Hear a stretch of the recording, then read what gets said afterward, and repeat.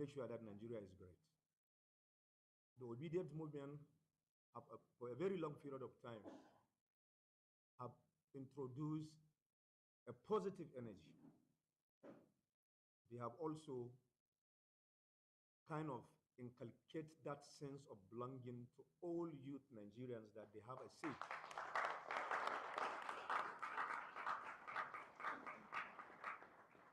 And they have proven that every single Nigerian, young, elderly, man and woman, can stand up and also project the kind of the Nigeria they so want. And I'm happy today that, like Concosia, we all believe that Nigeria, if given the right people a chance, can overnight become a country that we have all been dreaming about. And that is why, despite the hitches, despite the misunderstanding, today the truth is before all of us that we need one another, we need to work together, we need to make sure that the dreams that we have for Nigeria, which we believe our principals can jointly together provided that dream, we need to really strengthen us.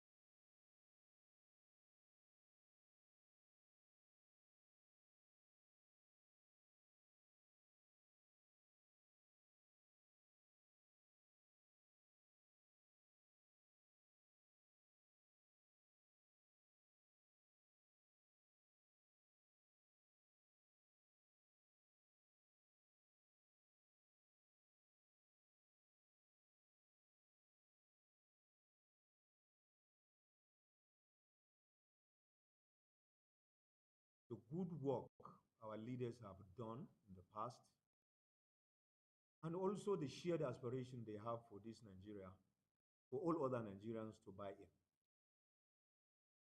And I think that is why we are all here. And I will have to thank all Nigeria for all the support they've been giving to these movements.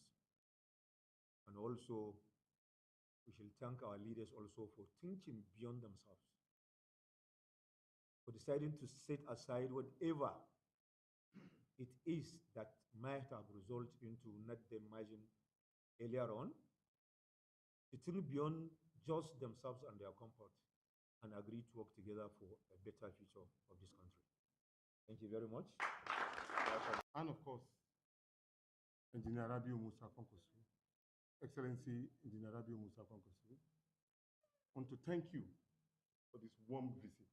And I want to officially say the Obedient Movement formally welcome you to the Obedient Headquarters. Thank you very much. Please, the Konkosia and Nigerians should see this place as their homes.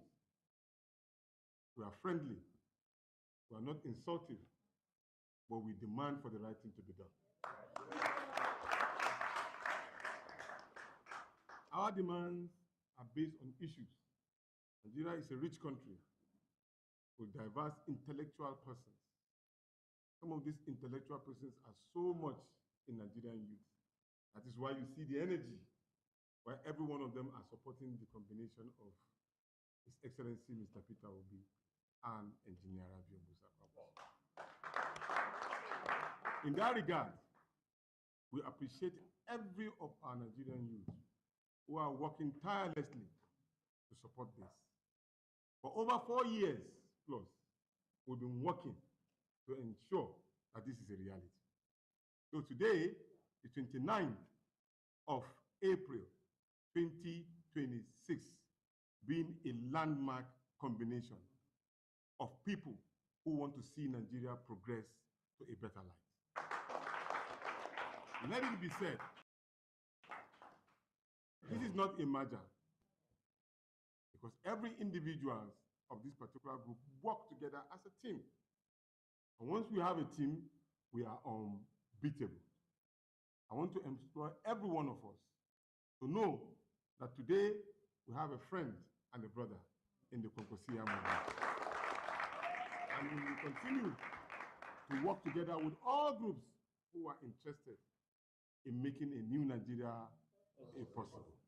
So please and please, from today and henceforth, we give so much regard and respect to all of our leaders. All of our leaders. I'm not exempting anybody. All of them are very important to this particular ticket. So we continue to encourage them to continue to work together as a team. Nigeria needs everyone. And today is another beginning of a new life for everybody. I want to thank you, everybody, for coming. Please and please organize. Let's not disorganize. Let's mobilize, not demobilize. Let us ensure that the soldiers of a new Nigeria are on the march again. God bless the Federal Republic. Again, that these movements are not margin, so we can be clear about they are on independent, but we are partners. And I want to also say that we have a brilliant person in the person of His Excellency Mr. Peter Obi. And we have an astute politician in the person of His Excellency Engineer Rabiu Musa Kwankwaso. Wait for the outcome of their deliberation, and you will get the result that you are asking for. So, I say now it's a partnership, not a merger. That's interesting. That will ensure that the present administration is out of power. That's interesting. Interesting. So like my brother said, you understand, there are certain things that are only a side talk, you understand, and we have the right people there that are actually working, and I believe soon you'll see the outcome. The hell did I do? If you want my personal opinion, I will tell you this straight. You understand? The issues that truly is important in all political dispensation is justice and equity. And I believe that we have to listen to Nigerians, we have to see reasons. You understand? And I think we are also part of the people that believe that the southern part of this country have certain period or certain time to complete. You understand? If you allow me, I will tell you that we will prepare that somebody, a balanced ticket, you understand, that will challenge the status quo, you understand, should be up for ticket. So thank you very much, ladies and gentlemen. Please, item 7. Item 7. I like that.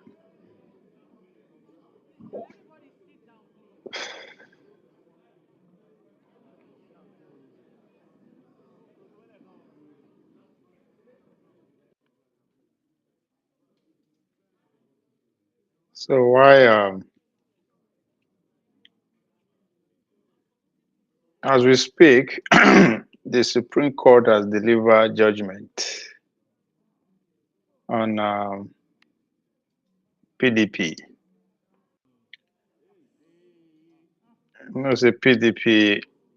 Supreme Court dismisses PDP's second appeal. I will tell you why.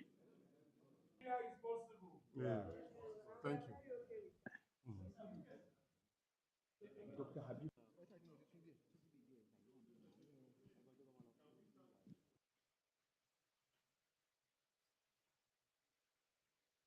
Ready to answer.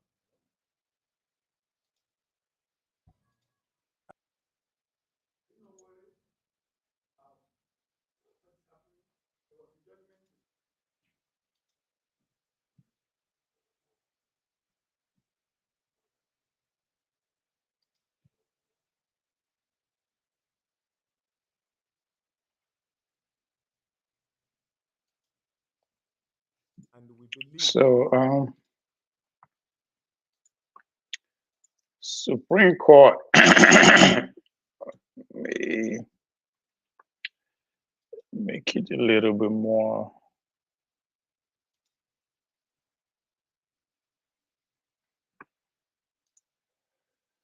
So Supreme Court dismisses PDP second appeal. Let's see why. The Supreme Court on Thursday dismisses another appeal call by faction of the PDP under the leadership of Taminu Turaki. And the reason is that partially in contempt of a court order does not have the right to approach another court. Okay? A party in contempt of court order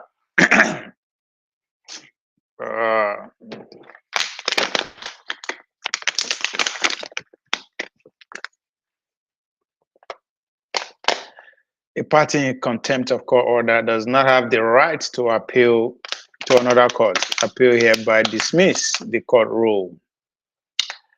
Chai. Let's see the readout from the justice.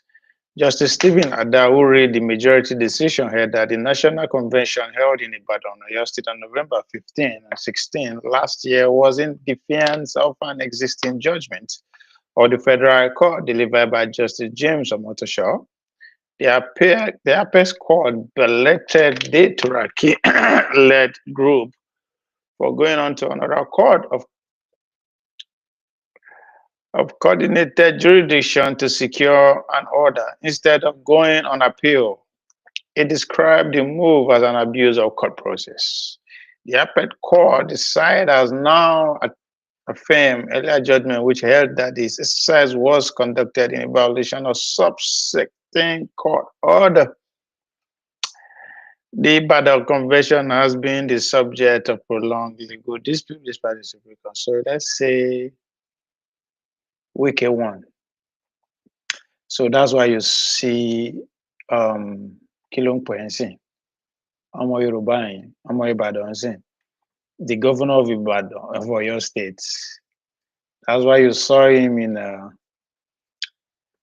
now flourishing with a article, but unfortunately, he no get choice. He goes he work for APC. But we are waiting the court judgment decision. Come on now, I need hot coffee, tea.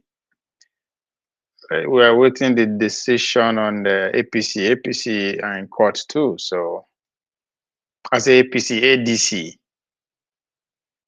This is the ADC presidential candidates. I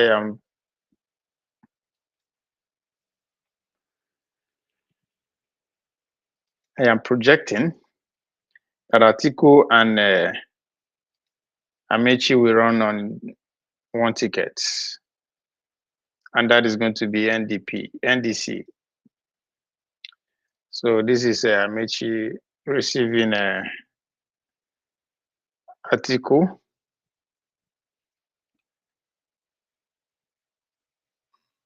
And how at the time where they're expecting a judgment from Supreme Court. I should tell you everything you need to know. So that's why I tagged to this section, the chapter of the answer.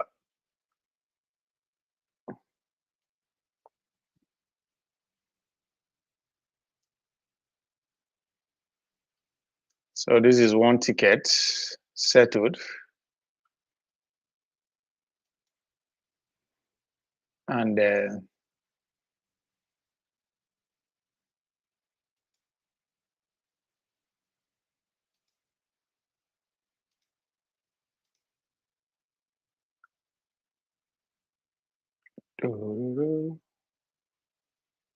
Let's see.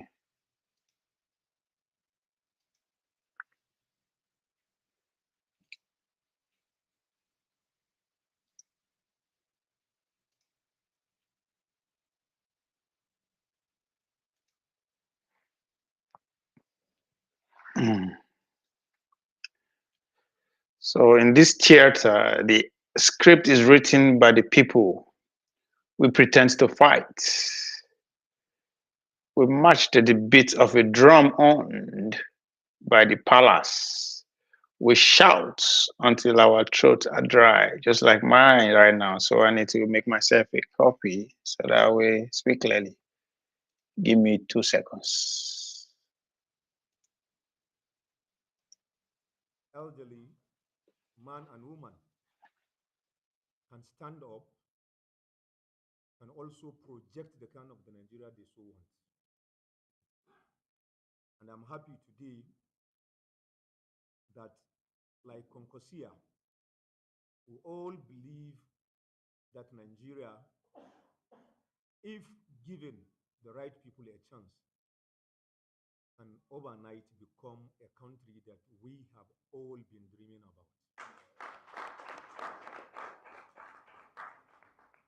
And that is why, despite the hitches, despite the misunderstanding, today the truth is before all of us that we need one another, we need to work together, we need to make sure that the dreams that we have for Nigeria, which we believe our principals can jointly together provided that dream, we need to really strengthen ourselves and make sure that that dream goes beyond just obedient and purpose.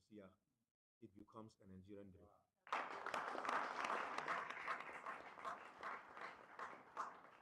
So today is not an ordinary day, I believe.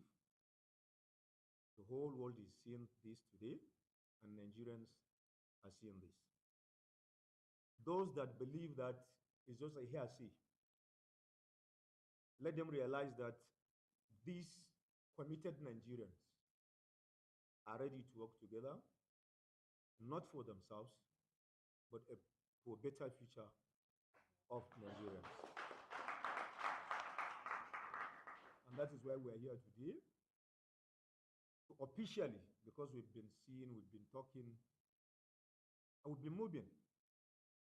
But officially, we want the whole world to see that we have paid a visit to our brothers, and also we will continue to strengthen this relationship for the general good of Nigeria. And I think that is the reason why we are here today. And to promote this movement. And I think at the highest level of the leadership of this true movement, we need to say thank you to all of you and urge you to continue to bring out the good work our leaders have done in the past and also the shared aspiration they have for this Nigeria, for all other Nigerians to buy in. And I think that is why we are all here. And I will have to say thank all Nigeria for all the support they've been giving to this movement. And also, we shall thank our leaders also for thinking beyond themselves, for deciding to set aside whatever it is that might have resulted into not them margin earlier on, to think beyond just themselves and their comfort and agree to work together for a better future of this country. Thank you very much. And of course, Engineer Rabiu Musa Konkosu, Excellency Engineer Rabiu Musa Konkosu, I want to thank you for this warm visit. And I want to officially say the Obedient Movement formally welcome you to the Obedient headquarters. Thank you very much. Please, the Concosia students should see this place as home. We are friendly. We are not insultive. but we demand for the right thing to be done. Our demands are based on issues. Nigeria is a rich country with diverse intellectual persons. Some of these intellectual persons are so much in Nigerian youth. That is why you see the energy, why every one of them are supporting the combination of His Excellency Mr. Peter Obi and Engineer Rabiu Musa. In that regard, we appreciate every of our Nigerian youth who are working tirelessly to support this. For over 4 years plus, we've been working to ensure that this is a reality. So today, the 29th of April 2026, being a landmark combination of people who want to see Nigeria progress to a better life. Let it be said, this is not a merger, but a partnership. Because every individual of this particular group work together as a team. And once we have a team, we are unbeatable. I want to implore every one of us to know that today we have a friend and a brother in the Konkosia movement.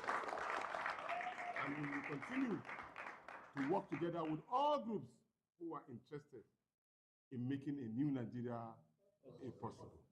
So please and please, from today and henceforth, we give so much regard and respect to all of our leaders. All of our leaders. I'm not exempting anybody. All of them are very important to this particular ticket. So we continue to encourage them to continue to work together as a team. Nigeria needs everyone. And today is another beginning of a new life for everybody. I want to thank you, everybody, for coming. Please and please organize. Let's not disorganize. Let's mobilize, not demobilize. Let us ensure that the soldiers of a new Nigeria are on the march again. God bless the Federal Republic. Again, that these movements are not margin, so we can be clear about they are on independent, but we are partners. And I want to also It's say, partner in we crime. have a brilliant person in the person of His Excellency Mr. Peter Obi. And we have Yeah, an a astute partner in politician crime. in the person of His Excellency Engineer Rabiu Musa. Wait for the outcome of their deliberation, and you will get the result that you are asking for. My principal is ready to do anything possible that will ensure that the present administration is out of power. So like my brother said, you understand, there are certain things that are only a side talk, you understand, and we have the right people there that are actually working, and I believe soon you'll see the outcome. If you want my personal opinion, I will tell you this straight, you understand, the issues that really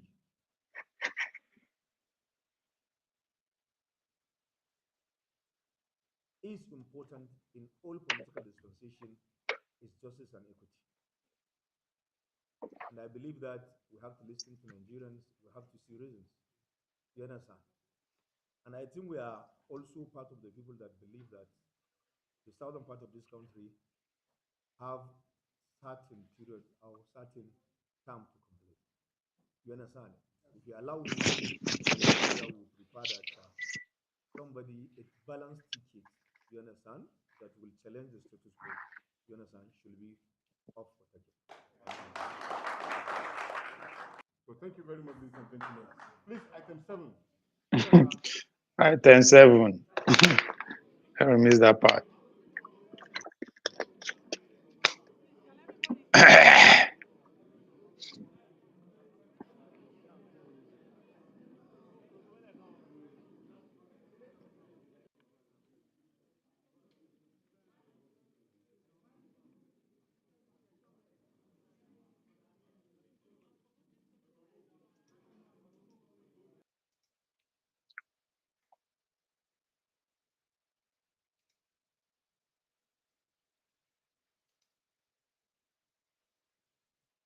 What's going on? What's going on? What's going on? What's going on?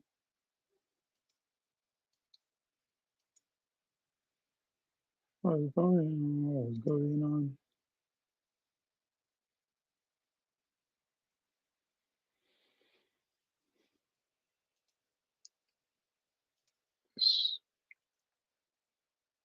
So Wiki has won his own part of the Supreme Court judgment today. Let's waiting for ADC to get their own case settled or dismissed. I think either way, one of them will happen.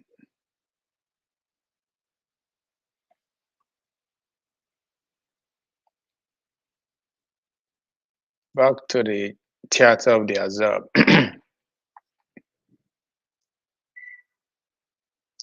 Wait a minute, what is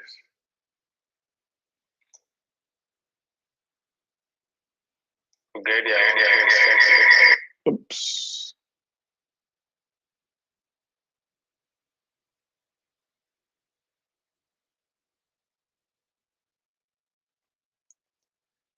Theater of the Azab. The script is written by the people we pretend to fight. We march to the beat of a drum owned by the palace. We shout until our throats are dry, and only to drink from the cup they hand us under the table. You don't fear the opposition because they invented it. It's not a revolution, it's a choreographic dance. The strike is suspended, the bills are passed, the protest is contained. When the lights go out, the lions and the lambs are sharing the same plate of jollof rice. Beware the leaders who ask you to bleed while they are being measured by a new suit. The system doesn't break, it just change clothes. As Dele Farotimi will say, do not die in their war. And as Ovie we always say, oh, now politics. You think you are making history out there, don't you? You think those placards are a nail? Maybe. Those placards are just counterfeit for a party you weren't invited to. There's no point carrying a placard protesting when you don't belong to any party. Even though you can join at any point along the line. So when you listen to those noise, you hear that the sound of steam leaving a kettle.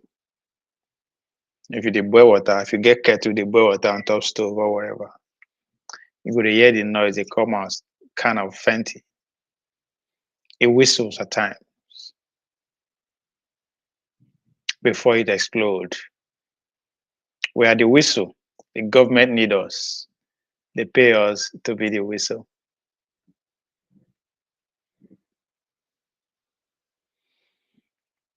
So if by tomorrow, they are already demanding that the INEC should be removed. The INEC chairman should be removed. So you go on TV tomorrow, it will be sweet. They'll be pointing fingers, calling names. The president is not ours. The president is a drug dealer, is a tyrant. But the people will always share. They will feel represented. The anger will leave their body and they enter mine. By 2 a.m. tomorrow in the night, midnight, the phone will ring. The senator will ask, are you done backing? And I will say, yes. The people are tired now. Then we walk about a contract for the new road in my village.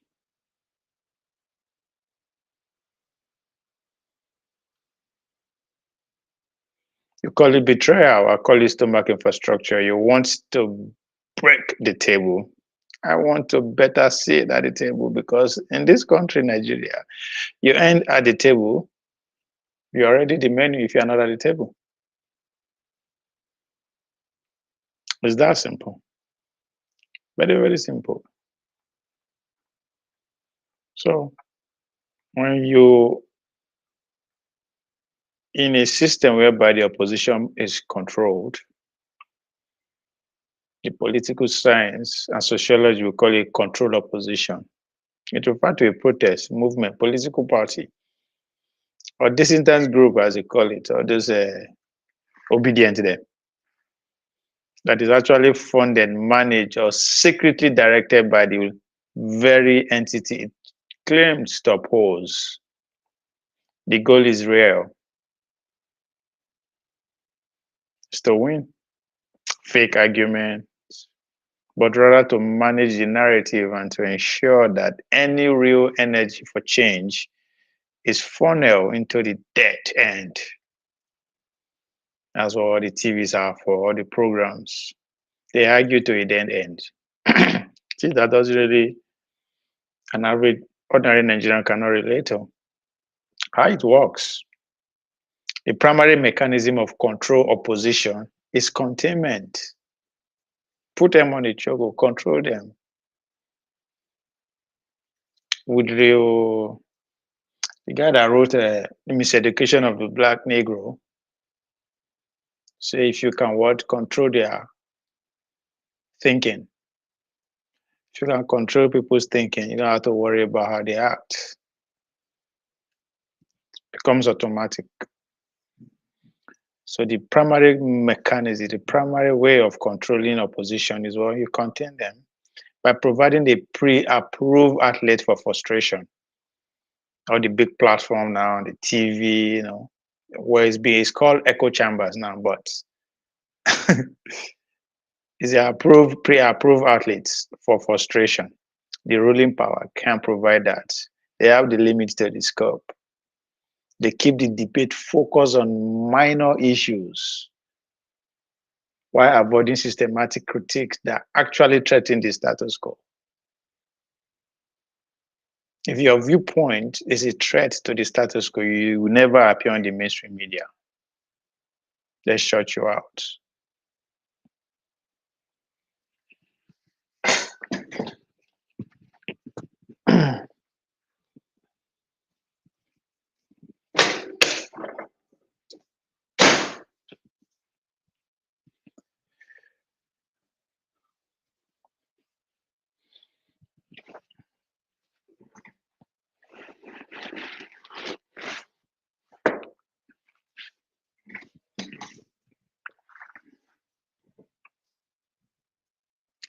Or you identify the dissident voice among us.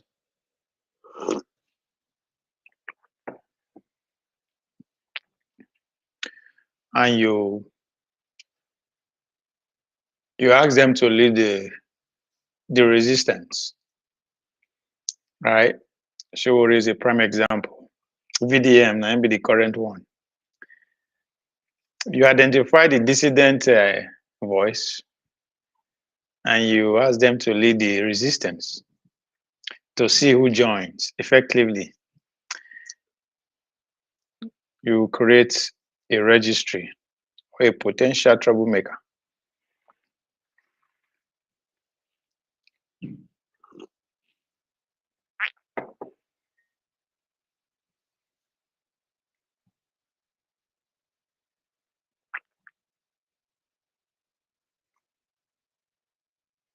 Or you discredit genuine movements.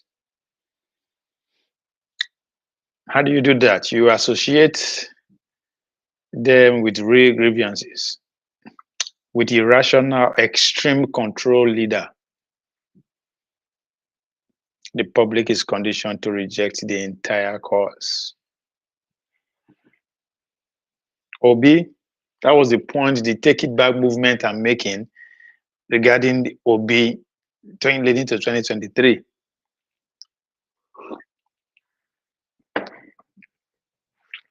The Take It Back movement guy led by Shiwori saw the movement as a genuine grievances against the system. And if you listen to them, they are right in a way by their action. Then what happened? The system introduced extreme control leader. Obi is extremely controlled. So the public, the obedient, what did they do? They abandoned that genuine grievances. They rejected the entire cause and do what? Now focus on that leader. That's exactly the point the Take It Back guys made leading to 2023.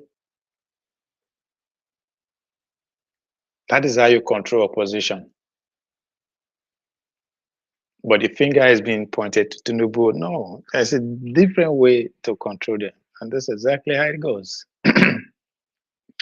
You limit the scope, you identify the dissent voice and make them the leader. Right? You limit the scope by just reducing them to echo chambers and various outlets. Maybe they just argue to a dead end. You identify dissent voice, make them the leader. So worry, VDM and the rest. Or you discredit a genuine movement by bringing a leader, Peter Obi. Easy. Then the safety valve effect. It gives people the feeling that they are doing something, attending a rally, posting a hashtag to bleed off revolutionary energy without what changing anything. It is that freaking simple. That's how you control opposition. Not be all this noise where they call themselves party. Before they even as a group to the party, the cause was already dead on arrival.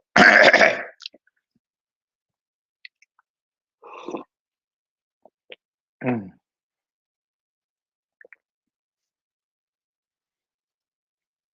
Now check breaking news again. Let's see how far. What what is Supreme Court saying? I don't know why my voice there. What do I do? I never talk for how many days? I never come online how many days? How come my voice is still my voice is drag for I'm feeling it.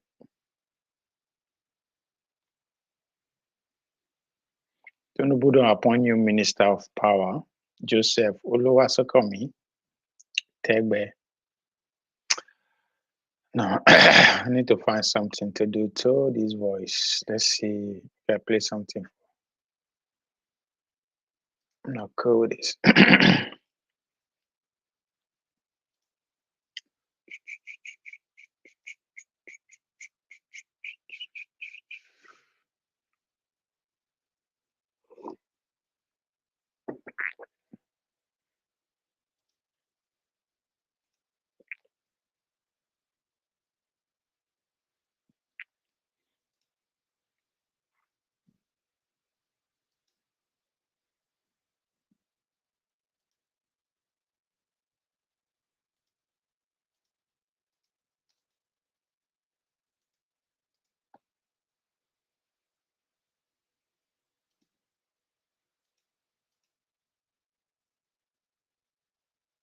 Participation 2027 polls is gradually becoming a mirage. To discuss the options open to the ADC under the prevailing circumstances is Professor Udenta Udenta, a prolific commentator on political affairs. He will reveal the current realism facing party pluralism as present a single candidate, the threat to the one-party system, and the state of the nation.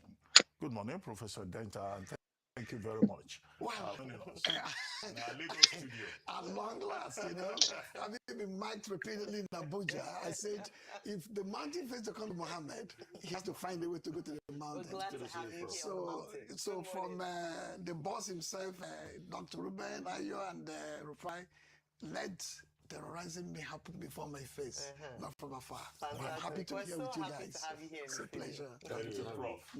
Now, ADC, there's the Federal High Court ruling in the matter taken to that court by Norman Obinna and 6 others, questioning the constitutional authority, the legitimacy of the ADC faction led by Senator David Mark.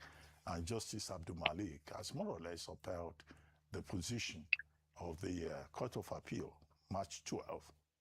She didn't say go back to status quo. The judge just said, look, whatever is done by the David Mark-led group should not be recognized. But the bigger issue today, it will be the Supreme Court judgment that we are all expecting.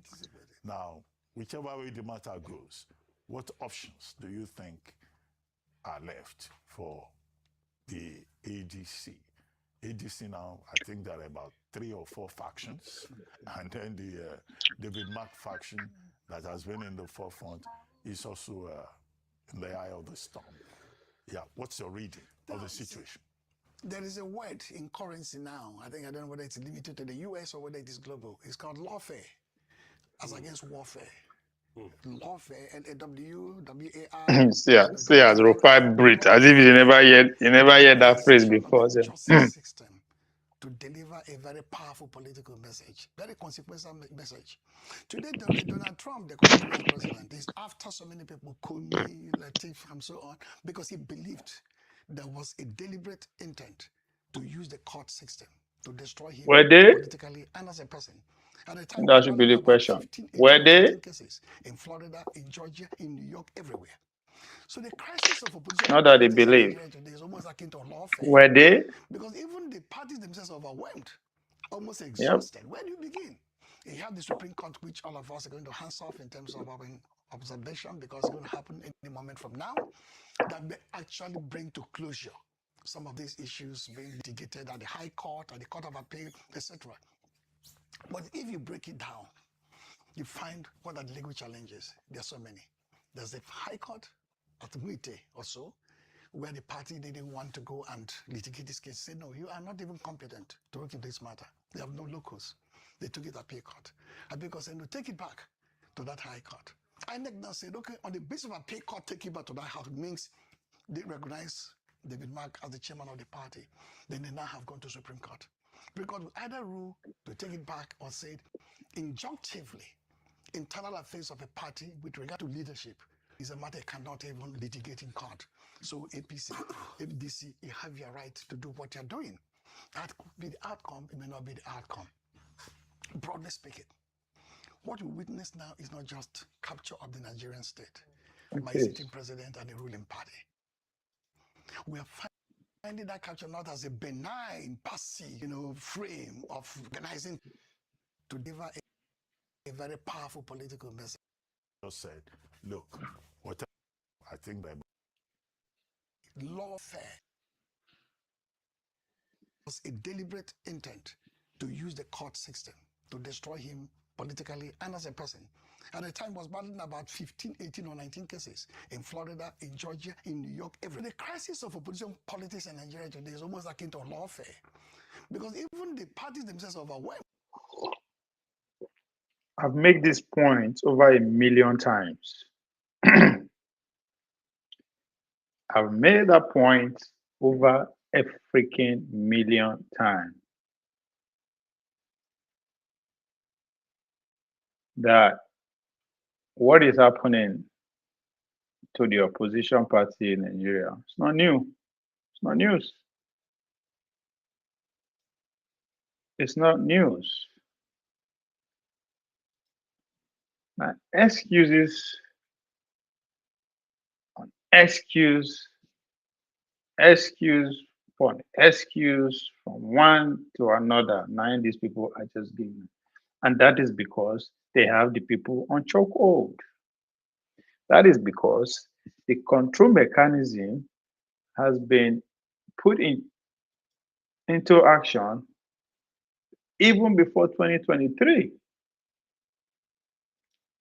So all this thing that is happening, they know what they are doing.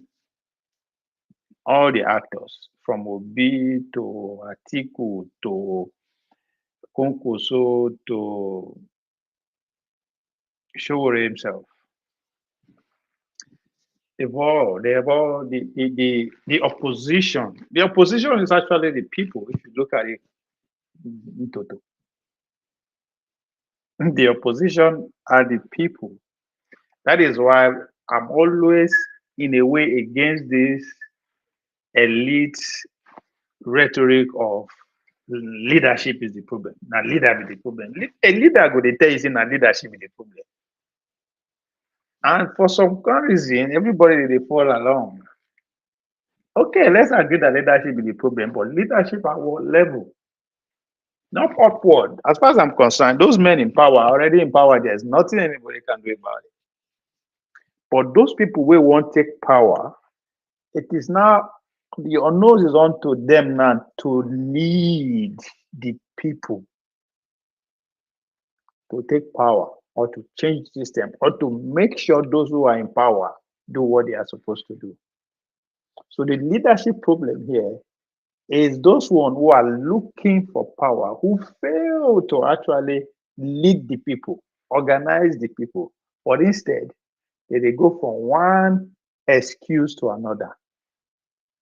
From 2023, after they lost the election, they started complaining the election was rigged. They carried themselves to Chicago. They said, no, they did just the, I mean, it's expected. When you feel that you have been cheated out of something, of course, you're allowed to vent, you're allowed to fire, you're allowed to, but you are not allowed to stay in that mood forever. Because guess what? You stand another chance to face the same people. So there's no time for you to whine and whine and whine and just keep whining. But these people can whine 3 months, 6 months, they're just complaining, begin criticizing, engaging in all things that are actually anti-people. So at that minute, they say now the opposition be their problem. They are using lawfare, which is waiting this our international analyst gone dress, carrying himself, come studio, come they talk. As if it's not part and parcel of the game. Now, then write the game, the rules of the game. I keep saying those way they protect against electoral reform. They don't understand how the system works. The people who are in charge of the system are also in charge of writing the rules and regulations. Now, the only sector, only institution, only anything in this organization on this planet Earth that the players are allowed to write their own rules. They happen anywhere else. Right? Now, only politicians who are allowed to write their own rules. And when they don't allow to write the rules, pass and then you call the share. I mean, it doesn't make sense to me. But so in the political science and sociology, that's what they call the controlled opposition. It's actually a complete phrase, controlled opposition.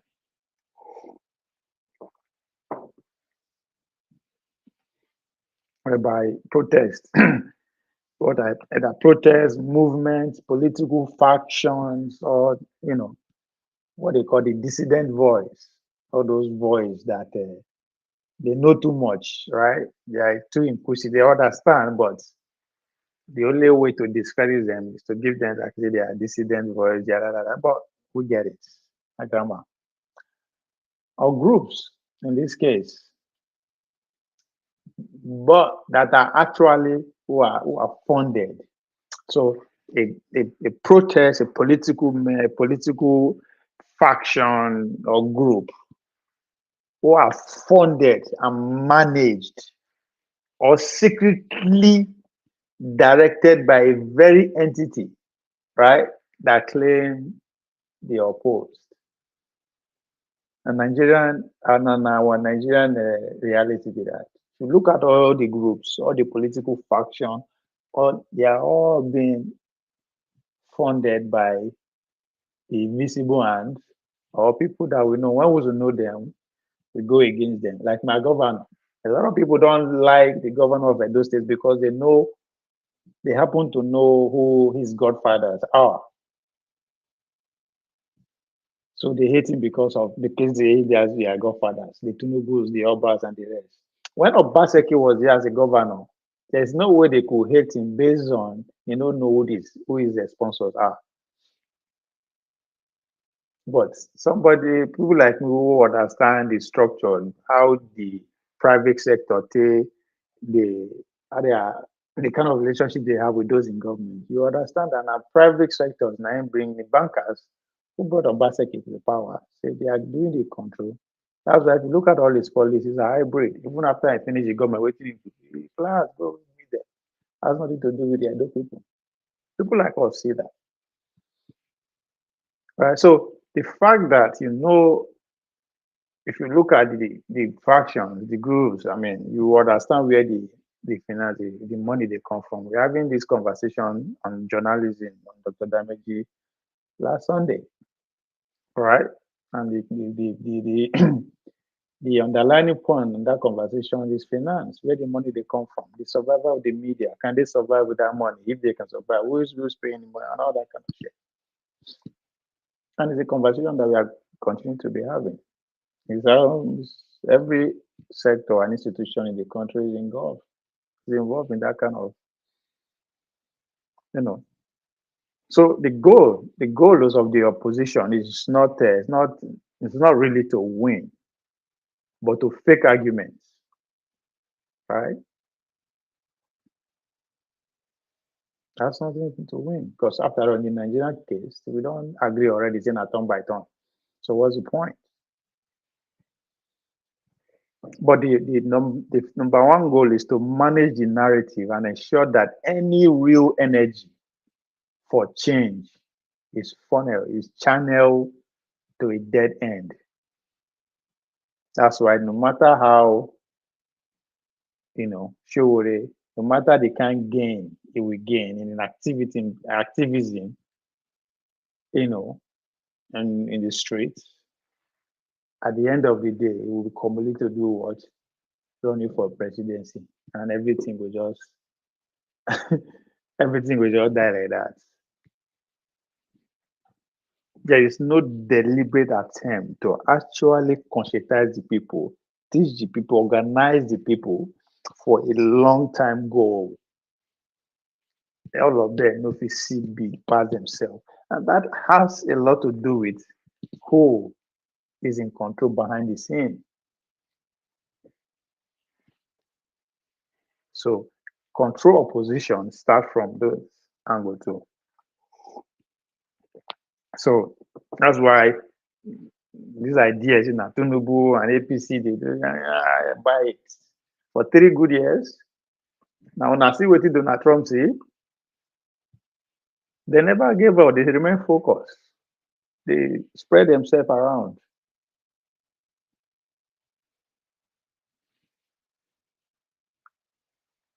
So we are in a controlled opposition. Not necessarily, as I said, not necessarily the actors, those who are acting as an opposition figurehead, but the society at large, the people. And the people be the opposition, but they are controlled. Now, how this thing take work? To control the opposition, one way is to do what? To contain them. How you contain the people? How do you contain the people? The center point of my argument of Dr. Maji on Sunday, guys, is journalism and money.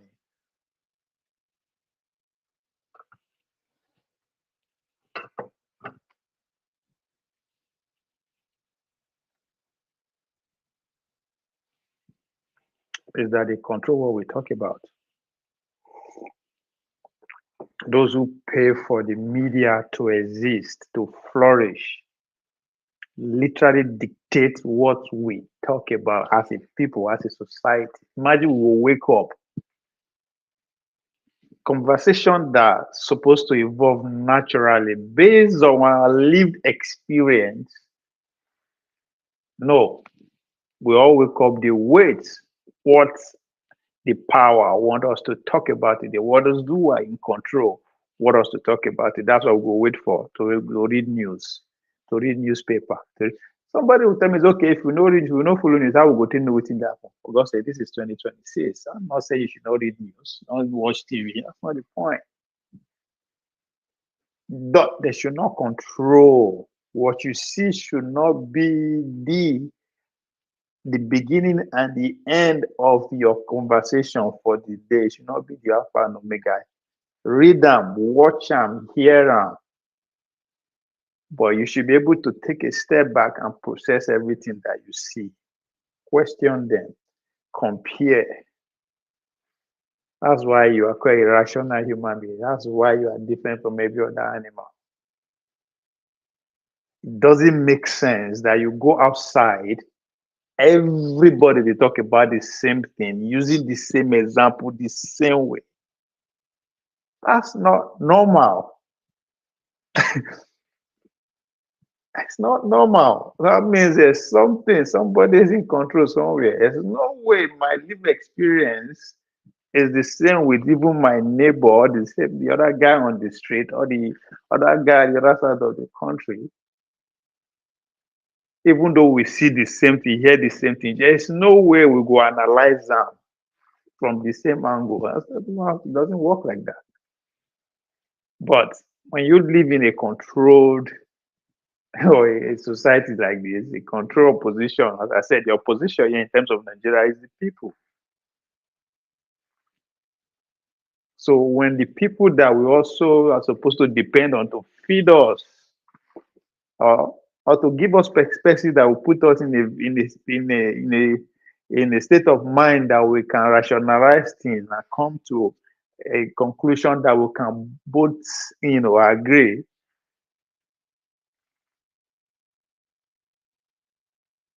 It becomes a problem because those people are now telling us that they cannot even do that job without money.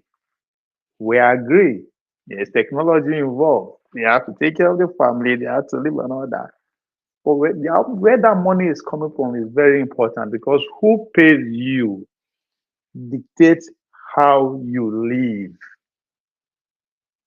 If you dey work, that place the way they pay you salary literally determines how you live your life. Where you live, what you eat, what you can afford to buy, where you can afford to drive, every bit of your life depends on the money that you earn.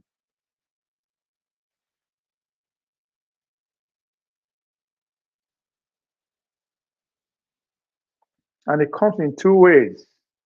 Is either already you are already in the same ideological school of thought with that person that is paying. Not that we doesn't need to tell you anything because you're already in that line. Or if you are way too over your school of thought, but you are good at what you do, they are literally have to tell you, this is how the way it should go. If you don't want it, take a walk. So if people that would, we rely on to make sense of what we talk about every day, I'm not telling us that with that money coming from some specific place it can be done, then we are in trouble. So that is a society that is under containment. That is a controlled society. That's a controlled opposition. One, they will limit the scope. They will limit how far you can actually go with the kind of conversation, whatever how you think. So in other words, they limit the kind of debates that we have among ourselves. I mean, whoever, I'm giving you how a controlled society, how a controlled opposition works. And in this one, I say Nigeria, and the Nigerian people are the opposition, right? Forget the leaders of the so-called opposition. No, they are in the same, they have the same goal with those they are opposing. So collectively, they have to control us. And one way of doing that is what? Through containment. And what do I mean by containment? They limit not just what or how we should talk or what we talk about, but even how far we can even take that kind of conversation. So they keep the debate focused on a minor issue most of the time. You tune into Arise, tune into most of the issue they talk about is only border around the elites. Those who understand how the system works, those who can speak grammar, those who go to school. And we are the minority. The majority are still left behind. So those people, when we talk about the control or containment, they are the very base of it. So the focus, that's why I say, those that we rely on to actually make sense of what we talk about. I'm talking about those who control the media, right? They will keep the debate on the minor issue while avoiding the systematic critique that actually threaten the status quo. If you have a view, if you have an idea that is can shackle the system, can actually take the criticism to out of the system, you know go see yourself for those platforms. I mean, that's not just in Nigeria. So even in America, it's even obvious. That's why people like when you mention people like Noam Chomsky, people will look you like, right? But it's one of the most quoted human being alive today. But because he's one of also the hardy critic of the American system, American society at large, the social economy and everything, the foreign policy, you never ever see him for CNN or Fox. Right? They don't need to bind down first. They don't need to lock him or they don't need to go that physical. No, they just continue. So another way again, once you see most of these so-called intellectuals, so-called experts, so-called analysts, who then they bring come podium like this, arise all these big control platform, right? It's because they are in the same school of thought. They are coming to project their own language. That's why Odente, as they call them what if it is in brother himself? Man from Harvard. It's always on the rise. Visible man. But so these are people who are groomed, who are trained. That's school of thought. So they already come and most of the time their argument is always one way, right? And even the solution that we provide, they have to come from their own school of thought. That's why you always see them there. Even the so-called investigative journal. I mean, anyone that you see on this, if you see, especially if they are constant, their appearance are like every day or whatever, I mean, they are the go-to. Those people, those are control kind of narrative they want to hear. Another way to notice those kind of people. Most of the media these days, right? We don't vilify the mainstream media now. Now we have BB on a BB platform, podcasts or others. So all intelligence operatives. Now, so the lack of cable network is that the CNN of these days, they were all intelligent operatives. They're the CIA or the M5, I mean M6, M13, whatever, the British, the Mossad of this world, the Kremlin of the Chinese people say get there. So they are all intelligent operatives, right? And then they are the one taking over the mix because if we go back, especially Nigeria, we have the government established news media, the NTA, the rest, right? Then before the Arise, come now we are having the podcasters now. So the same thing before the likes of CNN, the Fox in America, they get their own local national controls media. Then this one come with the wing of intelligence, Sahov. So that's exactly what most. And again, now like most analysts, because on a podcast, right? There's so many experts these days, and if you just listen to them, and most of them, unless you actually understand how the system that they are criticizing or speaking for works, I'm talking to people like the Jeffrey Sachs, like John Meshama and all that. These are all intelligent operators, but they're expert, they're good at what they do, right?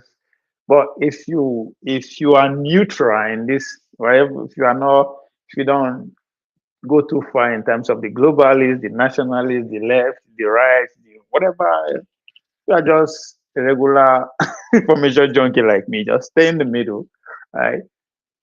you begin to hear the unspoken words whenever these people make their analysis.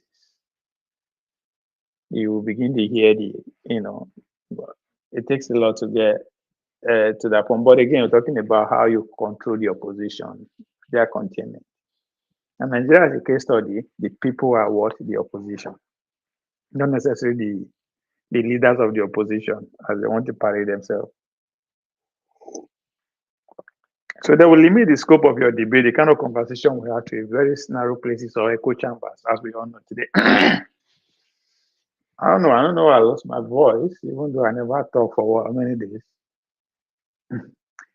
Last time I have a plenty talk now, Sunday. I don't know what's going on. But anyway, let me see. Let's see any breaking news. The Supreme Court don't throw PDP out, so Wike is still in charge. ADC are waiting for their own verdict. I don't know where it don't come out because kind of like how many hours behind.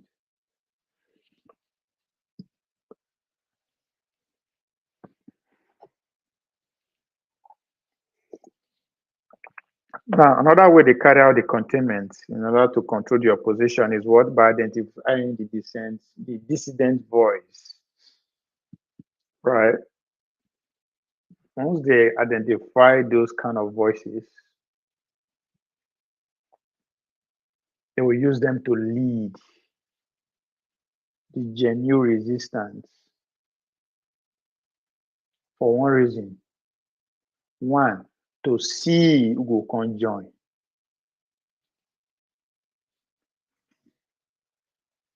Who will come join that group. Then they will create a register of what people they will consider as troublemakers. A clinical example, two examples here. One I show one I will be, even though they criticize themselves, but Showore is fit into that dissident voice, right? And what did the intelligent, the power that be, what did they do? They identify him, they empowered him, gave him a platform big enough, right, to step out and lead the other dissident voices. Because that's what we don't talk about. How come now only Showore and Showore just come in, after the internet blew its Sarah report out. But before him, where are the other ones? But they use him to co-opt a lot of them.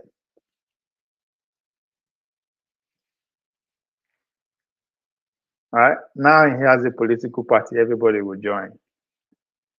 So if you listen, if you pay attention during the NSIS movement, there's a faction within the movement that say, we don't want you.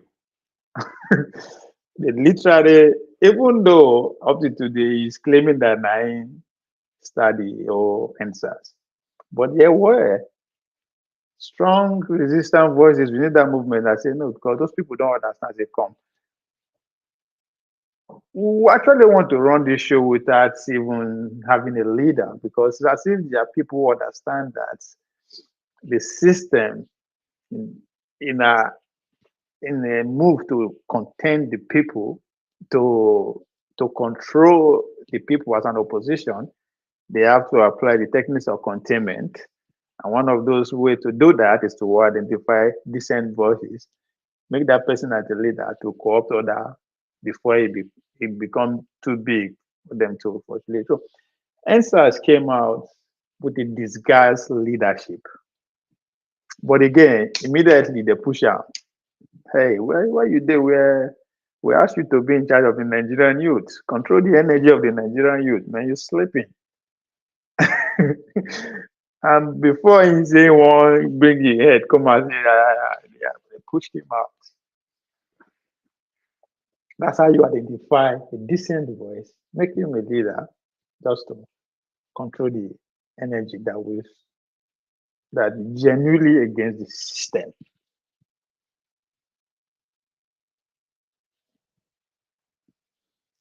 Now, how Obi be another example of identifying the decent dissident and make him a leader is when you get to a point of discrediting a genuine movement. Now, going to 2023, listen to the show warriors, the Take It Back movement.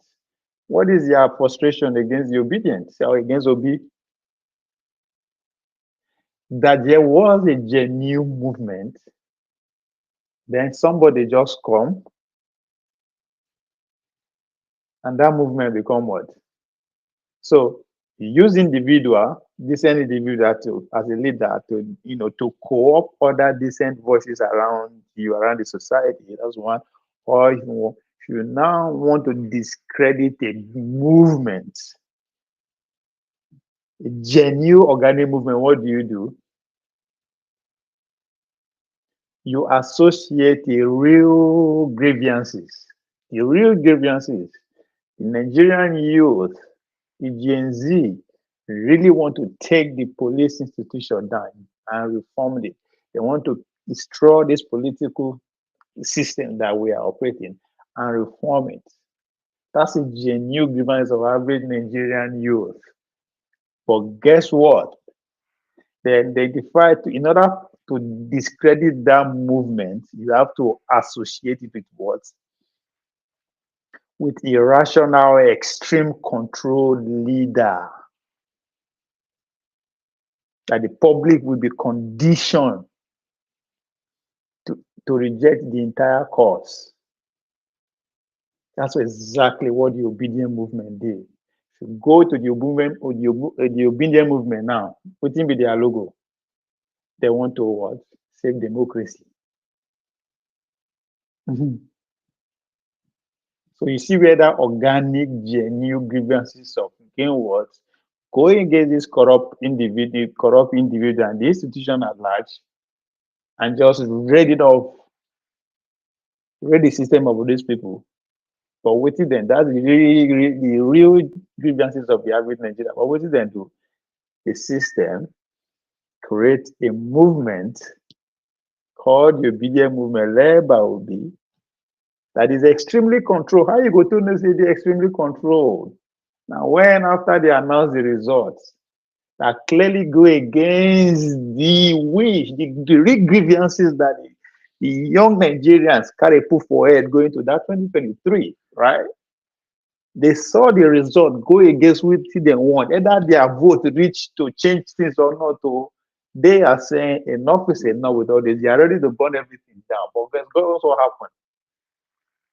Because the obedient came with a different energy, with the obedient and is extremely controlled, which was the point the Take It Back movement were making, that they had a genuine movement or that they Take It Back umbrella, but Obi just come from nowhere. Obi is part of the system that they want to control. There's no way he can destroy the system that bred him. That was their complaint. I remember Foley very well, always coming on this platform. But the point said, by the follow and fight, they come enough is enough. Time you have chance to fight again. So when push come to shove, guess what happened? The leader call them from back, they come. If you want to destroy it, go, now you're on your own. So Obi couldn't do anything. Even his running mate said it yesterday. I've been when I watch say clip, I don't know either yesterday or day before yesterday, but that their political philosophy is different. I'm not they can't talk that one. But that the people that were ready for him in 2023 and Obi decided to chicken out. Those are not his exact words, paraphrasing. So that's a classical example of, using a control leader to discredit a genuine movement. So automatically the public now control that. So on one hand, you identify a decent voice, make him a leader, create a register to absorb other dissident voices even before they become too mature. Because if you now look at the Nigerian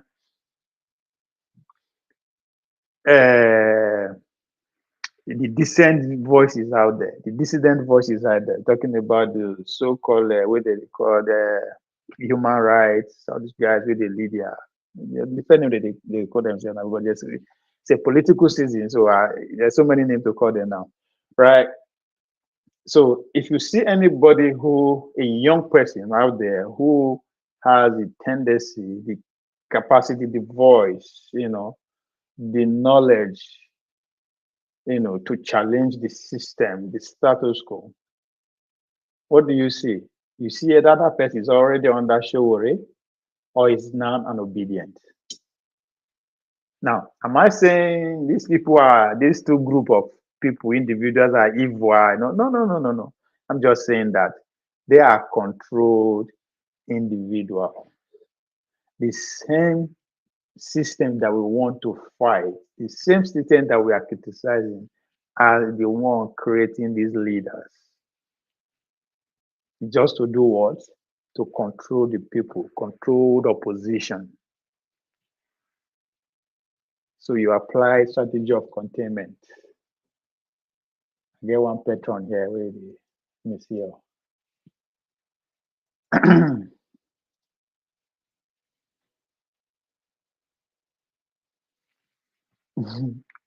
Let me use this other screen.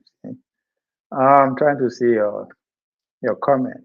Nathan, they didn't give them any sheets. What did they talk? I fall for it. Even after the registration of AAC, the Nigerian government struggle so hard to truncate it. So if you stop all this, your skilled parakia. See, you are making my exact point. You know that because you they listen to argue, listen to understand. You are making my point. You are making my point. Exactly my point. Let me read the second one before I go explain that to you. Which one are you doing apart from searching and hiding beyond your keyboard like a coward and spying your garbage analysis? You just believe everyone is like you because you are controlled by your stomach. And well, okay, this second part, I think is important. At least you call listen to me now, so I'm doing something. I'm getting your attention. So if that is only my consolation of coming out today, and I will still come tomorrow again because I know you will be there. So we need each other. So I'm not going to disappoint you. So and I also believe you will disappoint me. Now let's go to the point you are trying to make, right? So you said they didn't give him any shishi. That's one.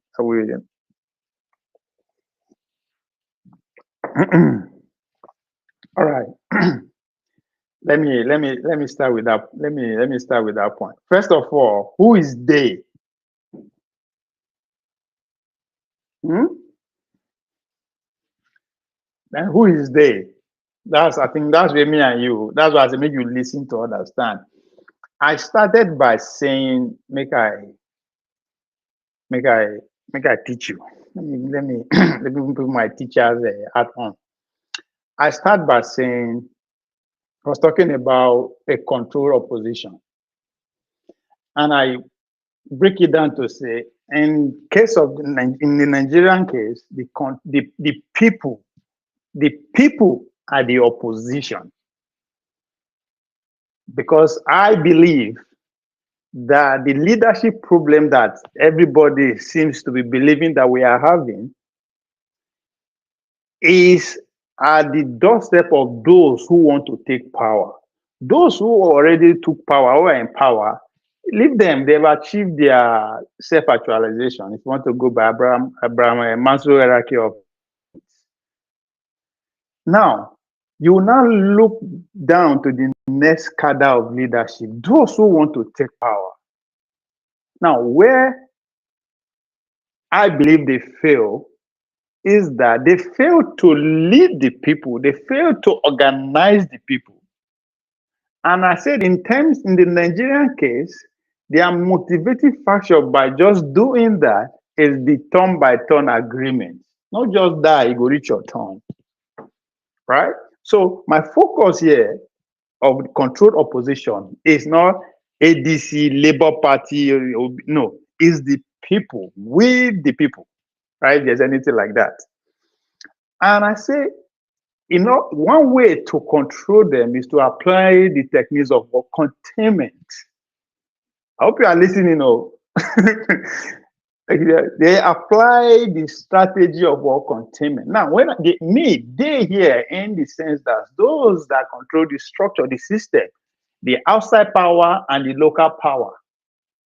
We don't talk about those people, so we cannot too well. So you understand what I mean by that. So to control the populace, right? You apply the strategy of containment. And how do you do that? I said, one, you limit the scope of the conversation, the scope of our debate. And I went ahead to refine us to the conversation, like I'm saying, because I know you did it. The conversation we had on Dr. Dameji 90 Minutes Africa on Sunday, which centered around journalism and money. And my argument there was, if we believe that a good newspaper, a good radio station, a good television, any media house is pretty much a society talking to themselves. And my argument, why the journalists are saying that they need money in order for them to be able to carry out their job effectively, I was arguing and saying, no. Even if you need money, where the money is coming from is important, because who pay you money? It literally tell you what to say. But it's a shame that for us to have a society to have a conversation, we will need to be motivated or to be paid before we have a conversation, because that's what journalism, that's what media is about. I hope I don't bring that down. So they limit our scope, right? By what? Making sure all our debates start and end in Arise, chat, channels, all the, control platform. We go there, we argue to a dead end. We argue, we debate on issues that don't really concern the majority. Right? So that is one way of what? Containing us, controlling the society by limiting our scope of debate, our scope of conversation. And I think you agree me on that one. Two, this is where you are trying to disagree with my point. But first, before you disagree or agree, understand my point. I say another way of carrying out containment here is what? By identifying a dissident voice. Now, scouting is like a coach going out there on the street, go to a school, go to everywhere to what? Scout for an athlete, a footballer, whatever. Once that is your profession, once you see somebody who has the ingredient, who will get the one, we know say we do the next level, you kill that person, right? That's Showore. Showore is a dissident voice from day one. At least, if I know him from day one, from the record, from the video, from everything, it shows that right from a young man from university, he has been a dissident voice. He has always been on the other side of the system. Nobody can take that away from him, not even me, no matter how hard I try. So I said that today, I'm not against him. We are not on the same level for me to be against now. So he has what it takes. He has a talent. He was identified. After he finished school, what happened to him? Even though the system punished him, right? According to his story, they no give him in NYC or whatever. What happened? The next time we hear is in America, it's in New York, right? Educated himself, started a life. Now, where I come in as him being now identified, because the reason why you identify a decent boy, a dissident voice, is to make he or she a leader. And the reason for making him a leader, and I said, is to what? Create a register to absorb other dissident voices around him. Yes, I use his party as an example. Maybe now waiting through you up with that. It must not necessarily be a party. Before Showore started AAC, a lot of the dissident voices out there, some journalists, some radical journalists, people that the system considers as radical, some journalists, people at the methodology, they all of them what Sahara reporters absorbed them. And they did a great job. It depends on where you stand on, on Sahara reporters' ideology, right? So that's an example. Now, the point I am trying to make there is that imagine if there is no Showore, does that mean all those, the Dr. Dameji, the rest of them who are everywhere, would die off? No. Nobody know what they would have. Maybe they would don't get like 2, 3, 4, 5 Showores. Nobody knows, right? So the point here is that they will identify a dissident voice, somebody has a talent, and empower that person. Now we can argue about the empowerment, because that's where you are talking about it. They don't give her money, they give her money. You know, yeah, that's a show what they say, talk and say foundations they give her money. So I am not here to go back and forth with you. That's not the point, right? So when I said they give her money, he admitted it, right? So that's not the case, no. But they use him to absorb the rest. I just use Showore because he is the prominent among all the dissident boys among us. Kilon Kwensin. What's this guy name? VDM, right? That's another great example. Right? That's a great example. It's a dissident voice that if I ask you to describe how, give me traditional popularity now, you know, there will be holes, right? But he has attained a national stardom, and guess what? He absorbed other dissident voices. So you just if you and that's a problem, because you also you seems to you strike me as somebody that has a dissident voice, but you can't see beyond Showore. That's why you run out. My brother, Comrade Omorui, is a great example. Right? He's a dissident voice. Even without Showore, he was active before. But Showore come, everybody plug in. So it's what? It's a strategy of containment. That's not how it's supposed to be. It can't do it. But I hope say I've done enough for that for that first accusation.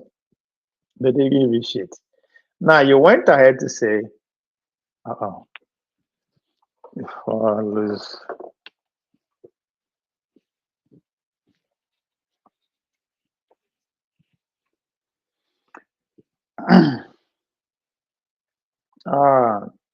Right. You went ahead to say you guys fought for it. So I hope I make myself clear. After the registration of it, so it's not a buy ADC.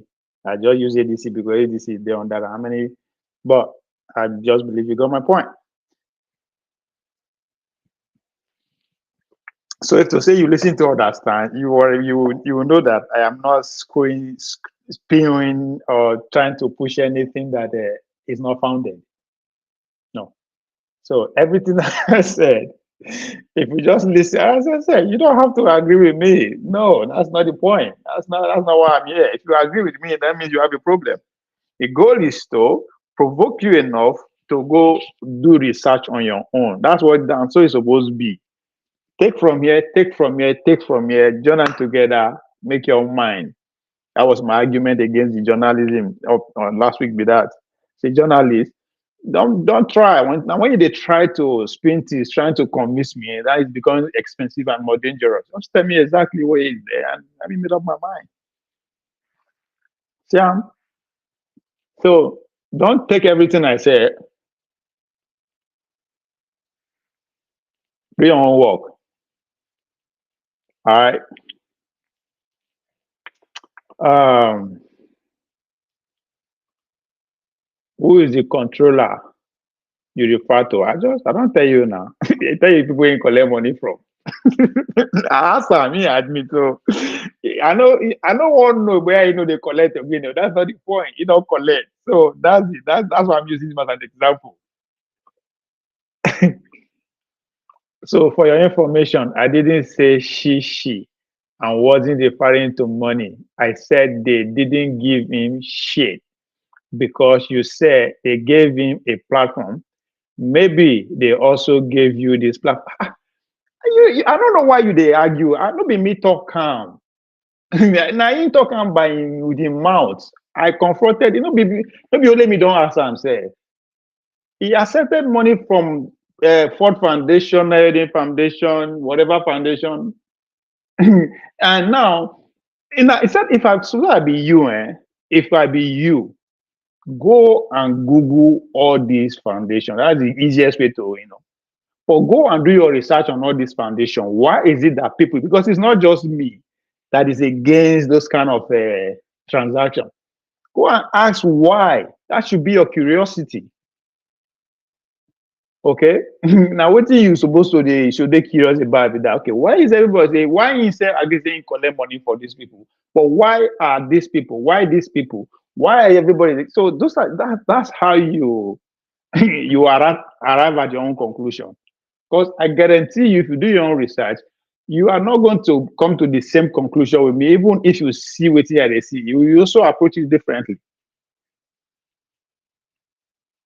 So instead of instead of me the fight, yeah, it not be me with the fight. I never said anything that is that is new to me. As I said, that's why I use him as an example because he is a good source to research on. Right? If I mention names who are not too popular, there will be little information to know about them. But he is always going to be and that's another now. This is where I una way be followership, right? You guys don't know anything about politics. Some people they learn, right? Talking about Showore every day, now he go get into presidency. Because that's what he wants. If nobody talk about Showore, he will just die, go like that. You people don't understand. We live in an information age.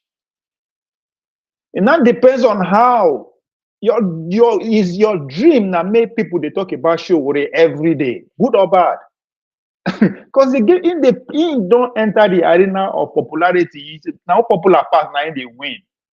No matter despite how stupid and dumb that sounds, but that's the reality of the politics we play. It's a game of popularity. If somebody talk about you, I go to the popular. It's a media person. If to say na engineering being now, we go talk about an invention. If they talk about his invention, then we're talking about it indirectly. No. I don't know what they worry on ourselves, all these people. To confuse your gullible and myopic listener, to which you are one of them, who don't have ability to think critically for themselves. You are just why you describe yourself? You are my listener, and from your questions, it seems as if you lack the ability to actually think or critically think. I'm not insulting you. I'm just reading out loud what you wrote. So instead of you to the happy say anywhere you go, you see they talk about you worry. You should be. It's a plus. I don't know. You guys. I don't know why when I enter arena of politics. Why? Why? Why you think saying there everywhere? Say the prognosis mouth everywhere, so he can be in the mouth of every Nigerian. But anyway, I hope you get that. You get the. Let me go back to my You see, I mean, you know, go disagree with me. He's a leader that is a control. So, but disagree with me or when I use Obi and the obedient movement. That Obi is a control leader. I think you swallow that. Even when I dey use them interchangeably, because the the taking back people, you guys they accuse the Obi for taking a genuine movement, for Obi coming to take a genuine movement and turn it into a political uh, platform, right? Which is exactly one of example I gave as this is the genuine to discredit the genuine movement. All you need to do is to raise a control leader, and I use Obiang as an example. And I know we meet us say he's a control leader. Now when I talk you the Chewore followers. Now when I talk Foley comes here every day. Foley is Ekiti AAC chairman. He comes here every day, 2023, and that's why he keep coming an argument against your obedience with that. So if to say you didn't listen just to understand, you will know that everything what I talk here they are not unfounded. Go do your work. Don't be lazy. Don't be lazy. Let me see if they don't get news. If the Supreme Court have give their verdict on ADC, so that I am Eba. You guys won't believe this, oh. I swear you won't believe this. Make I show with you the breaking news. Something just happened. See, I am a genius when it comes to political permutation. I am good. Make I praise myself. I'm good. I'm good. Okay, see, this is what happened. Do you believe this? Supreme Court has restored David-led leadership of ADC. Hallelujah. God damn it. Yeah, this is master class. This is master class.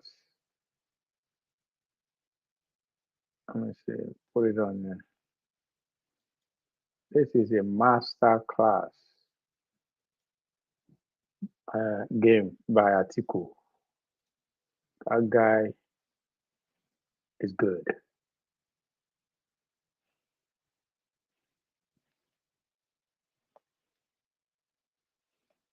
That guy is good. So, this is fucking crazy. When Obi and Kongozo done the form gangsterism, I say Obi Naingo. This ADC formation now against Obi, but people could not see it at that time. So now let's get into it. Supreme Court restored David Mark led leadership of it. Onye na-eme mma, onye na-eme mma ọlụkwala ọzọ.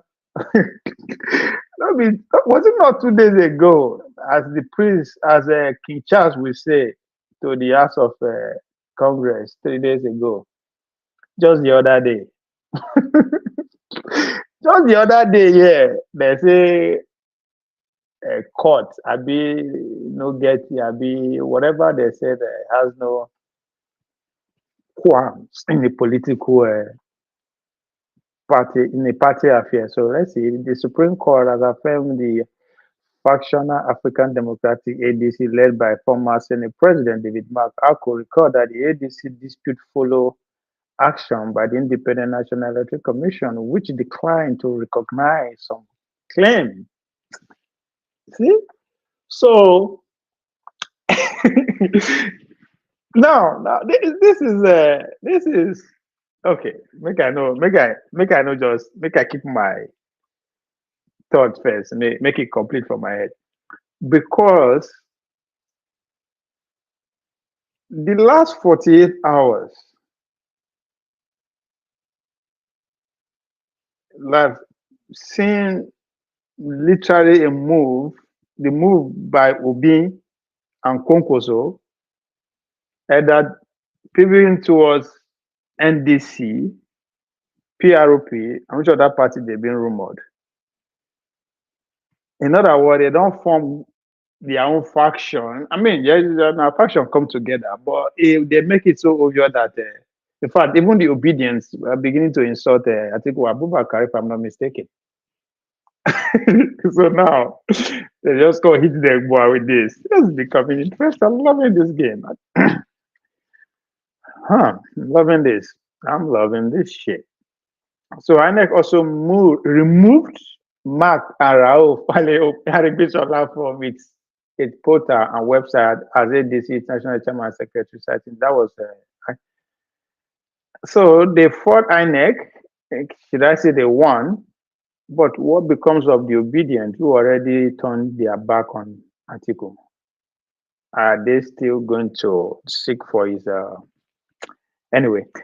The electoral body said it would, in line with the order of the maintenance of the status quo antebellum, not recognize any of the warring faction until the legal dispute is determined. However, it is ruling on Thursday, the Supreme Court vacated the order directing the ADC to maintain the status quo antebellum pending the definition of the leadership crisis.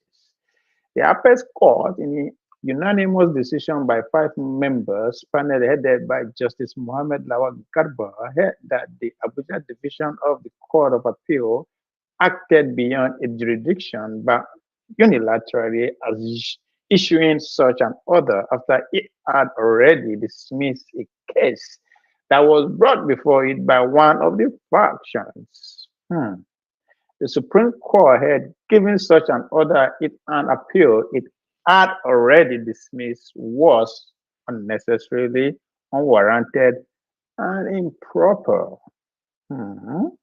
It held that the appeal that was filed before it by Senator David Marks succeeded in part, even as it dismissed the aspect that challenged an ex parte order the federal court made for service of process in the suit filed by a group member of the party. The Apex Court discredited the faction to return to the trial court to continue the hearing of this case.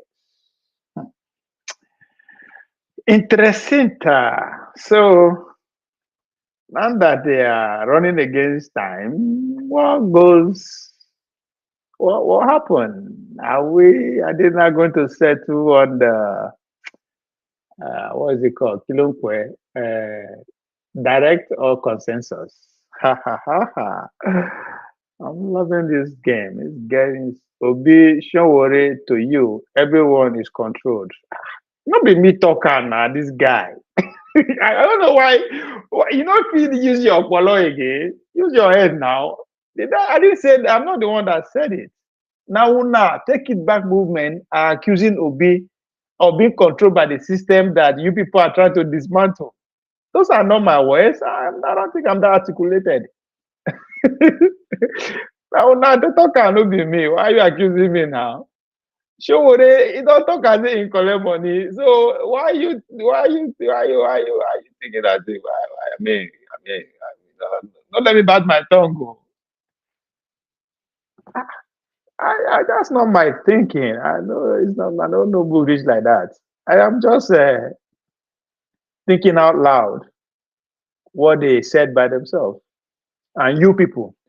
So, Mr. James, it's a breaking news or broken news. That's a good one. I think it depends on which side you are on. If you are the obedient, if you are on Obi side, I think good news. And I think article too. But to people like Nathaniel who are juvenile in this game, it's a breaking news. So the nether show nor is ardent follower need your validation. I am not if Nami they validate if Nami they validate people to go into position of leadership, this is like we even know show what they say. So Don't give me power that I don't have. All right. To know. Now you see, now the problem why they talk with that, you are just see when I thought I be teacher, you are just making my point. You know, when use Showore as an example of a dissident voice that was identified and make leadership out of him in order to absorb people like you, that's exactly what I'm saying. You have a very strong mind. All of a sudden, you cannot see beyond Showore. You see, they won. They won. That's your point. That is your point. Instead of making you the lead your own soldiers, they lead your own troop according to your capacity of rationals and leadership. No, you are now boxed under Showore. See, huh? So you're constantly validating my point, just so you want to reject the obvious facts. Showore has been a powerful voice and consistencies over 30. You just made my point. I said it. I say Showore, nobody can take it away from him. That right from his university days, he's been a dissident voice. I've been a grammar, you know, understand? That's what I said. Every corner you turn, you make my point. Every corner you turn, you make my point. Greetings, gentlemen. Minister, what is happening? I think Atiku game is playing out well. eh? I don't know why this man they try or can't tell me. I'm just pointing out the obvious. Eh? I'm not even going on that. I'm not even saying what is not there. Yeah, you just keep trying. At every turn, you see Showore there. If you turn like this, you shoot Showore. Because my point is it's not something that carries any. So you said they ain't only insulting Atiku, they have been insulting everyone else in the coalition right from their day one by saying Obi or nothing. Facts. That is a fact. You just said. Yes. So how is the one can do it now? Minister, you are part of the obedience now. Which is my if anybody anybody will tell me that you Minister, you will be obedientized, that you become an obedient follower, a card carrying member of the obedient uh, exclusive club. I will not believe it. But again, it's politics. Eh? You are a Nigerian politician. eh? You're a Nigerian politician. I can't believe you. I can't believe you have the temerity to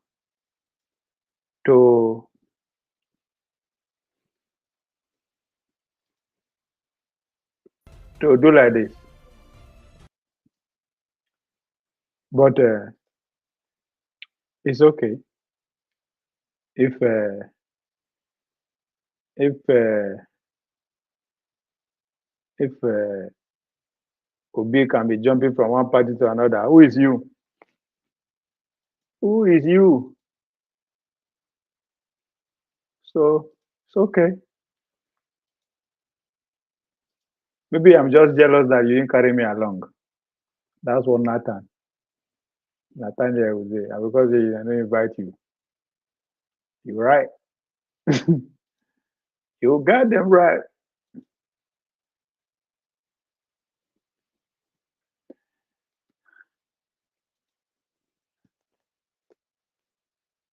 See this right here? That's the ADC ticket. 9 Supreme Court just announced. So this Supreme Court judgment, this is the result. They were already celebrating before the announcement. Guy.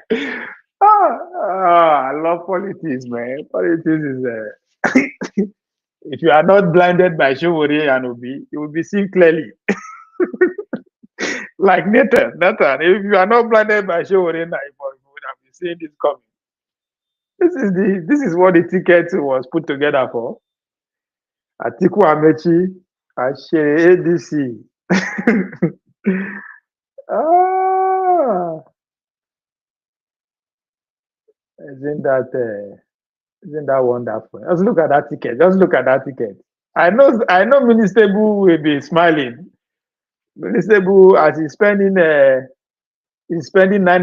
on as he's spending $9 on okay movement, obedience. He will spend the remaining $1 on Atiku Amechi. Wait, I saw one.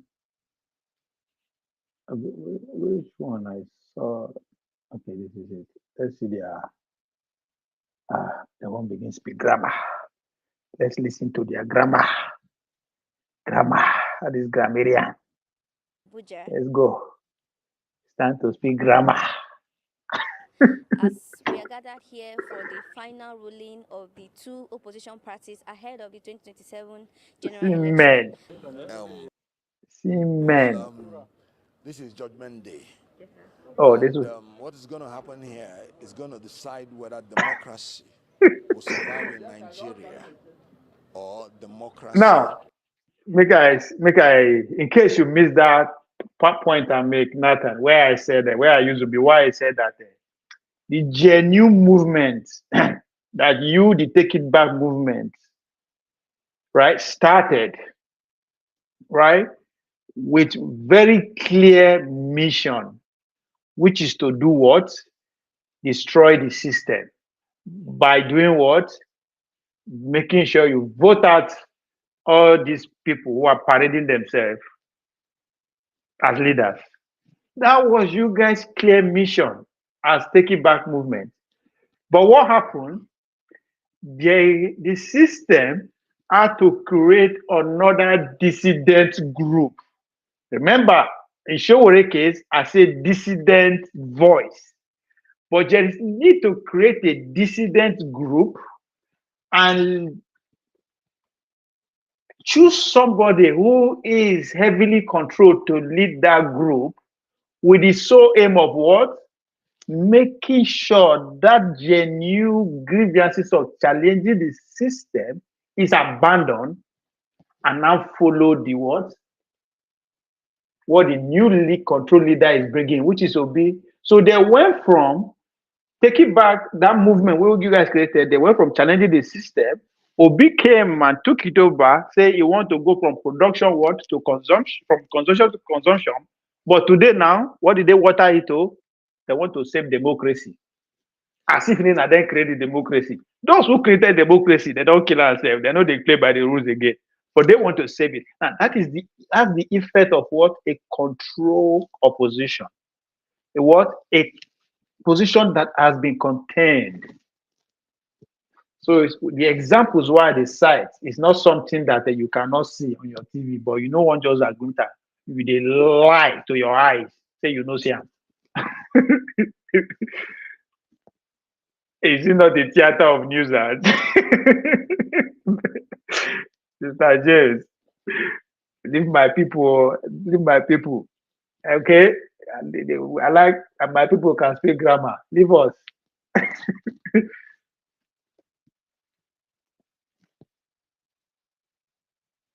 Will die because 2027 is hinged on the judgment of today. So we are going in to listen to the judgment. I wish us well. All the best, sir. Thank you. Okay, my name is Honorable Coco. Oh, okay. Yeah, I'm a member of ADC. Professor Yeah. right station. What are you expecting from the court today? Yeah. Oh, for me, I don't have hope because of the people I know at the villa and the people here, honestly.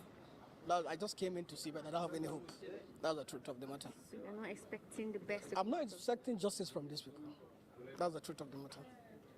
So if the ruling does not go in your favor, what are you going to do? Nigeria will decide on what to do. Because this fight is between the Nigerians and the people at the villa. That's the truth of the matter. So the Supreme Court, the villa, they are one. The case has not been decided. I know. What are we expecting from the court today? Well, we're expecting justice because this is the Supreme Court and is the highest court of the land. And so for us, we're expecting the Supreme Court to do justice and preserve our democracy and also protect the corporate existence of the country, because it's an issue that borders on the survival of democracy. So we are very hopeful that the court will do justice to the matter. My name is Ibrahim Garbawala, popularly known as Comrade Ajiwala. Yeah, I'm also the Comrade Ajiwala. Which kind of name that? We're hopeful today. We know that, yes, this is the final point of justice where we can fetch justice.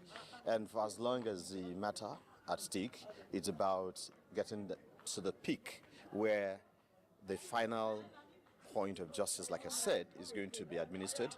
We're hopeful. We know that it's not going to be based on faces. It's not going to be based on any sentiments. It's going to be based Nathan, I think... and fine, we're good to that. We're good with that. Okay, so what exactly is the judge? Nathan, I think you are missing the obedient, obe or nothing ready. Now, say, at this stage, we're up to this point, now negotiation stage, right? So obe or nothing is an act of negotiation. Those are language of negotiation, right? So they are just, trying to appeal to the broader interests of that party. So yes, you might criticize it the way they are doing it, but hey, what do they have to lose? They ain't got nothing to lose. So that obe or nothing slogan is not necessarily selfish. It's a negotiating tactics. Is it working? That's a different thing entirely. That's why I say, what do they have to lose? You are helping Obi, but actually diminishing his stand. I mean, they bring energy to the APC. I mean, in a way, I think that's a conversation I could do another show on that, because I don't think people actually understand why Obi necessarily went into ADC. Obi did not go into ABC thinking that he's going to get the party ticket or ticket will step down for him. I don't think that's why he went there. Obi go there to hide, right? To hide from onslaught or from the opposition. So you can also say that that's the main reason they actually come together. Okay, so they went in there to shield themselves from unnecessary onslaught from the opposition, whatever that means, or who your group of people is, and at the same time to buy time. So by the time they don't split now, everybody go their separate ways, there will be little time for opposition to say, in won't focus on you to want to destroy you politically speaking, because the opposition too will be full. Instead, no go get time, they no go get time for their hand. They will the little time they have, they will use to focus on trying to see how they will perform. So that's the reason Obi went into ADC. I don't think he went in there to believing that it's going to. So they have their alternative party. That's what I see there, but I could be wrong. But we will see. Let's beware of spin and come and spin it for us. Mr. Ovie, how you doing? Life here, I did. I did. How your side? Well, we thank God. I can see you don't open shop today to come Man, discuss our Nigeria matter. love you. Nigga, I say this is na court day. This is a court day, na judgment day. So what do you mean the verdict? I think they said PDP They nullify Ibadan Convention, PDP. Yeah. So Wike is still in charge. That's what it means. Then ADC own, it's just coming out now that Supreme Court David Mark and his friend should continue. They are the leaders. Okay. All right. Yeah. So I want to interpret the other one where they give yesterday, the High Court one where they give yesterday. Well, the Supreme Court has the final say, as they say in Nigeria. So that one is of the. It means that the David Mark were right. Okay. I always talk and say I've been saying it that now delay tactics for article. You know. So you said article 9 mastermind the whole thing just to. Of course, that's my. I just couldn't take my eyes off him because he favor him not normal. Trying to get into consensus because if they say it's not near the that's it. expiration time. That's it. Well, I don't believe, but I think it's just some kind of conspiracy theory. It could be true. I'm not saying there's no point. What you said. No, but what thing will make you believe? Is it when it happens? When you see it happen, you will believe it. Well. I mean, I read them too, but I don't want to say. Yeah, you could be right. I could be wrong. So now, you see, now developing the issue. So that's why I say maybe when it happens. So until then. So the reading now is if PDP don't notify me, say the Makinde group now and Bala, they will have to join the ADC. If really the Supreme Court rule in favor of that is going with we'll go with the article fashion. It only makes sense now. It only makes sense to him. Exactly, because they don't only under this guy. Wike. No. Because they're not 2031 candidates, so they will want to position themselves in a place whereby they will see the relevance going to 2031, even if they are not in office. Yeah. So that's what it's about. So I think the dynamics on the change a little bit now. So they are Ibadan, whatever they call it, that they had. Because from that you can understand, say most of them they are all PDP X disgruntled the PDP. That's article PDP. And the whole thing where this guy go get for court yesterday, what do they call him? Obi go do with marking day for Ibadan. When go do closed door meeting with him. I just don't know what's going on. Now consultation. There's everybody land they find because even if the person no good day or ticket, you want them to be on your side because they have capacity, right? They have something to contribute. Yeah. So now we think they will go talk with that now. Follow me, say we won't follow the other guy. All those kind. I don't know. Now give and take.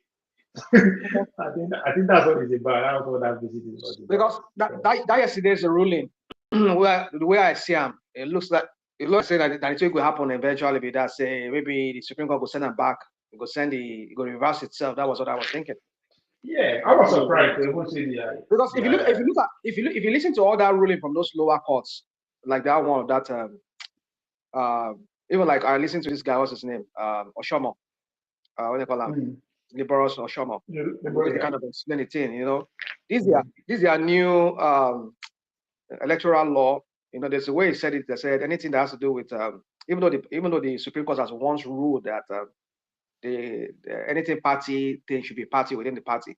But when it comes to breach of their constitution and maybe some kind of forgery or falsification or whatever, then anybody where they agree can bring it to court because if we're to go by that, then I think that Supreme Court ruling, if they defective, there's a defect there. I mean, I don't know why they arrive at that. That is, but it seems to be all of them seems to arrive at one conclusion. Arrive at what? I said all of them seems to agree at one conclusion. There are five judges.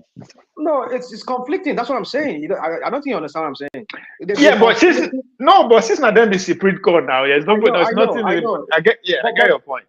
But I tend to agree with that lady that gave that ruling in behalf of those other, because they said it's not absolute. It's not absolute that because they say, well, the Supreme Court has once ruled that anything that has to do with party has to be party, but there are some certain aspects of that that the court can still entertain, which I think David Mark, they also did. They did infraction in that regard because they ignored the processes that could have led to them being made as leaders of that party. They ignored that process. They just went through the window, which I know this only broke APC them. I know them. That's what they do. They have to for one thing just to pull you down. I know, but then my point is that they should have known that yes, you people are trying to run from somebody like Tinubu. You have to make your case tight. All your loopholes, you have to make them so that they don't able to poke hole into anything. So I try to like side with some of those people that are saying that they breach their constitution by not following the due process that made them to have emerged as chairman and secretary. They just went through the back door. You get it? So, but the Supreme Court is ruling this way now. I don't know. It seems like this is a Supreme Court. I don't know what's going on. The way Nigerian law is just, it's just, sometimes I just look at Nigerian law. It's a paradox. It's a paradox of some sort. You hear this conflicting judgments and it just doesn't make sense. Even the law itself, the way they even make it, it doesn't even make sense. Go read one section of the the Constitution will say this, that if you falsify results, that's falsification. And then you're reading their so-called amendments. I mean, it's not amendment. This is but I think electoral law. I think the case never over because the appeal court actually directed the faction because there's a now two part with the case with the file, right? So it said the appeal court. It said that the appeal court was filed before it by Senator Dave Mark succeeded in part. Even as it dismissed the aspect that challenged an apex expert order, the High Court has made for service of processing the files. So the appeal court directed the faction to return to the trial court to continue their hearing. So I don't know. Is that what the Supreme Court there said? Yes, that's what is written here. So they said the appeal court in a nuance in a unanimous decision filed by a 5-member panel headed by Justice Jimoh Lawal Garba, held that the Abuja division of the Court of Appeal acted beyond its jurisdiction by unilaterally issuing such an order after it had already dismissed a case that was brought before it. So I don't know.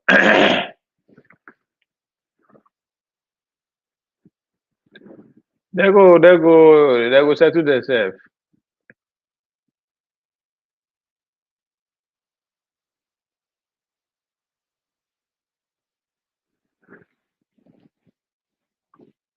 They will go back with my beware of spinners. You don't move. Be your network.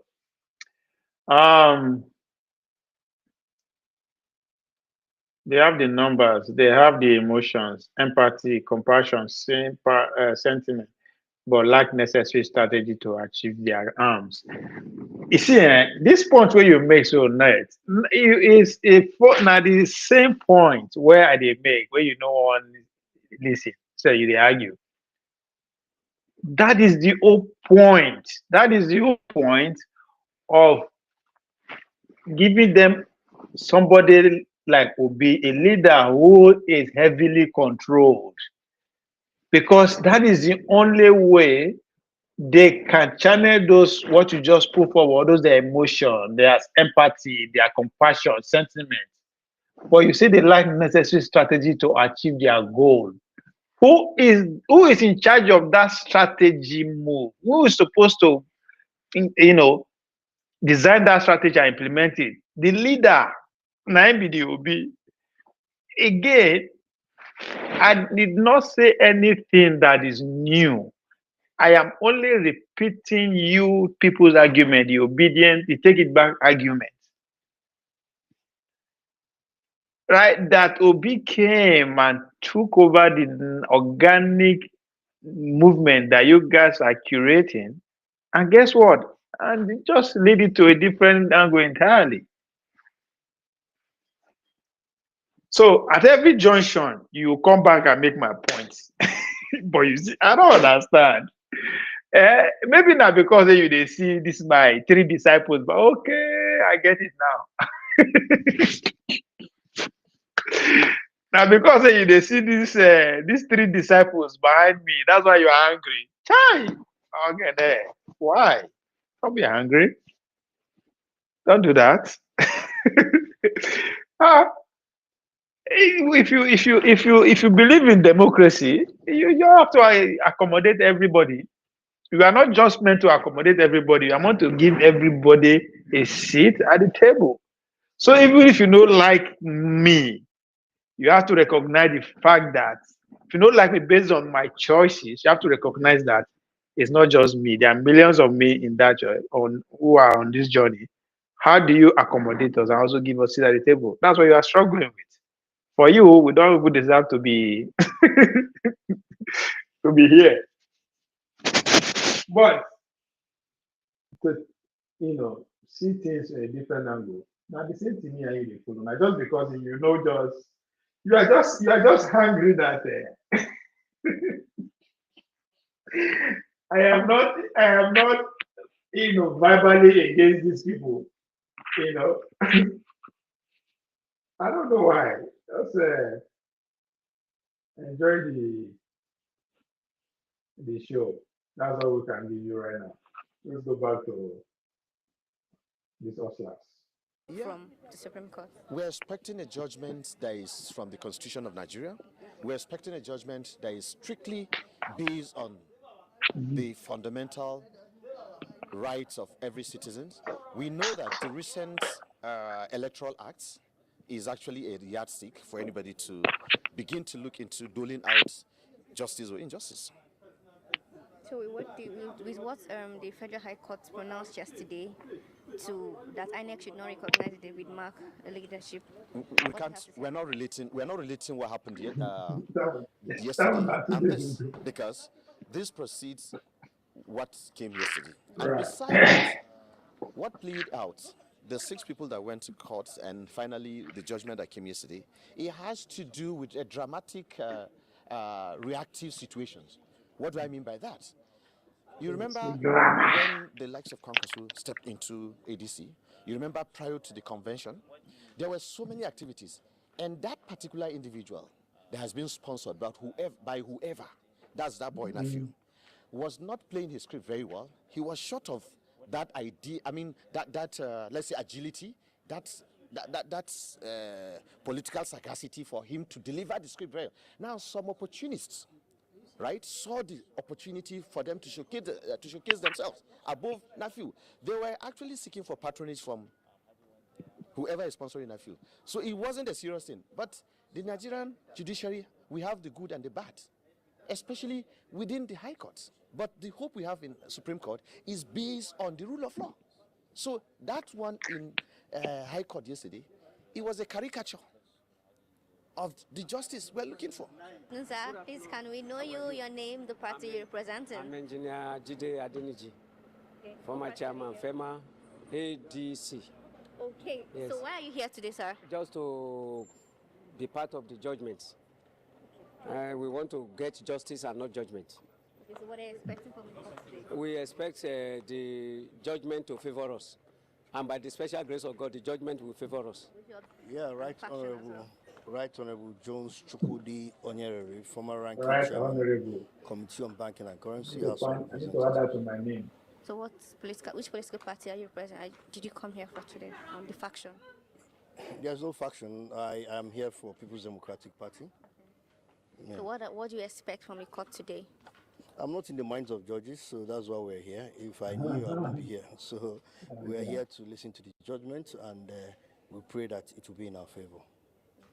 Are you for the Wike or for the Makinde faction? I know you said there is no faction, but then we can't deny the fact these two people exist separately with different ideologies. So there's no faction, but we have only one national leader, who's the Honorable Minister of FCT, Vice Yeson Wike Yerishi. Rufai, the national youth leader of the party, ADC. Yeah. Okay. What are you expecting from the court today? Why are we here today? Yes, we are here for justice for democracy.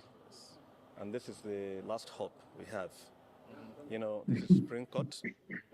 Nigerian citizens, Everywhere else, everywhere about else in 50 of us, democracy, are everything waiting is allowed. to hear from the Supreme Court. Right? Everybody This is a believe them, and marketplace I blame. where people are expecting justice. After this place is hopelessness.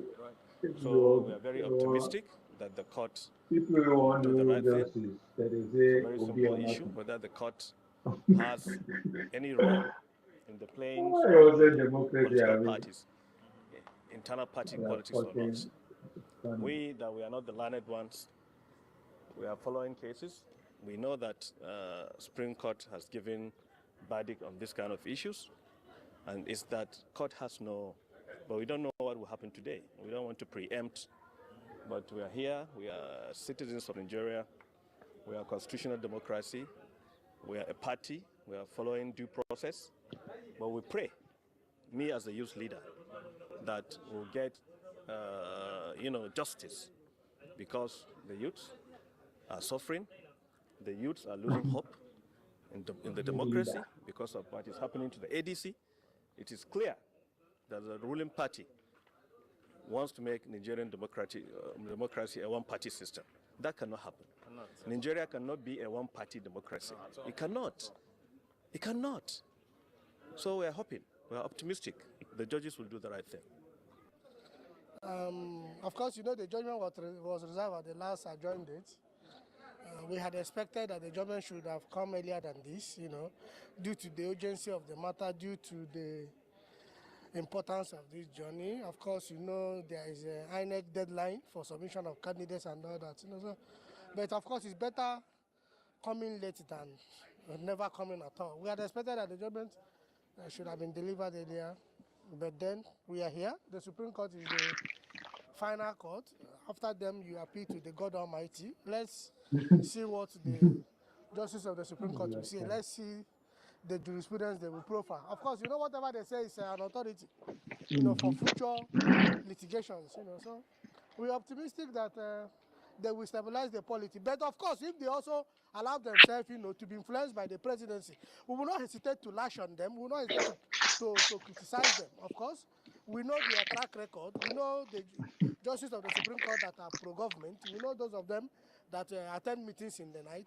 So if they allow themselves, How to you be say no? influenced They attend by the meetings in Tinubu night. administration, to give the judgment that is obnoxious, the judgment that is anti-democratic, the judgment that will ultimately crown Tinubu the emperor of Nigeria, Of course, we're not hesitate to lash on them, we're not hesitate to criticize them. But we are hoping that they will do justice. But where they do injustice, they have the court of public opinion to face. Thank you very much. It's better they do justice, because if they do justice, they will face the court of public opinion. And trust me, people like us will be in the forefront, to criticize them. Thank you very much. Because they are human beings too. And they are also lawyers. Of course, the major qualification is that they are lawyers. So if you're a lawyer for 10 years, you can be appointed a judge of a high court. And of course, in Nigeria, the procedure of appointing judges is characterized by corruption, nepotism. So it's not about that all the people that find themselves in the bench, they are the best of lawyers. So if they do injustice, we criticize them. If they do justice, we applaud them. And the judgment that you're here for, and as well, we're expecting from the court today. Wow. Mr. James, welcome. By the way, my name is Mijida Umar. I'm here. Hello, can you hear me? ADC. Yes. What are they up to?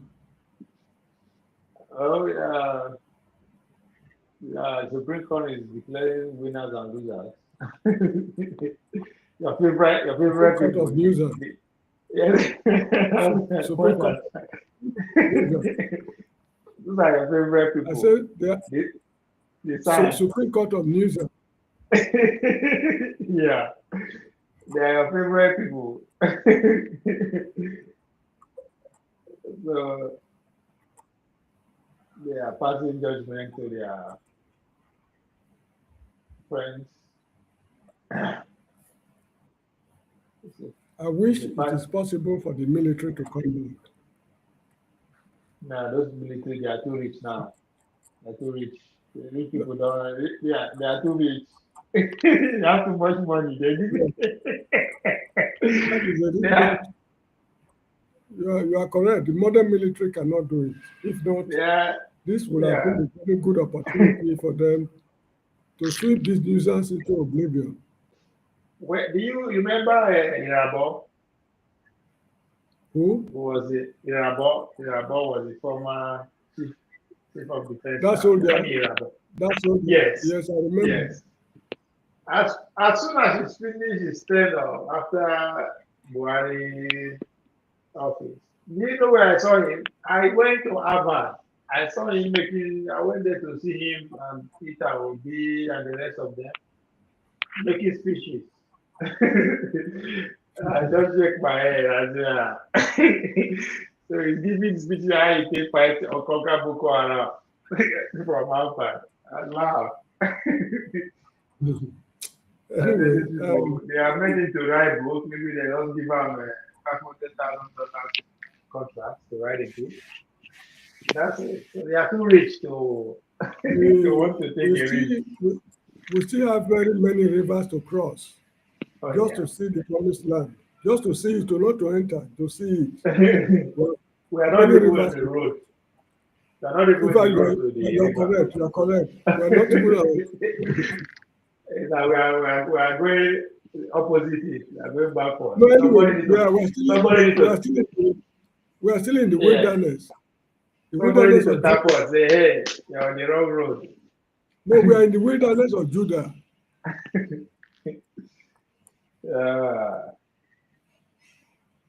When I watch it, look at the opposition, look at the ruling party. What is the difference? The same. Yeah, I thought it's turn by turn now, so it's the same. It's turn by turn. Don't just die. Once you don't die, you will get to your turn. Whatever you are looking for, president or minister or governor, just don't die. So they are keeping the line. They are maintaining the line. You know, this Wahala just remind me of Ghana of 1979. This was how confused they were, talking about union government and all those sort of rubbish, when Jerry Rawlings came and swept the whole of them into oblivion. Anyway, let's see how the whole show will end. Yeah, this shows. The Nigerian presidential campaign is in Washington D.C. That's where they are spending money now. They are bribing, they are lobbying. So this is although we are not on good terms with Trump, but there are some. The South Africans, there are certain things they do that I admire. No matter the quarrels they have, misunderstandings they have, they don't allow any powers at all to interfere in the way they run their country. You can never hear that the ANC went to Harvard or New York or whatever it is to discuss South African internal problems outside. Even when Jacob Zuma had his fought with Thabo Mbeki, and Thabo Mbeki eventually relieved him of the vice presidency, they never took the matter out of the confines of South Africa. They sorted out the problem and solution.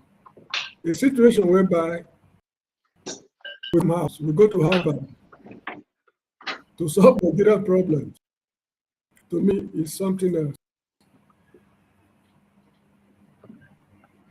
Oh, man.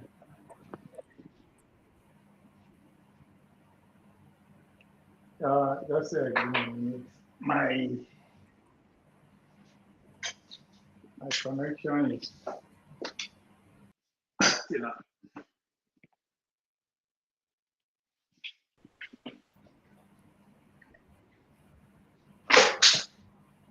Huh? My connection is weak. Yes. Let me just. I'm setting it up now. My connection.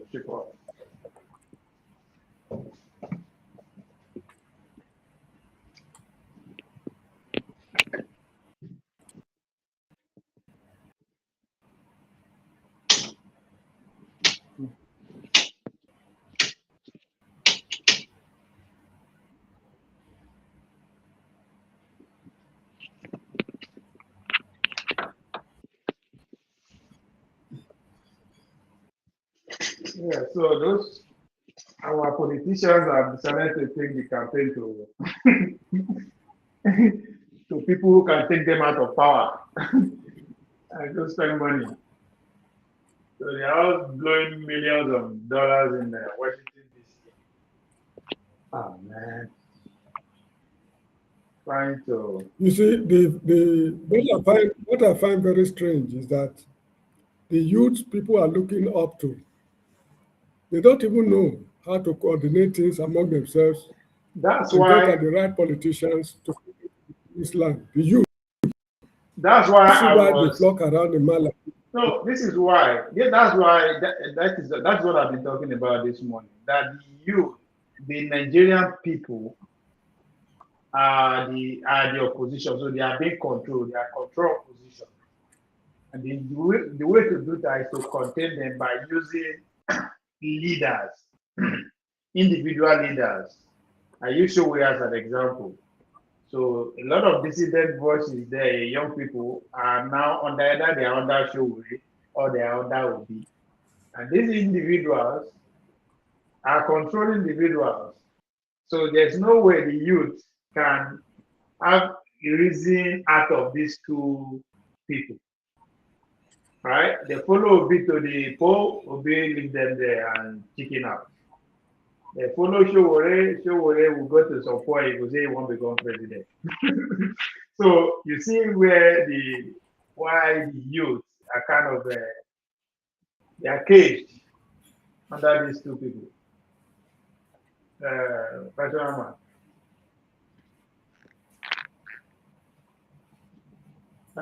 can you hear me? Somebody, you are muted. Look at that. The 8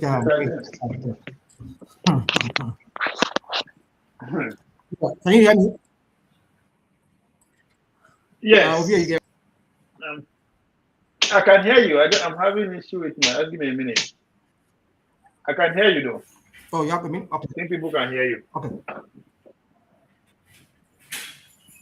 So for me, Mr. James, so I traverse salute. Yeah. Good evening from the Gambia. For me, you know, like we're saying. Yeah, Mr. James, right? Yeah. Good evening. I said the great. Yeah, thank you. Yeah, thank so you for greeting me. You're welcome, sir. So you know, as we were saying earlier, you and Obi concerning this Supreme Court ruling. I think for me, it does change the dynamic a little bit. I just so upset and then we'll bring another shenanigans up again. But my thing is this: I don't know how they want to reconcile that. I know the Apex Court has the last say on this matter, but I don't know how, because trust INEC, INEC to interpret this. They don't get problem. They know themselves. They are just buying time. They go their separate ways. Very soon, Obi will go facing tickets. I think we will give tickets. Then there are 2 tickets there in that party under the ADC. There are 2 tickets. You mean in ADC? Yeah, there are 2 tickets. There will be an article, so they will have to go their separate ways. One will stay, one will go. I just don't know what article problem. Initially, I used to think, say, okay, well, let him contest a little deep thoughts. I just realized that, yeah, this guy needs to go sit down and just be gone, and we don't want to see. You don't want to even hear you anymore. Just go sit down. If you say make him go sit down, Obi will win. Mm-hmm. But the North, that's not what the North wants. That's what I'm saying. So in a way, the North. No, with Rabiu, hold on. You don't understand? We needed somebody like coming through. Yeah, but hold on. See, this is what I'm saying. You will say something. Go on. If Atiku come out, if Atiku no contest, right? Obi will win, right? But the North no want Obi to win. So the only way to stop her is to make sure person alive. Not to make sure the person why that don't to you not say. want him to win? Why? I don't favor them now. I don't understand that. If you become now, hold on. I don't really understand what you if mean you by. come, if there is there is 100% chance that Tinubu can only do another 4 years. Abi? I know it's looking like it's going to probably they might do the 4 years if this one don't get their crap. So, but if Obi win, if they don't get their crap together, they don't get themselves. No, but if Obi win, you cannot guarantee saying he will do 110. Oh, sure. Is that what you're getting? Is that what you're talking about? Is that the area you're coming? Yes. Yes. Can you search out? Can you search out? I don't know if I search out the video. Can you hear me? Search out one video online. I see that video come on my feed recently, this early this morning. But I never really adore. I will tell you. Okay.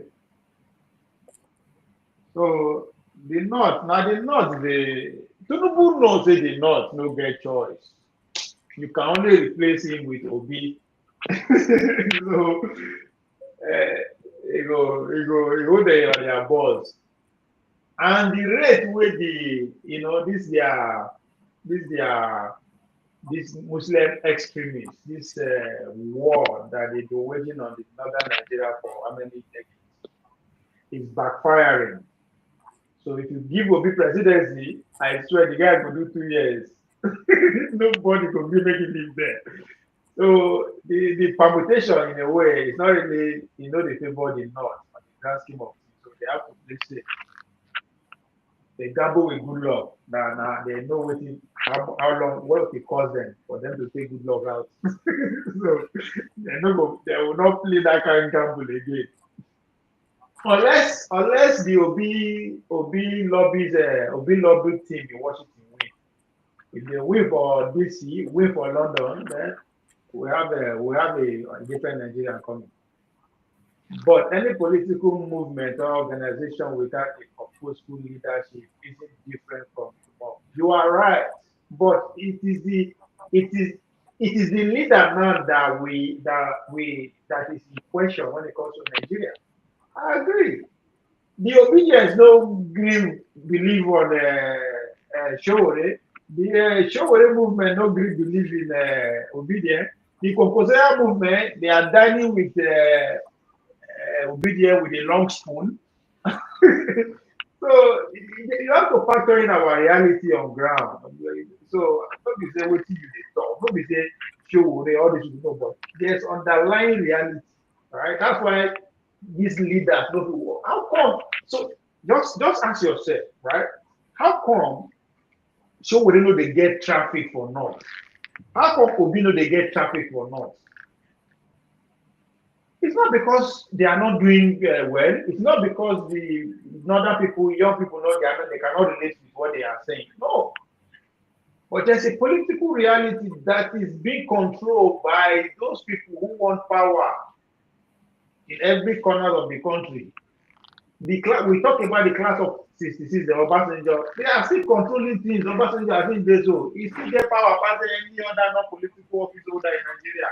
Even maybe the only president get some access to some country more than Obasanjo. They see the wrong things. The only reason they were able to stay in power 15 years going, it is because they control the people. They know who they are allowed to come in. Allowed to come in. I choose that word deliberately.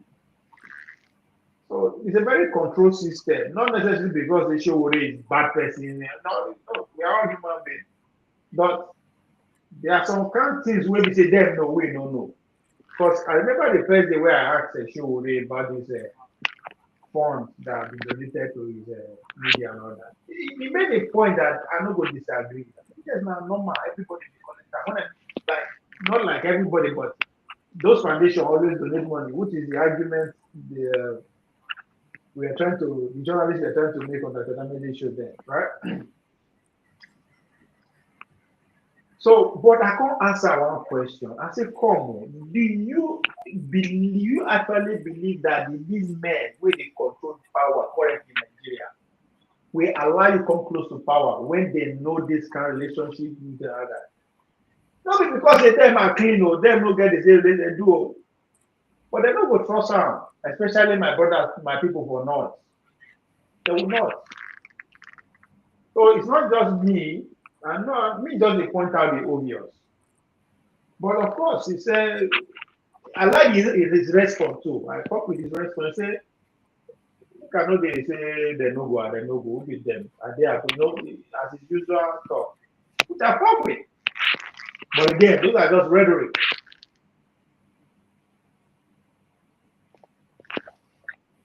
Now, another thing where you go also factor in there. Nobody say you don't know, but I don't think you know the factor in what the problem where people like Showore and they face. Right? Money. The presidential race now money race, now $1 billion race. Not necessarily say Showore must get the money, but you should be able to attract people that will spend the money. Those people who believe in your presidency. That is the major difference between Showore and Obi. Obi has successfully been able to attract people who are spending money to mobilize the energy that we are seeing. You understand? Those people understand one thing. They understand the correlation between campaign money and electability. They believe Obi has more chance. They believe Obi gets into power and they will do their investment back. All those kind of things. That's what Showore has not been able to break through. Right? And he has not been able to break through, not necessarily because he doesn't know how to go about it, but because two things are against him. One, he knows too much. That's not a bad thing. So people go dey fear. If I give you money, your opponents will get power of the SSS here, they will come after me because they have no access. Because me won't give you money, I believe in you to a point that my ideology no go with those people too. Those way they support me financially also are part of the same system. Now, Passenger created give opportunity to so many people when in the power. Those people are millionaires, billionaires now. Those are the people who are contributing to Obi campaign because that is the Passenger project. You want to see from a different angle. So the point here is that the opposition are spending billions to make sure Showore is not marketing. That's another factor you have to also check, put into consideration.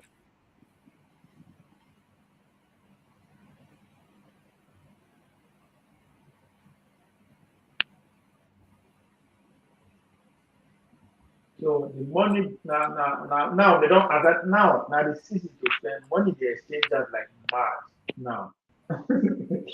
So when I say presidency in $1 billion race, not necessarily say the money where you put is spend, right?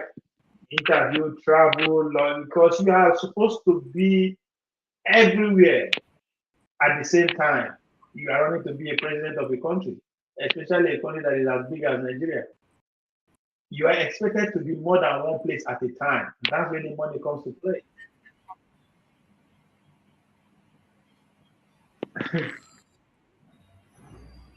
And that's why you will not get money. You have to approach it like every other politics and everyday thing. You have to make sure you have people on ground canvassing for you 24/7 every day for as many years it takes. No be every 6 months, every 1 year to complete the election, every 2 years to election, you come begin make noise, you come begin spend money. You can't compete. You know go fit win, you can only compete when you have that kind of strategy. Because as you they promise, say, rational man, come on my team. If you win, I will make you the minister of petroleum. And the man with the power will come immediately, give upper arm. He no go promise. So that's why you have to put yourself in a position where you say, man, you don't meet people like rational man maybe like 10 years ahead. So it's a serious business, a serious game that hinge on serious people.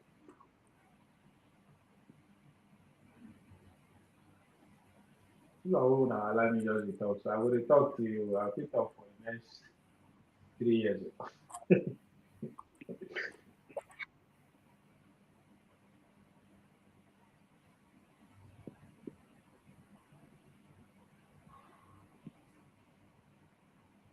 So the OBs are just running to stay relevant. Because that's another thing again. If people went to rational man where they say you don't understand why I think to see the wrong. That's another thing. If you know what you want making they do, he will all die. This man has been in this business for 40 something years. Because make it call into it. That's how many more work to put to others. So he will not live long. He will die. So the only thing that keeps him going is the fact that everybody is talking about him, he still has that competitive base. That's it. So the fact that he's still relevant in the scheme of things, that's what keeps him alive. If you ask him to follow another way, you ask him to, you are in the next 5, 10 years, you will die.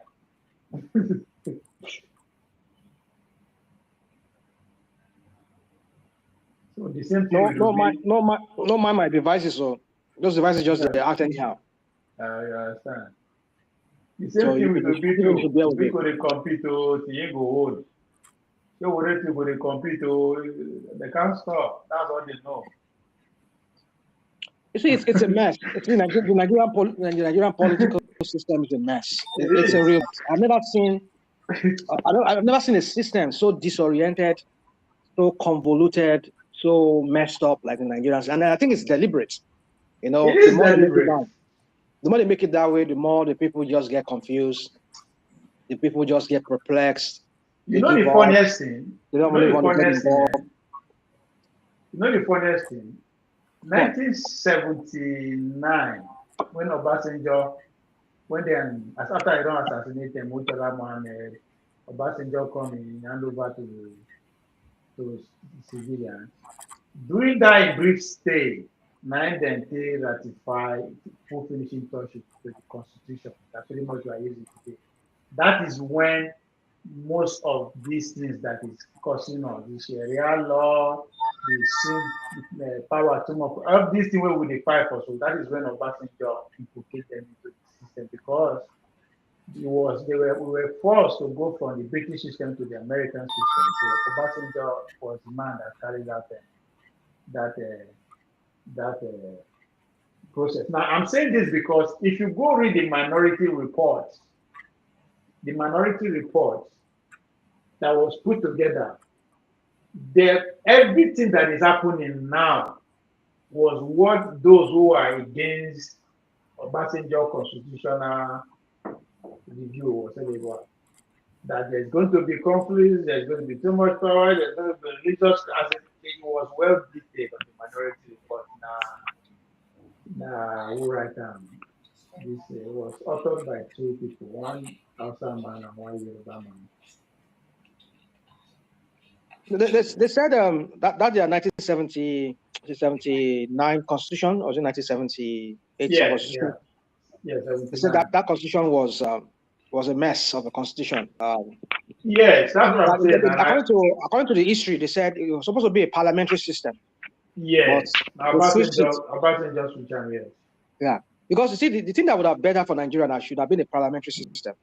Would have been the best, because considering the kind of the model that we have, which is like the British system, where we have, in England, in the United Kingdom, there are about 4 different people, nations: Ireland, the Welsh, the English, and the Scots. That's how Nigeria is like. Nigeria has like Igbos, Yoruba, Hausa, and then maybe Fulani and the other. So maybe they could have just modeled it after that. The form was bad, has been passed since That, yesterday. I've just prepared it now. oh, okay. Yes. That was what it was. Yes, hold on. Rational mind.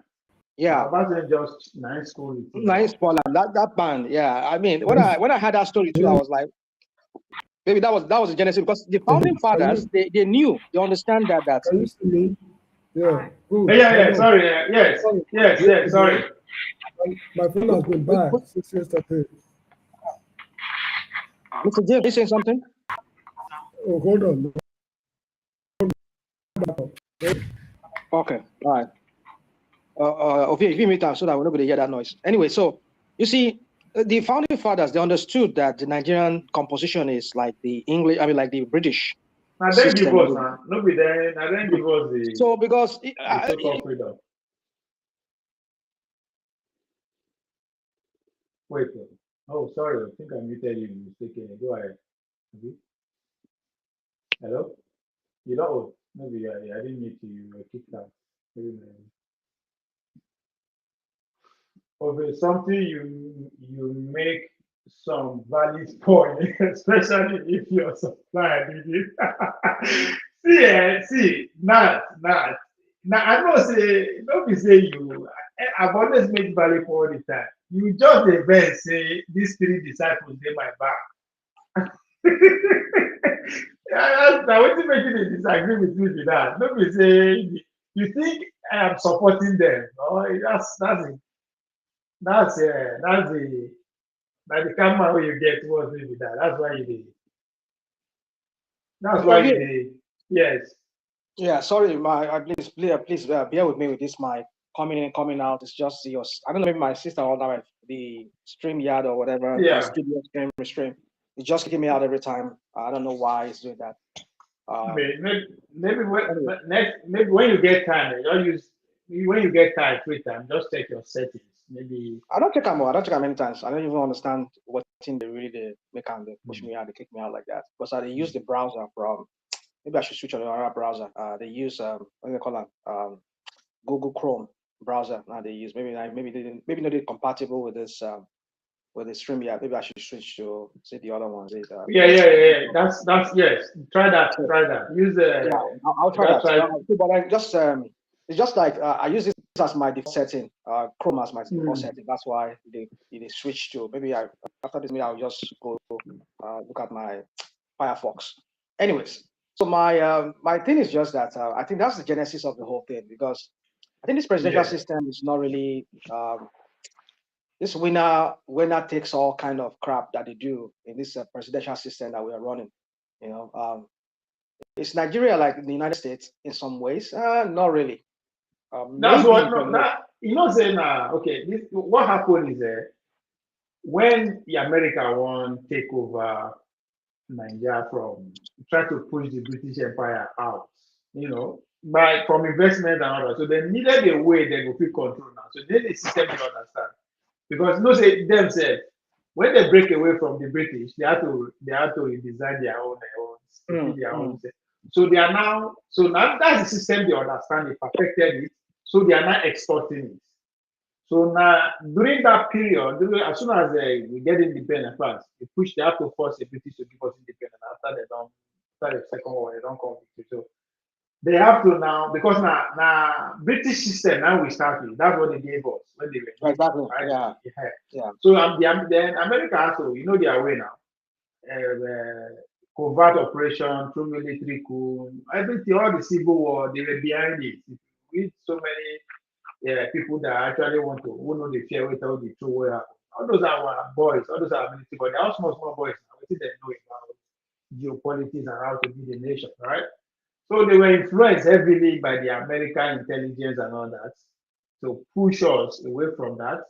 And because everything had decreed now, the first school came by Agwe Rossi. Now he started using the idea of federation. Everybody come together. They try they take them out, they just keep until Obasanjo come and perfected it. Then if you read that, the minority report was authored by Dr. Shegun Oshoba and Dr. Yusuf Bala Usman. They were very, very, if you read down, you will that everything that they talk about, that's exactly what's happening to us right now. They wanted a socialist democracy, pro people pretty much. Their own ideology was anti-elite. And now American system is that's why I keep telling people when they define democracy, they like when you reach your turn, build your own democracy to suit your own people, to suit your own system, to meet your societal reality. That's how you also draft the constitution. If you, I advise people to, maybe I will talk on that, the speech of King Charles, to the Congress, to the US Congress. When are they listening to that speech? I say, God. When I look forward to the day where they say the King of England will come Nigeria, come they beg for help. Because America was in the same position we were in. So America had to force Nigeria to adopt their system, which is the current democratic presidential system, and there are easy way for them to control us. Easy. Just take out the leader, replace them, all the captains of industry. Send everybody go school, they speak, it's very easy. The face of those ancestors could be very, very annoying. See, and I think that is my whole point. The only way you are missing, when me and you are missing is that I expect you to say, we fuck up, because you are part of the educated class that I am holding responsible for the situation we have today in Nigeria, in Edo State. Right? So instead of Omukuna admit they wanna fuck up in the sense that you guys design a system that annihilate a majority. Right? Una say if you know sabi speak English, you know be lead. If you know go this kind of school, you know to be lead. What does leadership have to do with education in the first place? Tell me, the people that build Benin Kingdom, which school they go? Leadership has to do with everything. Has to do with you having the empathy to put the people first before you. You don't need degree for you to have that. If you have the ability, you have the empathy, you have the humanity to put people first before you. You'll be the best leader that will ever live. It's as simple as that. So what do you need to get those kind of people? People that live within that society. Not the person will go live in life for abroad, go study, they say na so you people who go school, you guys design a political system, an education system that deliberately put out majority out of the system, then you can't insult them. That's my point, which is what we are talking about Obasanjo today. Obasanjo will parade himself from one place to another. They maintain the same system. He will die for this system. Obi must be our president. If I had my way, if I become president of Nigeria, Obasanjo name will be going to come over history book. I will make sure that name is not they're not mentioned anywhere around the power. So evil people who still live among us. Now the number one asset of the intelligence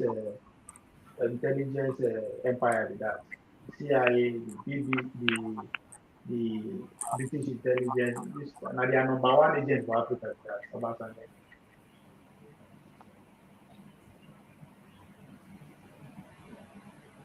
So next, if those people fail, those men with them are back. If their face they annoy you, remember say that the system that you guys curated that produced them. That's just my point. Okay, if you are angry because this political juggernauts,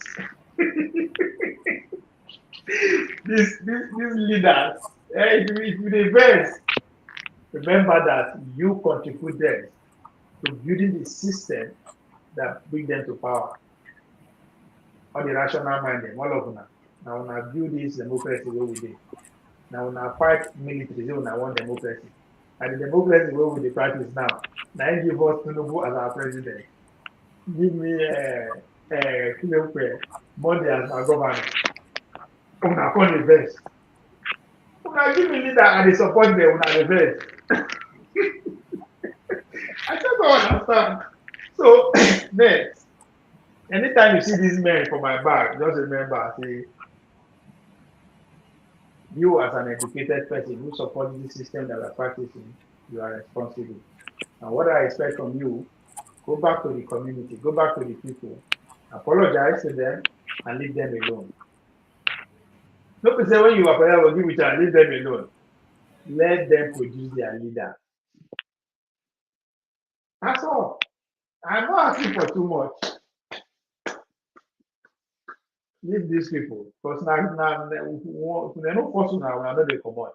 So when I say Monday Bible no go, wait for the next one we will produce. That one no go even the year go, but no go even speak broken. You know you call one of the Edo language, your own. Wait for the next president who will produce. If you think Bola Tinubu is your worst, we have Buhari. I think the Buhari now. But good luck was in our worst before. I think that good luck was fast. You guys can get that team of guys throwing fast, right? When I get Buhari, come a good luck 2.2. I get that for 8 years. When I think that is the worst thing that could happen, I get Tinubu. The next person that will come will be worse than Tinubu. This is not prophecy. This is not cause. It is the system that you guys build. This is what is built to produce the best of the best. The best of the best.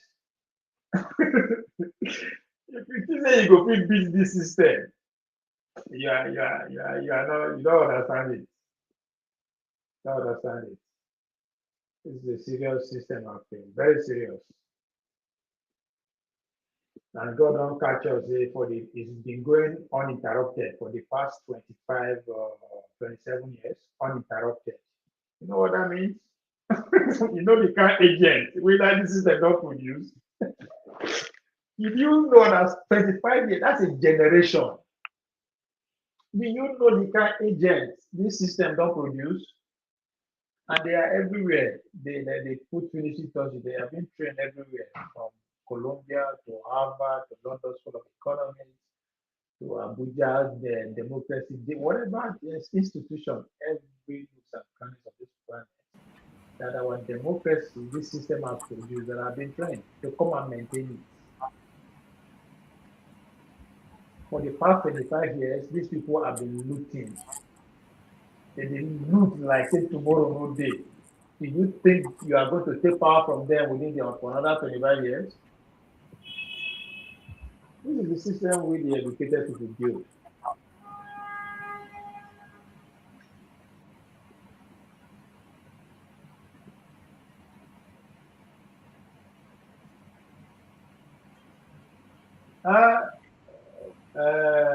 See jubilation, man, we sabi. ABC, ABC, ABC. See, I tell you that now the group go start. I love this game wey they play. It's sweet if you understand them. It's too sweet if you understand them. ABC, ABC. Where are the obedient? Where are the obedient? Oh my word. These people ain't fucking around.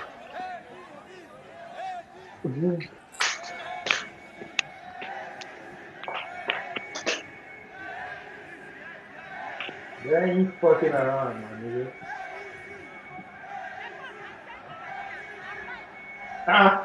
People could say are there too. I love this game, man. This is getting juice. God damn it. These people say, you guys are pointing fingers to the wrong motherfuckers. Which ain't got nothing to do with Tinubu.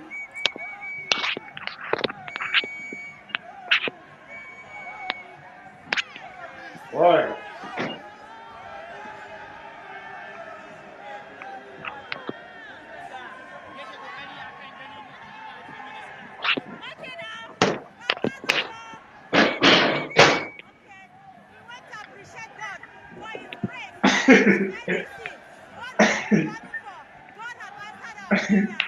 Oh my God. 2023 was sweet. I'm going to the family.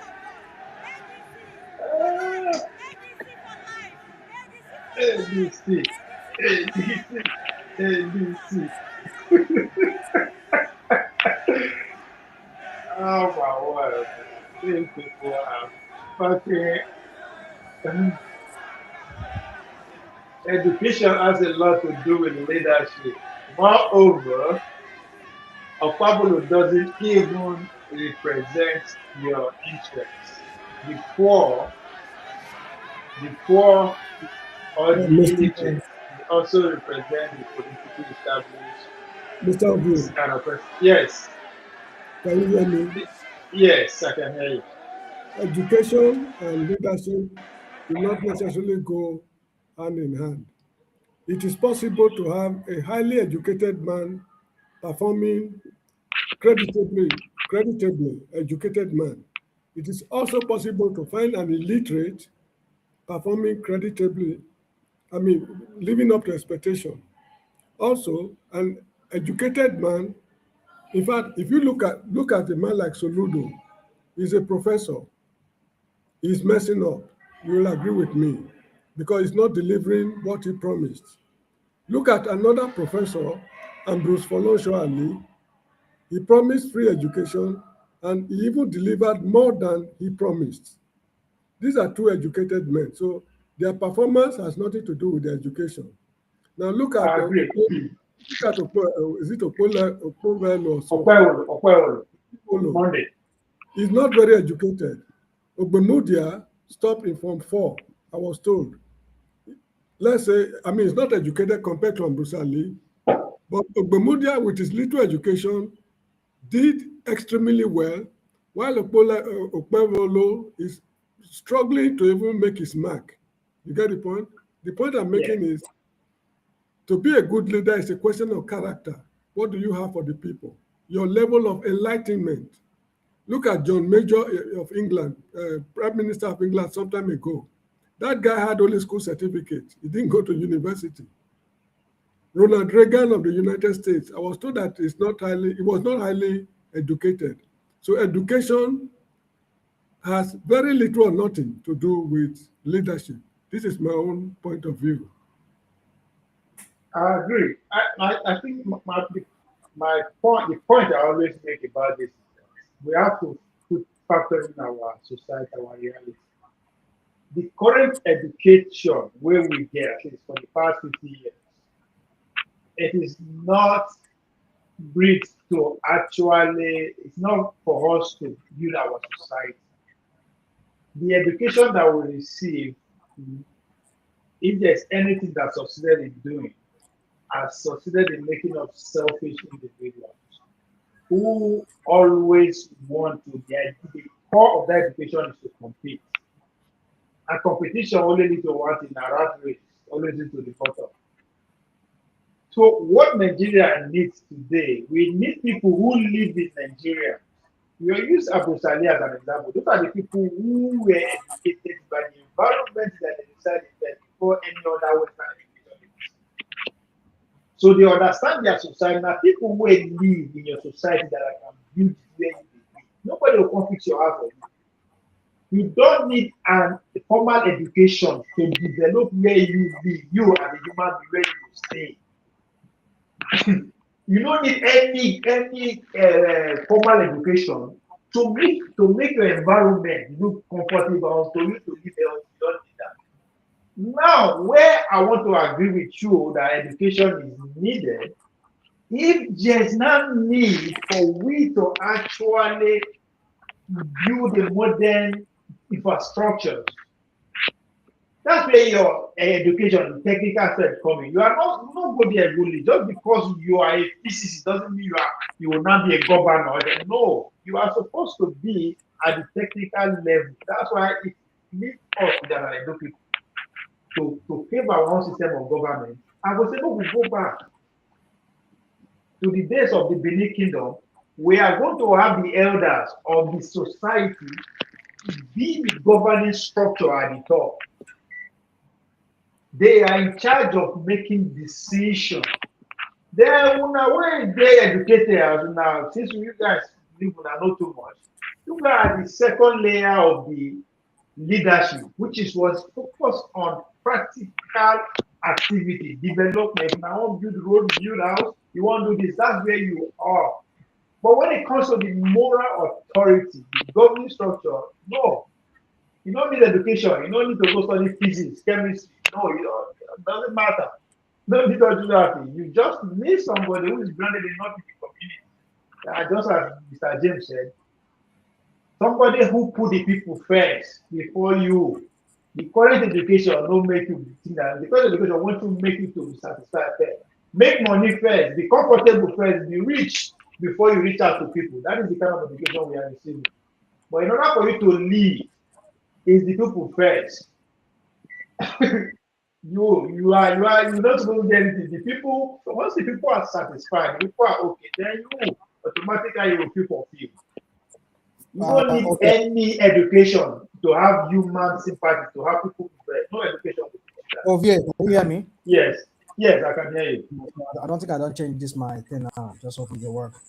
Anyways, I disagree with you guys saying that education is not required. It's just that our group of leaders we've had over time in that country. They made a mockery of what education is. Any society that has to develop has to have educated leaders, people who are competent, who understand how to run a society. Case in point, look at Japan, look at China, and many European countries. But I would want to agree with you guys that education is not the be-all of a successful leader. Why it is true to some extent, there's some truth to that. But I believe that every leader who has to rule, who has to administer a particular place, needs to have the knowledge of the know-how, the intricacies around governance, administration. That is where knowledge comes in. So somebody who has no knowledge probably would fail. China had that blueprint in the 70s whereby they sent all their people out to go acquire knowledge in different parts of Europe and America and Canada. And at some point they came back. And look at where China is. Japan has always been those people are not decision makers. Please let him finish. Let him make his point. So you see, the problem with Nigeria is that most they speak English, not being education. It's not education. Somebody can be educated in Yoruba language or in Hausa language. It's about knowledge and skill. That's what we're talking about. Just simply know how to write English, how to speak English, doesn't make you educated. That was what I always recall when my mom used to say to me, make you read education, or make you read brain. There's a way to translate them. I can't really translate exactly the way she said it. She said it in Yoruba. So you have to read. When you read sense join up. So I think what she's trying to say is that not just make you just know how to read and speak grammar, but the technicalities. The technicalities around that education and that knowledge that you've acquired, the application of it. So you see, it's so sad that when we try to use as example, as a model for why education has been a failure, we tend to look at our leaders in that country as an example. I don't see those leaders as a good model of how education is not needed. This Okpebolo, let me just conclude this way. This Okpebolo, where they come here, even they shout up and down, like say, now what kind of person, how kind of genius, now what kind of stable genius, like a genius here, with the America here. I don't even know what you're even talking sometimes. Okpebolo, I mean, I don't know his level of education, but the guy gets some kind of phobia. I mean, maybe they call it stage fright. But I listened to his interview where he get with Okpebolo, where he played a part of it yesterday during this program. The guy kind of speak like a normal person. That stage fright when they always get when they're on stage in front of people. But my point is this: is that I don't know this level of like. Well, that's what I'm going. I don't know this level of education. But somebody to tell you say I do flyover, and you people they clap say like that is what's it called? What's that English word I'm looking for right now? That's a yardstick to determine who is a good leader, a qualified leader. I don't know. I see. That's what I was saying. See, the Nigerian leaders, they've so much bastardized that governance, that administration, to the point that we don't even know what is the standard anymore. Okpebolo is not a good standard in this regard, where you say, oh, you compare it to some people that were well educated, but they failed. If those one failed, they failed because probably they were corrupt, or probably they don't even know what they are doing. They don't acquire the knowledge. They don't even have the knowledge. So Okpebolo is not a good example. That's what I'm trying to say. So somebody say I did fly over. No. Go to, you see, my friends, you see, the thing is this. It's very, I was just saying, let me just conclude this way. Because Okpebolo is a good administrator, you don't make yourself just the only sole administrator. It's also people around you, people that at the same time that are your contemporaries that are also having oversight over a certain governance area. I tell you, if Okpebolo read book, he read sense joining book, or he really like you say, even though na illiterate, as some people say, and that's why he appears to me. You go understand, say, I need to allow my local government to function. I don't need to collect their money. I need to allow them let their money go straight to them. I know going to interfere with say they build flyover. I'll be in charge of the state, the inner workings of the state. But when it comes to project, let your local government chairman in charge of that. You are now in America here. You know the see say one governor go to commission one flyover, one bridge. They don't do that here. So if he understands that this is how governance work, you know they talk saying we do flyover, we do that road. No, even though you have to say that, it's not something he has to use to campaign, like saying that he has done Nigeria, he has done his people of Edo State some big thing. So that is the mediocrity we're talking about here. I think that's the word I'm looking for. We don't so standardize our Nigerian mediocrity. When we see somebody who does small thing, we go say, see that guy. You see, he no go school. Even though I mean, look at what he has done. And what has he done? That was what I really agree with Showore to some extent with this guy waiting for Abia State. It's because Abians, for many years, they've had mediocres. They've had even less than mediocres as governors and administrators of that state. Whereby when OT come do some little things. If I say don't do some big things. Even though I know, me and Showore, we get our differences. Okay. There's certain things he overdo them. But on that one, I agree with him to some extent, because if you and I, we don't live here or we don't live in other countries, we see the standard there. And then you wish something less for our own people back home. And when they do small thing, they open one like that idiot waiting for Ogun State, the lady of Ogun State. They build one, what do they call them? Airport. They make noise, say don't do something. They build one medical center for Abeokuta, where they say they build that put. They call it world class. They say that you don't do something with it. Oh, my brother, what are we talking about? Not only Abeokuta for the whole of that state. In each local government, what is this? What is the situation of the health situation in each local government? The health facilities in different local governments. What is the state of those health centers, health facilities? But when you just do one, inject billions of naira there, they call paparazzis, call razzmatazz, call everybody. They come take picture. They bless it. They don't do one big thing. You see, this is the But you don't need education to do all those things. Okay. But wait, you don't need education. You don't need education Let to me build answer, Mr. View. Yeah, go ahead, Mr. Mr. James. Let me answer. Look, he has made some points we must acknowledge, but he should realize certain things. And I want to cite examples from different parts of Africa. I'm used to Africa. I've never lived in Europe. Although I've been to Europe, but I've never lived there. In Ghana, there was a man called Prime Minister Kofi Busia. The least educated person on his cabinet was master's degree. The least. He had PhDs and what have you on his cabinet. He is the one who forced foreigners to leave his country in 1969, Aliens Compliance Order. Why did he do that? Because his economy crashed. There was no job for the people. The educated men, with all their grammar in parliament, they could not deliver the goods. So he asked foreigners to leave. When foreigners left, the situation got worse, and the military took over the government. The Rollins came in 1979 to stabilize it. That is an educated government.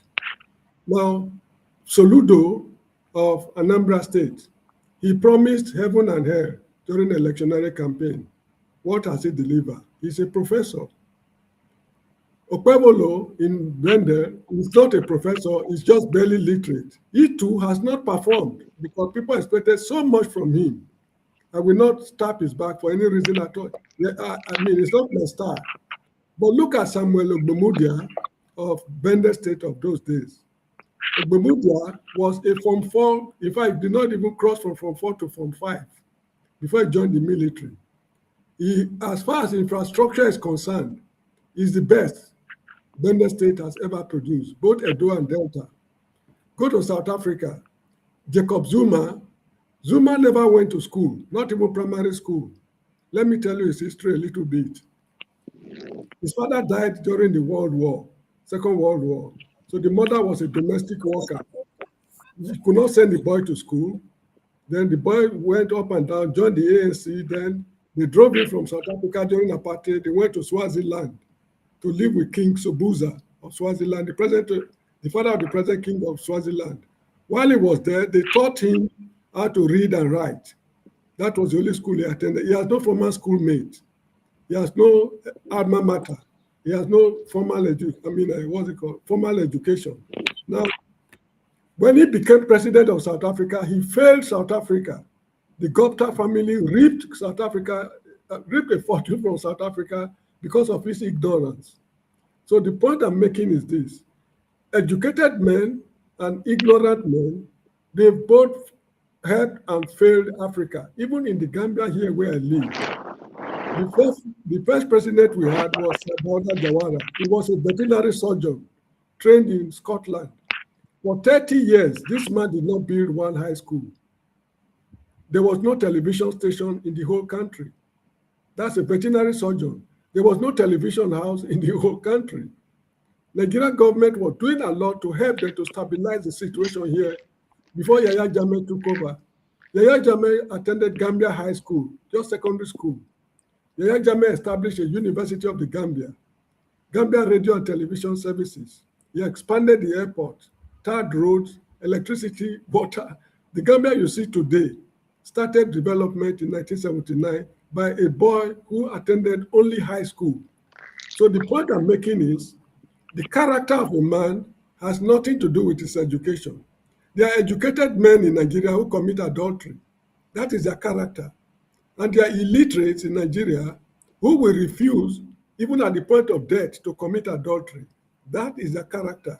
So the leadership of a country depends on the character of the people, not the education he has acquired. Education is just preparing your mind to be enlightened. But what do you use the enlightenment for? That depends on your character. So this is how it is. You made some very valid point, I must admit, but we should not pin everything down on education. Awolowo and his team, how many of them hold PhD? No, let me finish. Bola Ige, Bisi Onabanjo, Michael Ajashi, Ambrose Ali, Ebenezer Babatope, many others. Of all of them, it's only Ambrose Ali who's a professor. Majority of them were just holding first degrees. with the first degrees, they perform wonders which no other African country has ever performed, because the number of children they send to schools, no African country has rivaled them in the whole of Africa. I don't know of the world. These are just let me call them barely educated men, because they were not professors. So the more books you read has nothing to do with your character in society. This is the point I want you to understand. Thank you very much for letting us know your point of view. Thank you, Mr. J. You don't need education to know that the community, the place you live, need roads. You don't need, you only need engineers. Hold on now, let me see. You don't make your point now. I know, I just Ovie, you are a moderator. Ovie, you are a moderator. Let him talk. No, I'm not moderating. No, I'm not moderating. Everybody will have a. That's why I like join that question with what you are saying. What is? Can you define education? The education we're talking about here. No, there are two types of education. You have formal and informal. Formal education and informal education. What we learned with our parents at home, traditional values and customs, that is a kind of education. What we go to school to learn, how to calculus, differential equations, chemistry, physics, that's another kind of education. So the fact that you are able to solve calculus, differential equation, numerical analysis, does not mean that your character will be good. Somebody who has never been to school can be morally upright compared to a man holding chains of degrees and doing things he's not expected to do. So this is how I want us to see education. My mother never went to school. That does not mean she's not educated. She's educated in her own traditional way. This is why she was able to discipline herself, send us to schools, and look after us without doing what she's not expected to do. Whereas there are educated women who play around with men. They go for conferences, sleep in hotels, mess up themselves, and come back to their husbands at home. They are educated women. And there are illiterate women who at the point of death will say, over my dead body, I cannot go to bed with another man. So it's not what we learned at school that determines our character. It depends on upbringing and choice.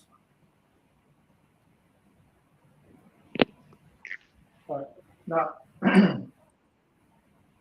again, we are too educated. That's why we are thinking at this level. Like we have to. That's why I say leadership first has to do with someone who will put the people first before himself. Now, you don't need an engineer, a physicist, to know that the where you live, the village where you live, you need road, you need light, you need healthcare. You don't need any formal education for that one. Now, who is going to build them? Who will build that road? Who will build that road? You need engineer, you need formally educated person. That's the point I'm making. To lead in your community, you don't need to go any formal education. All you need to do is to be grounded in that community. You know the pains, the happiness, the nooks, and you know everything. That's all it requires of you to administer leadership in that community. Now, until we get out of that basic state of life, then we are talking about industrialization. We want to industrialize. Now we want to build a more complex society. Maybe due to the fact that the society is changing, because the population is expanding. We're having more threats, then you need now people who specialize in that kind of complexity. Not to lead, to still be the engine room of that society. You use Japan as an example. The Chinese people send their people go school for abroad and come back. Those people come back not to come and make decisions at the government level. For you to be a decision maker at the government level, you have to go through the Chinese system and through their education. Go through some qualification before they even say they even allow you to come to the point of decision making. Go school for abroad, put yourself for the private sector, build businesses, lead these businesses. And that's where our problem lies. That's where one of the my support for Paulo is not him as a person. I don't know him. My support for him is criticism direct to the system that produced him. Not be uneducated people produce Monday Paulo. Now, senior advocate of Nigeria, PhD holders, masters from Harvard, from London School of Economics, from University of Abuja, now then give Pablo that platform. And that is the mistake we are making. We keep looking at this individual. There's nothing me and you can do about it until we begin to see where the problem really lies. That as this system, when we build this electoral system, the constitution, everything that keep Nigerians on was put together by educated people, people who go school. So if the results that we are getting today is that the result of the system that the educated people have built, but because of the kind of education we also receive, we always want to shift the blame to innocent people. Instead of us to look into our face, which they call them, not be law, not be court they do so. How many illiterate days I call they make all these justice where they cause confusion everywhere? Again, talking about what you're asking me, what is education? My criticism is the modern education. What do you need to contest to be a governor, to be a minister, right? What do we need? Not the qualification. That kind of education, that's what I'm criticizing. I don't expect, how can you tell me, I have lived in my village. I have lived in my village for 40 years. This family, 5, make trouble, do everything for the past 40 years. You can't tell me, for me to actually feel lead that community should be, I have to go and produce one qualification from the University of University of the Defense. That's insanity. That's the height of foolishness. No, it is not height of foolishness. It is deliberate by few of us will go through, because me and you know, right, that if we make the pool of governance leadership in society open, right? If we not put barrier of you have to go through this kind of education first, most of us no go fit get that opportunity to live. So we put barrier in the name of saying our qualification. If I live in my village for 40 years, what do I need to go collect one certificate to be able to live that small village?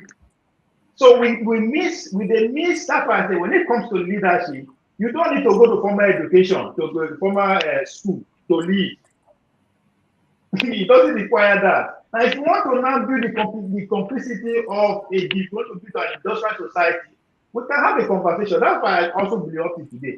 If you go school for abroad, come. You have no business running for an executive office. The community needs you. Go and use that your knowledge to organize the community. At time of decision making, no, you already compromised. Every society that is secure, go. They have requirements for you to go to that level. Your nativity has to be at par. Not be how much you speak on that person's language. No. Your understanding the nativity of that society. Any government in this world, not go research that. Nobody say because you go through for one place, you come. No, that and those people where they do it. Tell me how their society be, how secure is their society? You see, but again, let me ask you this question, man. You are a Yoruba man. Before the coming of before they join everybody together, Yoruba are known to be a very sophisticated society. Who should all those leaders go? Hold on. You see, yeah. So when I ask you to define education, again, I like to go to my mother. But I said formal education. This formal we will receive nowadays against. So I don't answer to that. That was my answer to that. Education, as defined in the dictionary, has to do with knowledge, skill, and all of that. So you see, like Mr. MJ said, that there are different ways you can acquire skills. You can acquire knowledge. You can acquire values, habits. There's a different way you can acquire all of these things. Like when I said again, like my mom, where she said it years back, and she would say, it's not just about knowledge, it's not about skills, but values. So, what is the value system of Nigeria? Does Nigeria has a value system? Now, you gave an example of, you were trying to make reference to the Chinese model. Yes, most of the people who engineered the China of today, probably most of them did not go out. I don't think Xi Jinping ever went out of China. He acquired all his knowledge in China. It was part of the system. There was this. I was looking at one DW TV documentary. That was it CNN or one of those TV stations? They did a documentary on Xi Jinping. The guy went through the system. And the system, the Chinese Communist Party, they have a system. And you have to pass. If you fail, you will start again. I said, and you have to pass. If you fail at every stage you fail, you will repeat that again. Yeah. So my point is this: what about the value system? If the system does not have value, then anything you do, anything you build on it, whatever education you build on it, will just be useless. That's the definition of education here. It's not just acquiring knowledge, acquiring skills. But again, may I ask you this question? Value. The attitude. Go on. I like how to put down different ways, right, to acquire knowledge, but why did we decide to narrow it down? So you have to have a college certificate. No. Again. In Nigeria, that's not required in Nigeria now. You have to have a college certificate. You have to have English. We've had men and women. Even if you talk about Queen Anime now. No, I know. Now, why do we decide to reduce it now in our own time? Why did we decide to put that? Say now only that we will ignore every other way of acquiring knowledge. We only do that we must go to. We live in a different era. Hold on. We live in a different era where at the turn of the 19th century or the 18th century, when the industrialization started, there was a need for skilled people, and that brought about this institutionalized educational system. Unlike the years before, those centuries before those time, people acquire knowledge in an informal way. Some people, they go to Cairo, they go to Alexandria, they go to Athens, they go to Rome, just to go acquire knowledge. Some people would. Let me just. So my point is this: the point I'm trying to say here is this: the education that I'm talking about here is just not the knowledge. Let's talk about the value system. Does Nigeria have a value system? That's the question. By value, I'm talking about principles, ethics that we should follow and that is being enforced. Apparently, even though we just have it in print, but it's not being enforced. I remember one time where Nigeria used to be, even though that time, by that standard of that time, it was corrupt. But when we put it side by side, it's like those years were even better than these years, this time that we live in. I remember when, if you're a criminal, in fact, no family wants to touch you. Nobody wants to claim you as their son. If they say you go, this person go steal, they go, the son, the papa goes, the son, I'm saying, no, be my son, be that. But these days, the modern education. Make a land, because you talk about October law, that's why I bring this thing to you. The crop of leaders we have now, they don't have values, they don't have principles, they lack all these morals. They do not. They see Okpebholo as a means for them to manipulate the system for themselves, to their own end. They don't have to be leaders. All these PhD people where you talk about later, where say, well, it was the PhD people will get. That be the problem now. That's what I say. That be the issue. Oh, no, make a lie. And these people that they put Okpebholo there, of course, maybe they put them there, but they know why they put him there, so that they can manipulate They manipulate the illiterate. Don't blame the messenger now. You don't blame the messenger. Hold on. I go blame, because if Okwebolo also himself understands that they're trying to use him, probably would have said, no, I don't understand. I don't want to be the person to be used. That goes to the point I'm trying to make, that what is the value system of Okwebolo himself? You are If he understands what governance administration is all about, go on. See, you are not being realistic. Okay. No, well, you can say maybe somebody see, just like say you must go work. You understand? You must go to work, right? And your road no good. You understand? And before you fix them, you have to get to work first so that you get money to fix them, right? So how you want to do them? How you want to make to navigate the road very good? You have to follow. Maybe somebody will come with a aeroplane or something to jump on. If you does that, you go pay me. You go pay me before I will carry you across. What is your choice? You go pay them, I be you no go work. That's it. So we have created what I'm trying to say. We have created a path. Just as you did now, as you did so, right? Trust me, as you did so, with your knowledge, your understanding, your understanding of what to do if you get to government. By the time you enter the process, right? By the time you get through the process, by the time you reach there. I get it. I understand. Again, hold on. Again, it's the men and women who have designed the system. They've designed it that way, whereby in any way and anyhow, I will need to come consult them. I will need to come kiss the ring. For me, educated people. That's why I say we they do ourselves. Now we design the system. Now, and again, I see my critique again. Sorry, I agree with you. The shifting to industrialization, but look at the percentage of the people where this new education system are able to access. Many of us are educated in Nigeria in terms of this kind of education. We are less than 40% of the people. Yeah. You understand? So we never reach a stage where we say we only use education. Until like 80 to 90% of people are educated, you cannot say education is the only standard to live. Then we will agree. But when there are very few people not educated, you call it either the only pathway. Hold on. Again, let me go to what Mr. James said earlier. When he was making, sorry, I mute you because your background is making noise. If you want to, okay, no, I will just allow you now. When you finish, I go. Okay, so Mr. James, I remember when you said something. You said Awolowo and the rest of them, they were not that too educated. Of course, they were probably they were not that PhD like the likes of Fani Kayode Papa and other people that worked, F.R.A. Williams and all of those people that worked with them back then.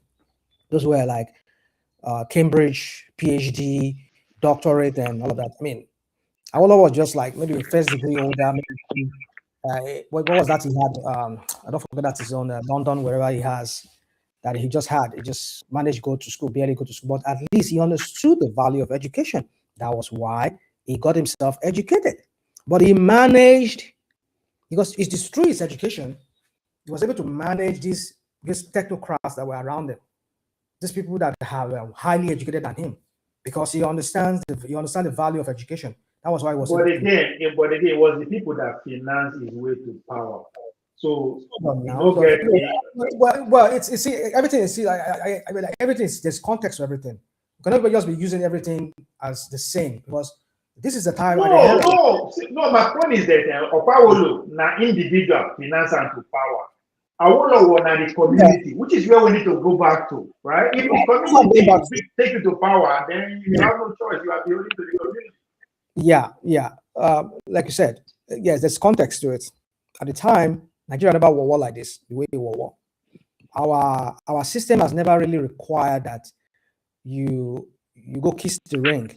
Educated people are not taking over the system, yes. I think that's not really, yeah. Educated people are not taking over, yes. That's what I'm saying to you, that it has never war like the way they don't war like this. You really need to go kiss the ring. Maybe the only ring where you kiss that time are the rings of the English people. I mean, the British Empire. Which we see go up to now.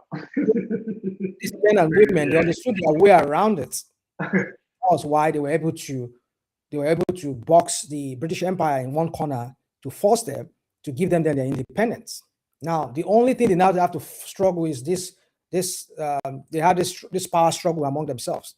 That was the only thing that was which again was what was on ground by the British Empire, the British people.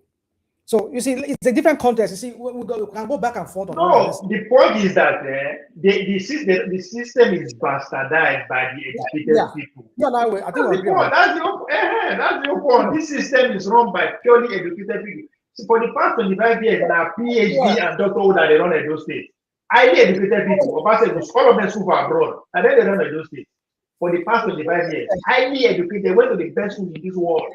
But what do we have? What do we have? You see, it's not about just about knowledge and skills. Like I keep saying that it's not about knowledge and skills. It's about value. These men are men that are they are devoid of value. But we did not put value as our qualification. We put certificates. That's the point I'm trying to get. We decide to take value out and replace it with certificates. Exactly. I agree with you on that. So you see, like that one where they call himself Mr. Stability, where they say that Asura up there. With all the quality and blah blah blah. Like I was like, this is the guy. But let's leave that. But then with all the Dogo children when they talk, what's in the guy there for upstairs? He don't have anything upstairs. He don't know how to administrate. I mean, how to administer a place. But he knows all this integration about how to. That guy. You just say that guy don't sleep for like 16 hours, 20 hours a day.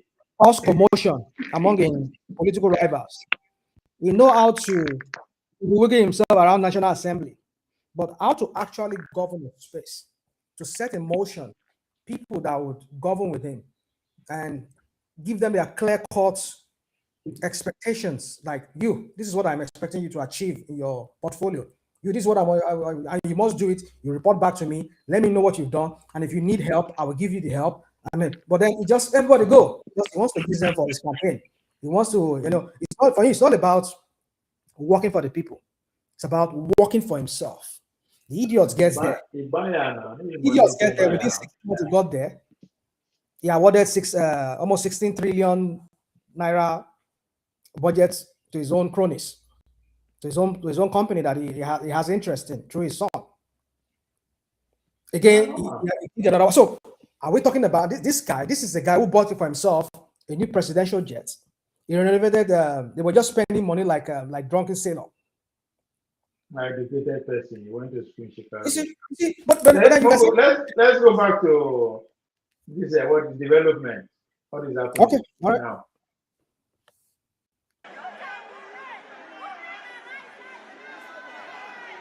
They were celebrating. They are celebrating the court judgment.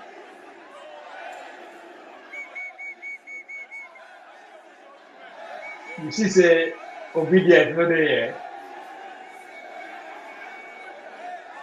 They are no obedient on this. This article.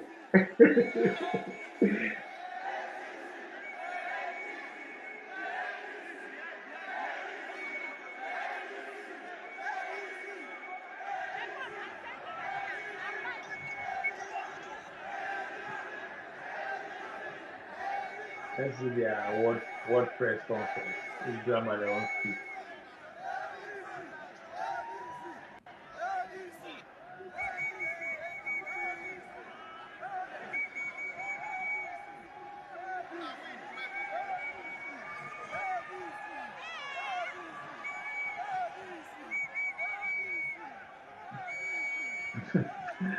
Man, this is they're funny.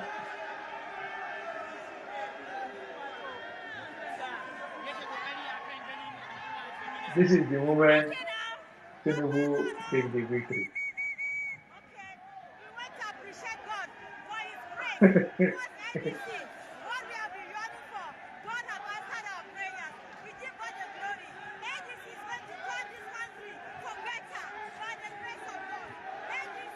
Can you hear me? Yes. If these people come to power, what will they do differently from what APC is doing? Nothing. They'll do worse. They can't do the same. They'll do worse. Why do we need to go to election? Yeah, money, because there's money for them to make. There's money there. This is just a process of sharing the national cake. This is another way of sharing national cake, because the lawyers will get paid, the senior advocates will get paid, the professors will get paid, so the touts on the streets will get paid, the uniform people will get paid. So it's just another way of sharing the national cake.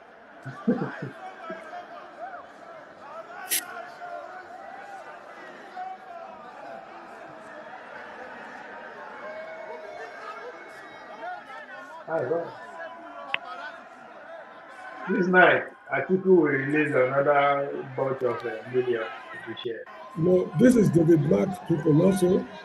Yes. This is the. You remember? No, maybe you will not remember. When David Mark was Minister for Communications, they introduced these digital phones, these landline. We call it landline. Yeah. The people complained that, "Whoa, Minister, this thing is too expensive. We cannot afford it. Do something about it." David Mark told Nigerians that telephone is not meant for poor people. Yeah. It's the same David Mark. These people are come back to power.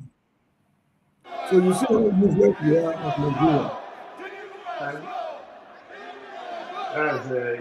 That's how long these people have been in power, and they are still going.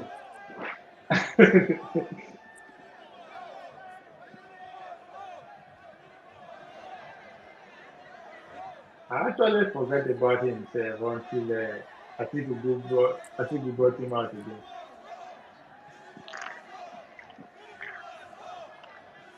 Tinubu must go.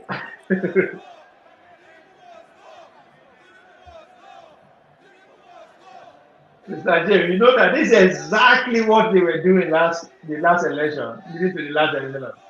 Yeah, 2023 election. It was the same thing. That one, it was Tinubu that was complaining that Buhari people are using the way the opposition party are complaining now of Tinubu.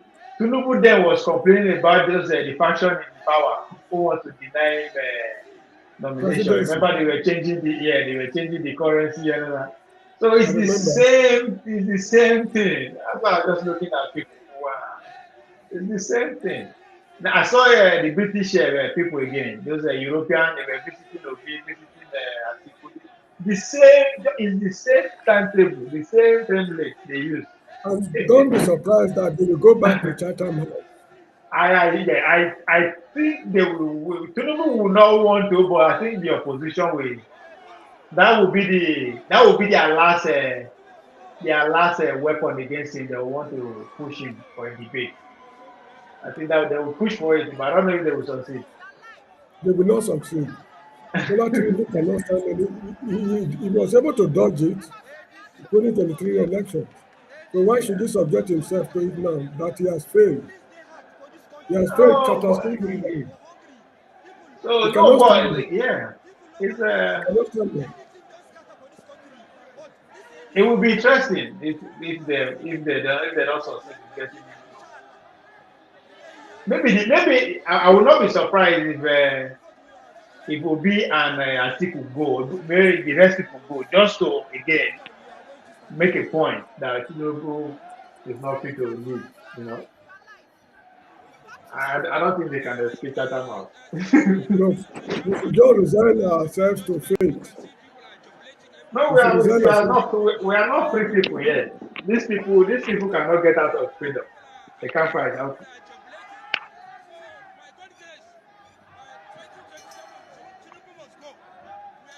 So you see now, they've already divided. You'll be gone with the group. But I still don't believe Konkozo will go with him. But I don't think Obi can deliver anything. Believe what I'm telling you. No. Okay, no. It's not going to win. But no, as I said, Oh no, no, Assuming they we can, win, no. It's the same. what happened to Balarabe Musa of It will be Kaduna State? worse. In fact, I mean, we It should just will resign be, ourselves. it will be worse.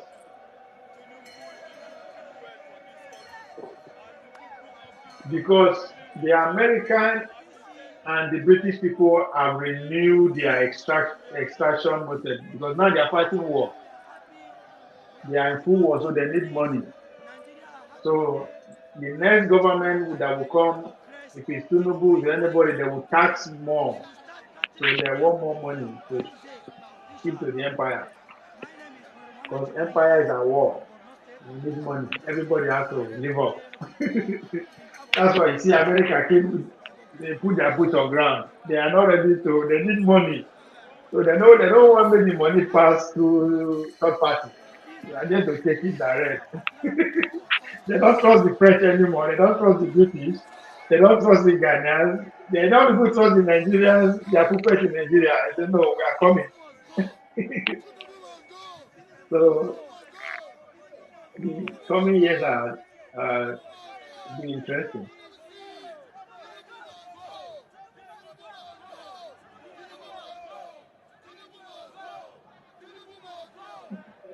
Mr. Jim, by next week, you know what this chant will turn to? They will direct it to Obi. Then the obedient will face their people. Remember how they did it last time? That's exactly what's going to happen. The obedient will be articulated. Articulated will be going after Obi.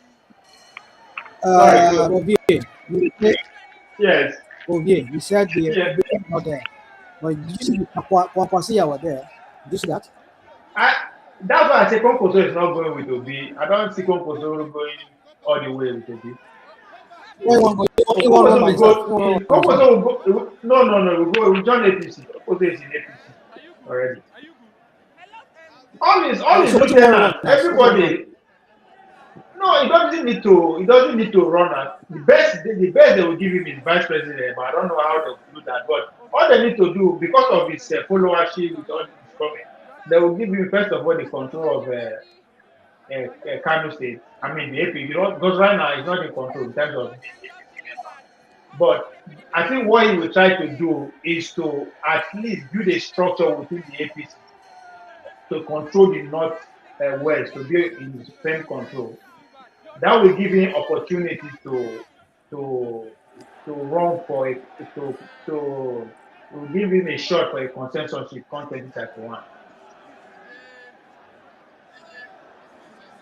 I would say there will be. I think Tinubu is going to run with him. I think they will replace him with Shetima. That's my best bet. So are you saying also we'll go back to APC? Yeah, everybody is there now. His in-law is there now. All is there. Everybody, all the elected members from senator to local government, all of them go APC now. They did not go with him. So that will tell you everything. Well, we'll see. We will see. His in-law, the governor will be in-law. Now in-law, the governor marry his brother sister. Now he no be say now. It doesn't mean now. It doesn't mean the person in-law. No, it means come. There is no Konkoso without control of Kano politically. Like you think we reach that thing for waiting for Obi wey no go win? If you know say Obi no go win, you say you no know. He controls Kano without Abba or without Abba. He controls Kano. If he no join APC, he don't lost Kano without APC now. No. What of if they replace that? What of they replace Abba with another person? Tinubu go do am by night. They go impeach Abba. They go put another person. They never finish. Post will be irrelevant. They will be gone. Other leaders they go dey pound down to make sure they no serious for 2031. I disagree with you on that. Because the On what? The commission, hold on. The commission does not go like that. This Vedado, whatever they call it, Vedado was that's the guy we run under APC that had about 9 million, 900,000 votes. Is it 800 or 900,000 votes? He has also become to ABC, and he has been frolicking with what's his name, with the Kwakwanso. So Kwakwanso, if you split that Kwakwanso base that brought Abba into two.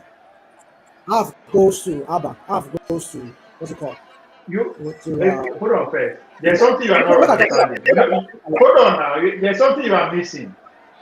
It's not just Abba. All the elected member of Concosoya. It's not just Abba. All of them. All of them, they wrote on. Hold on. All of them, they wrote on Kwakwanso's popularity among the Okay. Okay. Name itself, Kwakwansia is from Kwakwanso. So you need to understand that it is Kwakwanso. The whole movement is built around Kwakwanso, not around Abba, and not around those people that rode on his popularity to become house Do you members. know why? Do you know why Abba? Hold on, let me tell you something. Let me tell you some story you don't know. You know why Abba joined APC? Hold on. I'm listening. Go on. I'm listening. Do you know? You know the deputy senate president, Ibrahim Barrow? The guy was already in consultation before the APC. The guy joined Abba joined APC. Kunkusu tell him to go and join APC. You are playing with Tinubu in power. They go come. See, what you don't understand. See, if you have a movement, you understand, and all your generals, all of them, your power go one side. Who be you? Who is Congo without official position in Kano? Understand that going after 2027, it is going to be brutal for the northern political elite. Now, dog big dog, because now only one person will fit the president for north. So Congo will lose everything because Obi will win. Now, if Obi no win, can Obi guarantee him numbers from 2031 if Obi is not on the ticket? He can't. So why you want to risk everything because of Obi? Everything they got Obi now, right? Listen to my everything. Okay, go on. See, you have to look at it this way. Look at it this way, right? Between Obi and Konkoso. Obi need Konkoso now. Now means 2027. In return, Konkoso will need Obi in 2031. Now, guarantee Obi go give Konkoso go give Obi waiting he wants 2027. The number wey Konkoso go fit produce, Konkoso fit deliver what he need from him. Now, obedient movement, Obi popularity, right? It is due to the fact that there are people who believe in Obi presidency, who are spending their money to keep this energy, this obedience, keep going. Don't be obedient. So these people that believe in his presidency, that if they win, he will either perform or they will get their money back. That's also who are concerning him right now. Come 2031, if he no go dey ballot box, how he go take guarantees the same followership for Nkoso? I don't think you're missing. Okay, what am I missing? Obi has said after this, if you no contest this could be the last. Oh, I don't know why you did this. Forget what Obi has said. That's even the biggest problem. So hold on. If Obi is not going to run, so okay, finish. Sorry, finish. Make I write them down. Go ahead. I go by what I see, what I hear, and some of the things I could deduce from what I've seen and heard. That's why I just know I read patterns here. So if he has said, doing that, he goes by, he prides himself as a man of his own word, that he's not going to, this is going to be his last, that he might not run, that he's getting older, he's not getting younger. That's what he said in one of the, I think, the interview with Arise. So he probably might not again. He doesn't run this time around.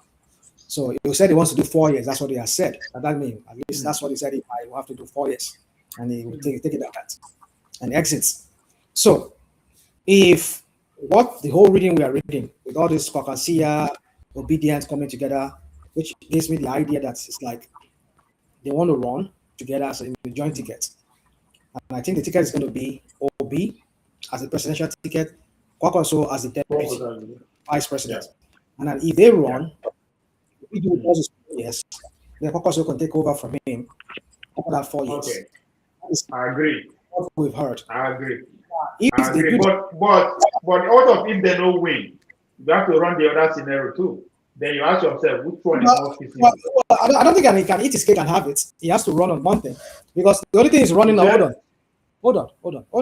He's running to win. It's not running not to win. No, so if he hold on now, but now competition now. You go ask yourself from what you are seeing, what is the possibility? Because if you become so that's why you are going to be thinking, put yourself in Kwankwaso's shoe, right? You have to weigh the both sides. So what of if you win, if they win, I agree with you. They go transit. Now, what of if they don't win? What will be the case? That's how politicians think. It's not. He has his own plan, probably.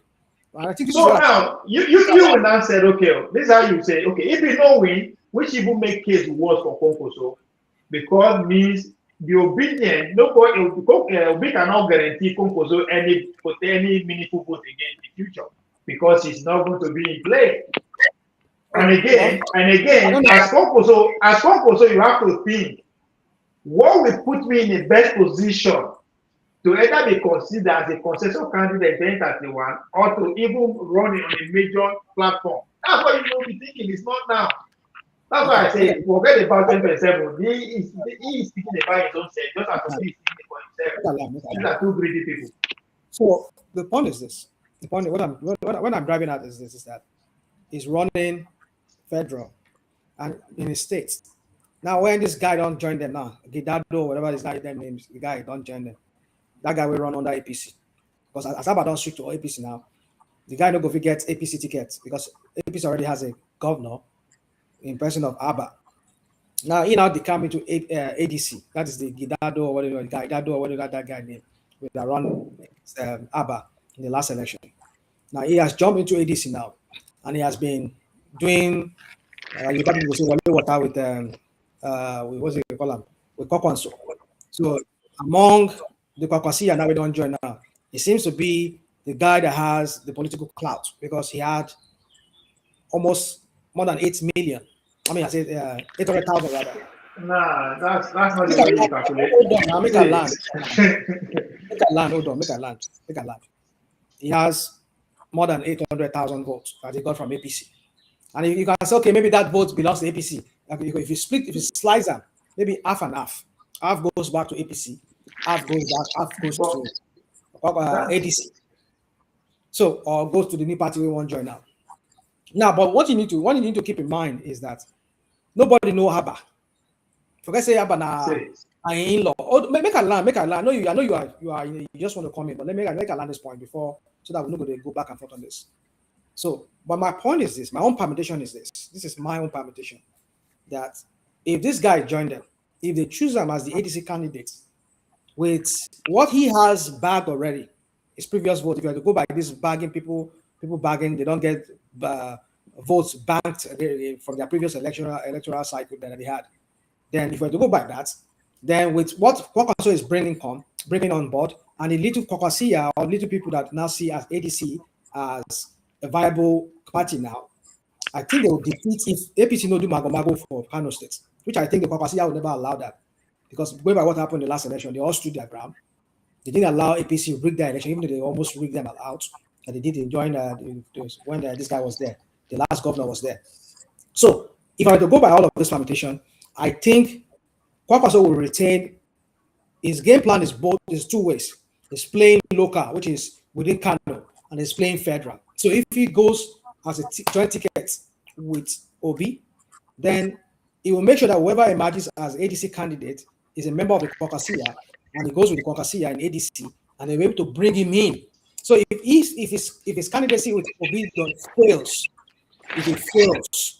he will still be able to retain what do they call him? Kano State through whoever emerges as a governorship candidate for ADC. So that's how I read it. So I know he's not playing.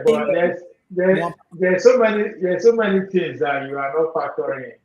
2023, you have an APC that's pretty much, I can say, an outgoing APC. No, they stole. They stole. APC stole. They didn't have it. It's not that. It's not a vote. It is Hold on now. I know. I'm not. Hold on. I am trying to explain the changes that they are not factoring in. There are so many changes that happen, right? Because you have to look at the political power currently in play. As I said, first, I don't believe say Konkoso don't go, but let's put that there because Abba see the red card. That's what I know they see. But that's decided. There are more people who are higher in power right now who can challenge Abba, even as if for the APC, he no go get the APC. That's why I said people like the Greek Barrow and the rest, Tinubu have already sent them out for consultation around the power brokers in Kano. Should Abba no one join, they know Konkoso, they don't want come, they will run against them. And they know what I mean. Now, another thing, now Tinubu dey power now. That's why I say that last power now going. You understand? Tinubu is in a better position to spend anything because they will take Kano as a matter of life and death. Two, you don't forget it, they don't push the judgment because Konkoso they control two power pretty much in Kano. That time, they control the governor and they control the emir. But now Sanusi, my boy, right? But now, you remember as at 2 weeks ago, Tinubu don't postpone the judgment. You don't say they see the fight. If they postpone the judgment in 2037, you understand? So, there's a reason why. What does it They see the fight for the emirship now. What you mean? Ado Bayero and Sanusi. Yeah. So, you know, say Sanusi, why did Sanusi come and recently they run him mad? For the team pay now. He was expecting the team to be done and over with so that he could settle down. And once you do like that, you don't give you don't empower Konkoso so more with that. So, it's the reason why they postpone to 2027 so that they could use that as a control body. You talk anyhow. If you don't play ball, they will throw you out. Okay, let's go to this judgment. So, what was that? What was the judgment exactly? Because I've been here, I've not been able to read online. Let's listen to the Areva analysis. The guy want to speak.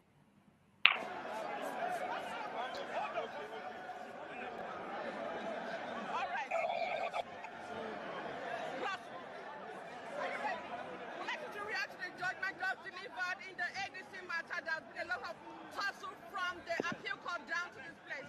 Let's have your reaction, sir.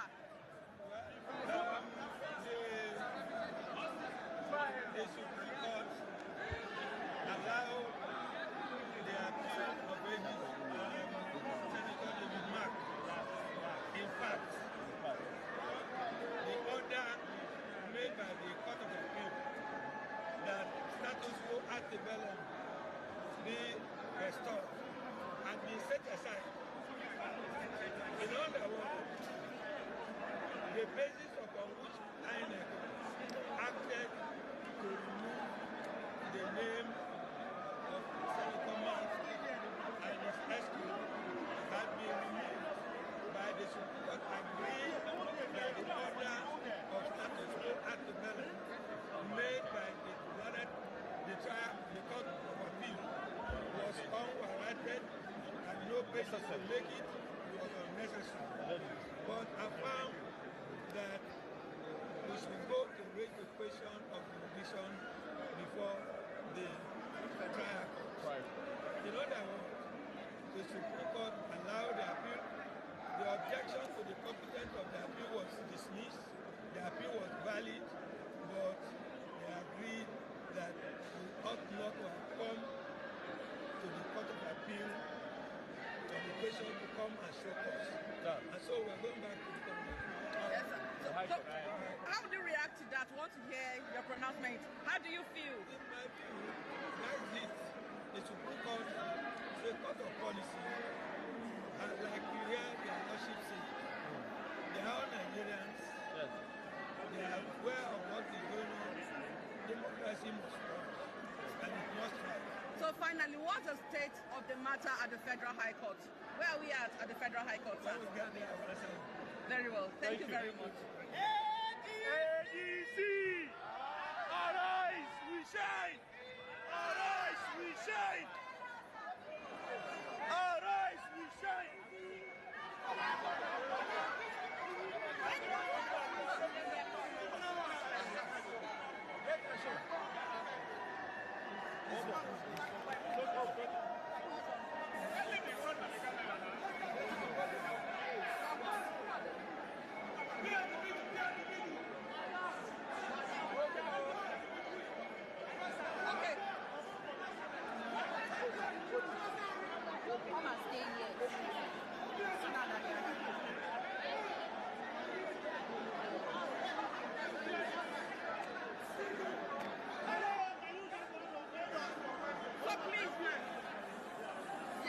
So please, what is the state of affairs concerning this judgment now from the Federal High Court? What does this judgment mean to the David Mark-led group?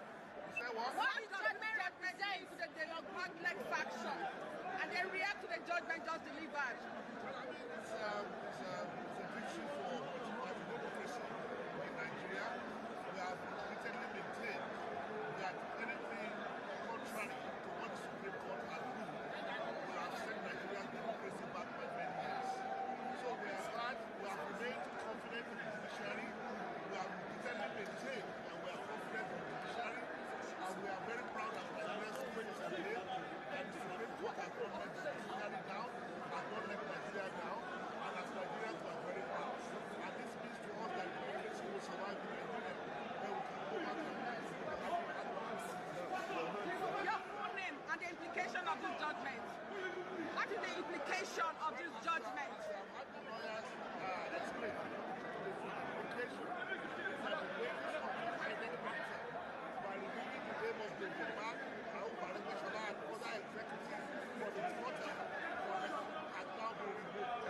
So INEC now has an obligation to immediately restore the name of the Rimba, Rauf Aregbesola, and other ESCO of the party on this portal, and begin to continue to deal with us until the High Court determines the case. Thank you very much. Can we have your full name on camera?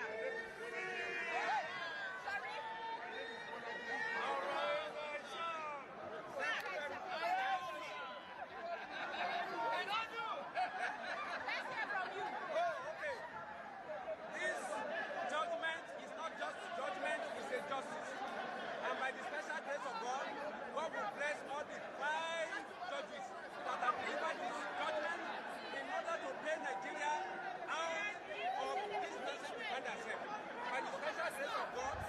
To say this opposition actually want comfortable for power.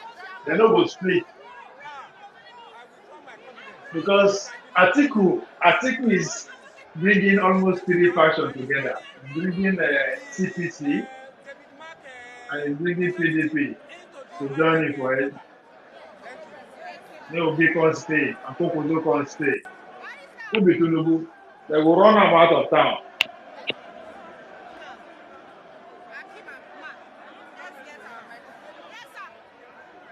But they are breeding more protest. Greedy people.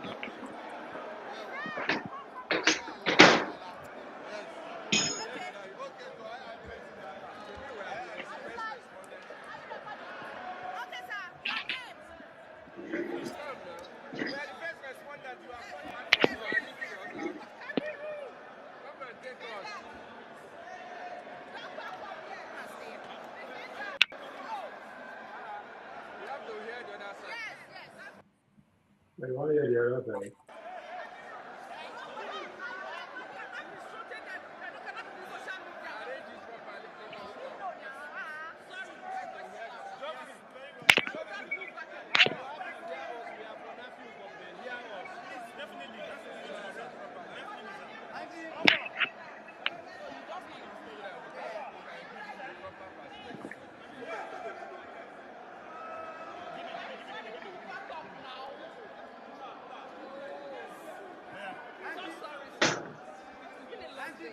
You can go ahead. let's have your reaction to the judgment. You are blocking my camera. So far, it's capturing voice. No, you are blocking my camera. Counsel for Nafi Balaji, who is the plaintiff. God. Yes, that's what I want to do now. And the first respondent of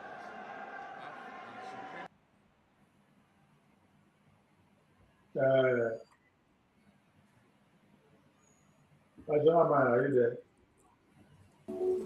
I see there, my brother. So I think there's a better message, a better video. Yeah, you were saying something?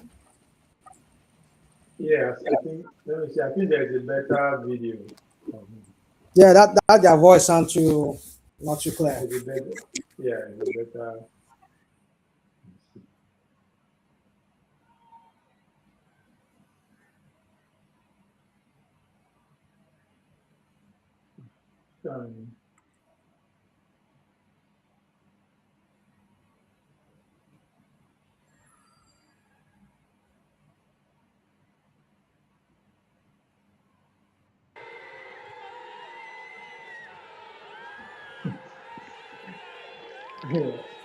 Wow.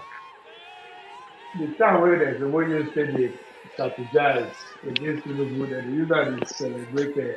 Delay. These people.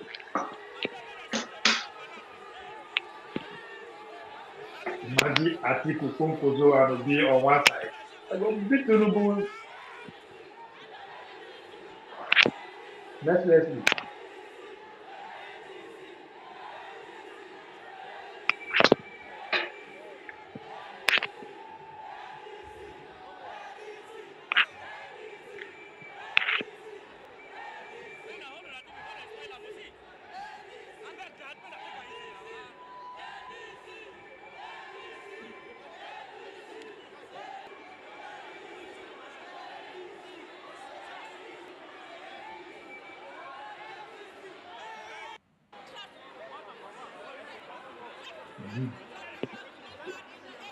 These are senior advocates.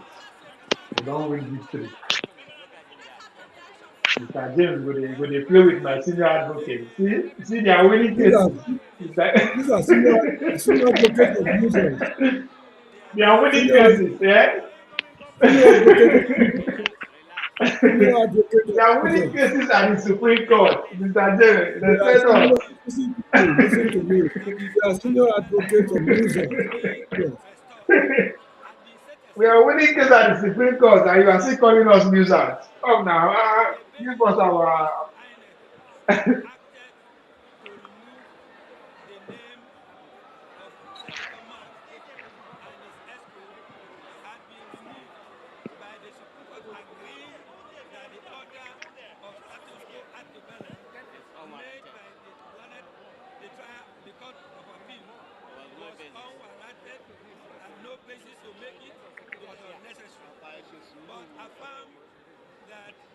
Mr. James, that man is your former governor, Osumbo, Professor Osumbo.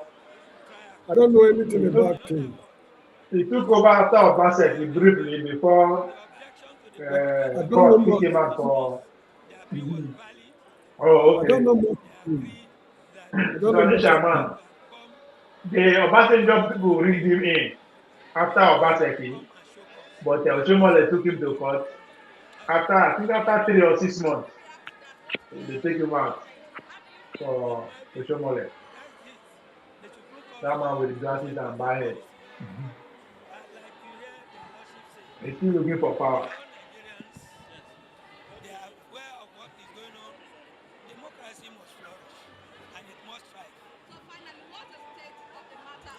Okay, Mr. Oble, I have to sign out. Okay, sir. Thank you very Thank you much for very the much. time. Thank you too. Thank Appreciate you. you. Good Yeah, rest. okay, me too. I have to sign out. I think the only thing we want to see, Uh, we don't get their judgment. I think they're all in the yeah. merry mood now, right?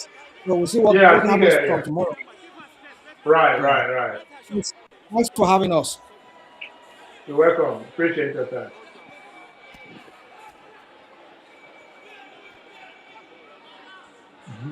This was my former boss. As an athlete, this was the former boss, was the former minister of sports. My colleague.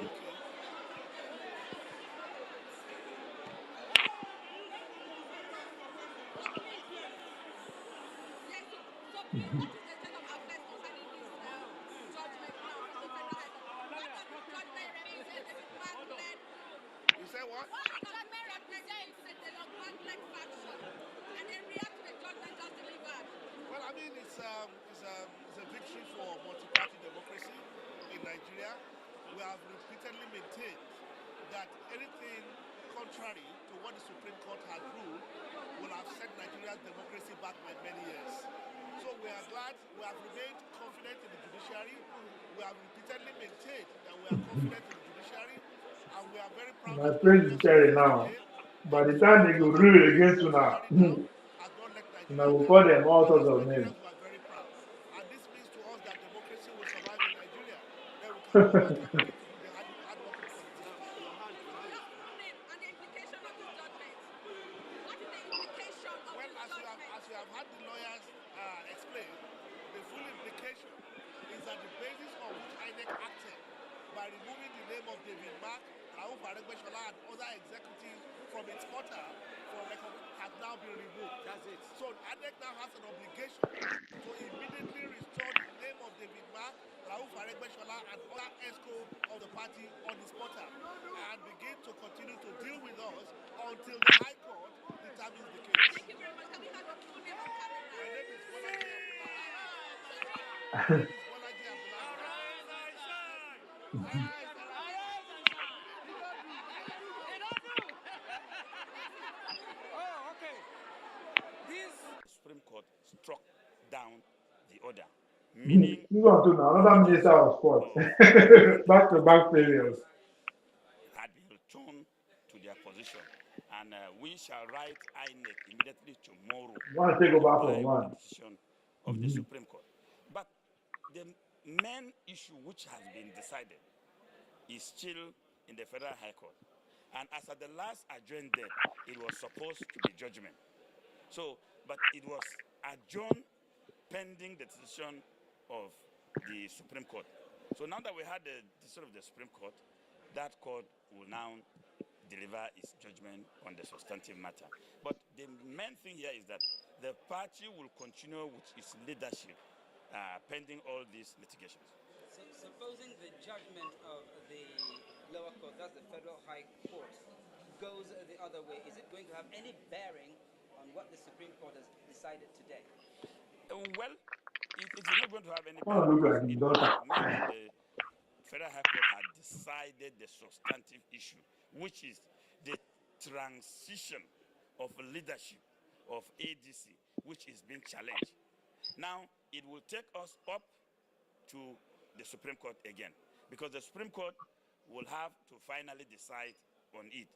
But what has been the celebration of the members of the party is that the clock in the wheel of the progress of the party had been removed. Thank you very much, sir. We appreciate your time. You're welcome. Democracy has come to stay in Nigeria. Thank you very much. Gentlemen of the press, are you? I withdraw my confidence, but I believe that he will restore his dignity back by restoring the David Mark executive into the INEC portal. Thank you.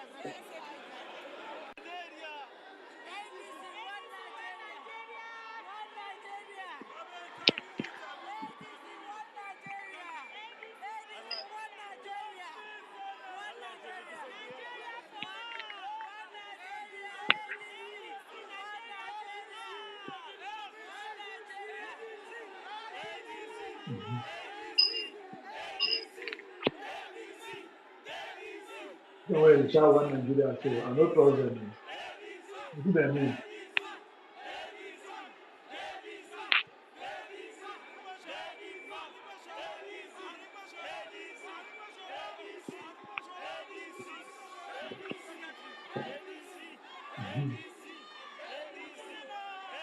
ABC.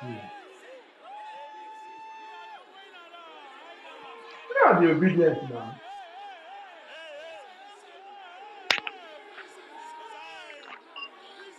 Where are the obedience?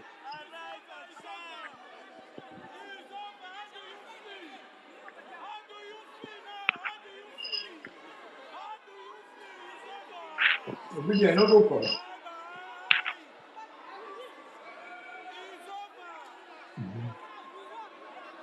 Obedience no go for. Somebody should tell me where are the obedience. How can they be? Are they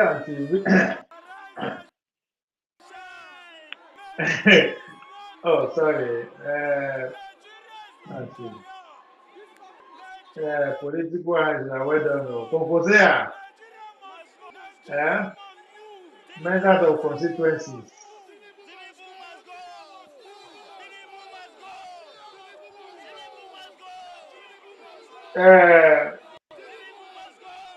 Ministable.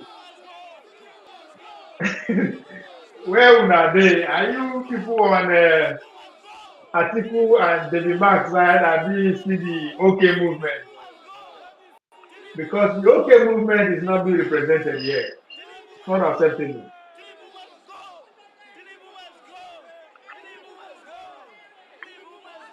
Are they immune to victory?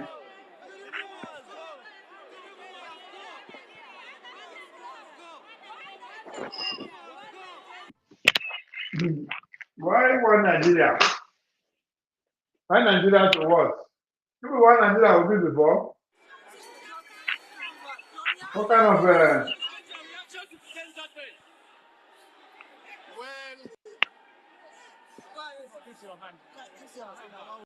Today is a sad day in the administration of justice in this country. A situation where a court. These people, what happened? What happened? What happened? What happened? What the hell happened?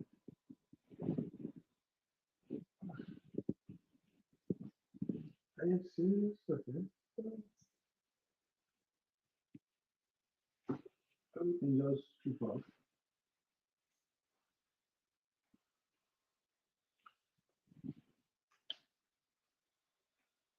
If all these elites where they deceive themselves, if there is one come out in the book, I don't think all they need to do is to stick their hands together.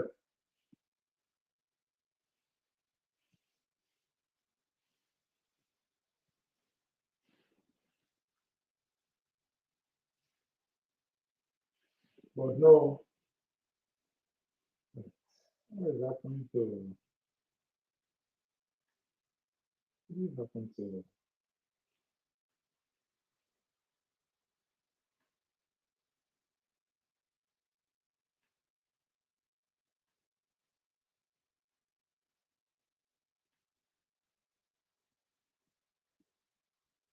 And briefs filed by the parties before the court, and then make that issue the basis of his judgment without giving the parties an opportunity to address it on that issue is something that cannot be explained. Now, the fact that the judgments were splitted 3 against 2 is nothing but a tyranny of the majority. We have it's funny because in our position, which we have Wike is celebrating on the other side, Atiku is celebrating on the other section of the into matters that are purely crazy, huh? political.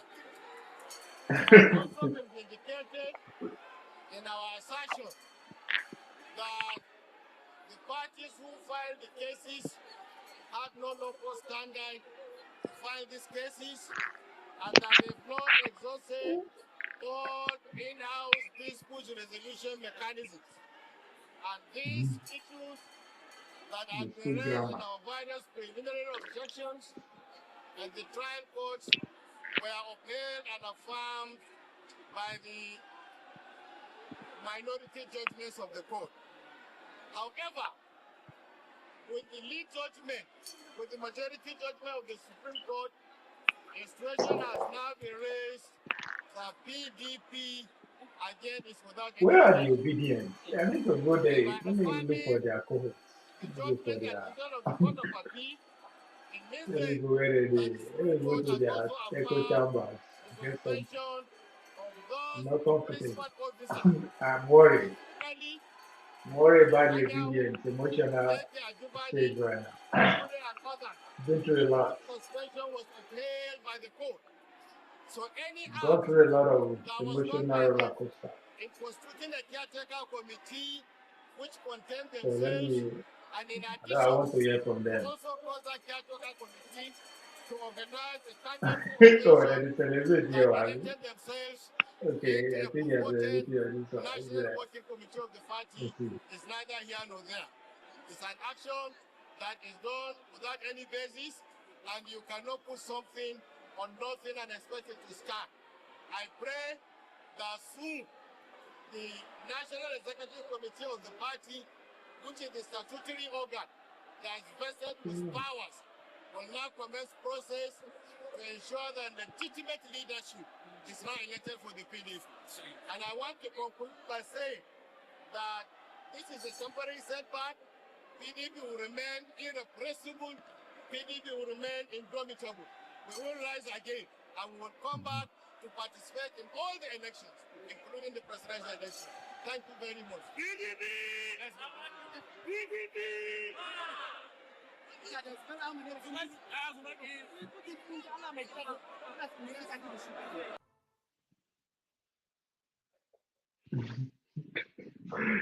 Oh my God.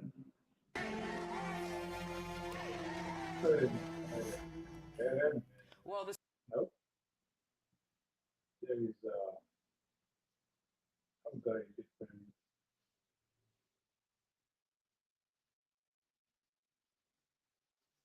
And then it is a ADC. I don't know where that's celebrating. We'll find out. We can find out.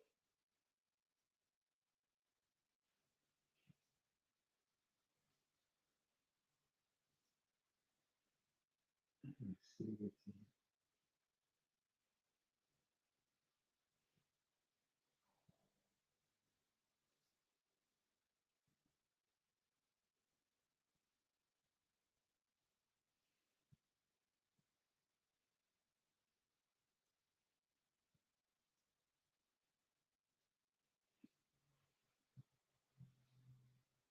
in.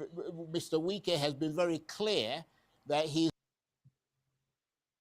So the issue in Ibadan, we went there and we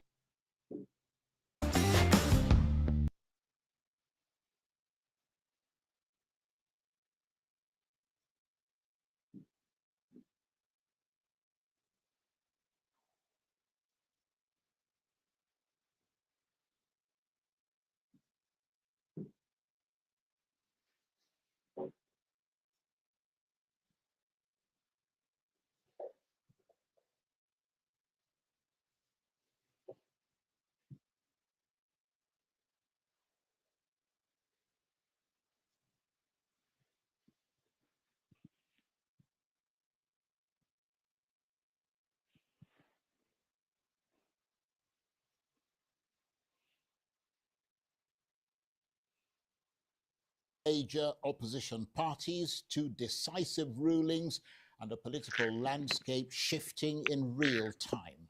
Tonight, the Supreme Court has dealt a double blow and perhaps delivered a reset. First, the PDP sees its Ibadan Convention nullified and that decision upheld at the highest court, raising fresh doubts about its internal cohesion and leadership legitimacy at a critical moment. And then a dramatic twist in the ADC. In a unanimous decision, the Supreme Court has voided the status quo antebellum order, effectively restoring the David Mark-led leadership, even as the substantive case continues at the Federal High Court. So, on the one hand, a party pushed further into uncertainty. On the other, a leadership structure reinstated, at least for now. But what does it all mean? Are the courts stabilizing Nigeria's opposition or exposing just how fragile it has become? Is this a triumph of constitutional order or a reminder that internal party democracy remains deeply contested? And with 2027 already looming, can parties battling legal crisis truly present themselves as viable alternatives to power? Well, for his reaction, I'm joined now on the line from Kaduna by the former Minister of State for Defense, Lawal Batagarawa, who was a founding member of the PDP and is currently a chieftain in the opposition ADC. Thank you very much indeed for joining us. So, a remarkable day for the two leading opposition parties, and we're going to draw on your dual vantage point as a former PDP founding member and now a chieftain of the ADC. You've seen both parties from the inside and at critical moments. What's your reaction to today's ruling, first of all, from the perspective of your current party, the ADC?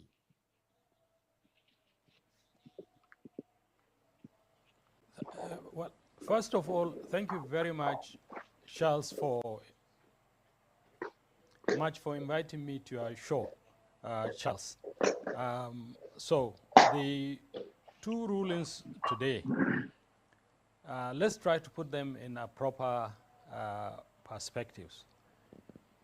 The ruling in the PDP, the issue contested was by Alhaji Sule Lamido, and he was asking that for his fundamental human rights, he should not be excluded from the PDP convention that took place in Ibadan. And what the Supreme Court is saying is that, well, the electoral law 2026 is very clear that internal disputes of the party is the entire exclusive rights of the party. However, where an issue of fundamental human rights is involved, the courts will interfere to ensure that the rights of every Nigerian is protected. In view of this, the courts are trying to maintain, in my view, a certain level of balance, and that is commendable.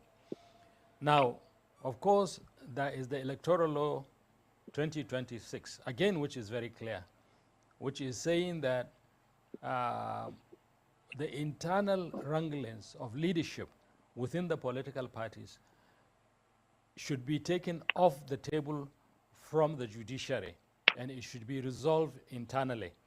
But so let's be very clear in terms of what the two things are trying to say. But the key, one is talking of fundamental human rights, one is talking about leadership crisis. That is, PDP is fundamental human rights, ADC is talking about party leadership crisis. And I think the Supreme Court is trying to be balanced in that, which is a welcome development. Because the judiciary in Nigeria, from 1999 to date, has been a source of stability. Every aspect of the political spectrum has accepted rulings, especially as to who is elected and who is not elected by the courts. Now, what it means is that for the political class as a whole, there is still a substantial respect for the judiciary. What is critical and what is important is that we hope the judiciary, in spite of whatever pressure might be brought to bear on it, will maintain this level of independence, this level of credibility and integrity. Because if they don't, hey, the whole system can get into a very serious problem. Right. Okay. Well, thank you. Hello? Yes, can you hear me? Can you hear me at all? Yes, I can hear you. Okay. Well, thank you. Yes, I can. For that. Yeah, great. Well, thank you for that. as we mentioned at the outset, the Supreme Court has effectively restored the David Mark-led leadership for now and come without reservation. But I'm wondering if you see it as a temporary legal victory that still doesn't quite settle the political question. You see, okay, you are right in that sense, because what the Supreme Court is saying, let the lower court take the substantive case. And what we have seen is that similar cases have come up in different courts.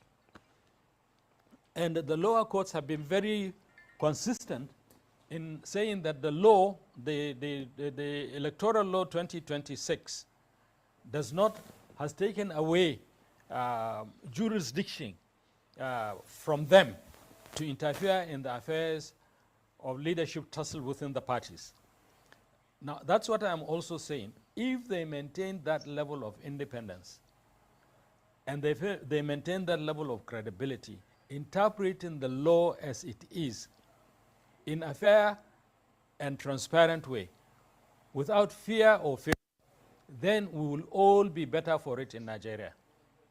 The fact that a lot of fringe human beings and bodies act on by some of us in the political class are challenging so many things within the courts.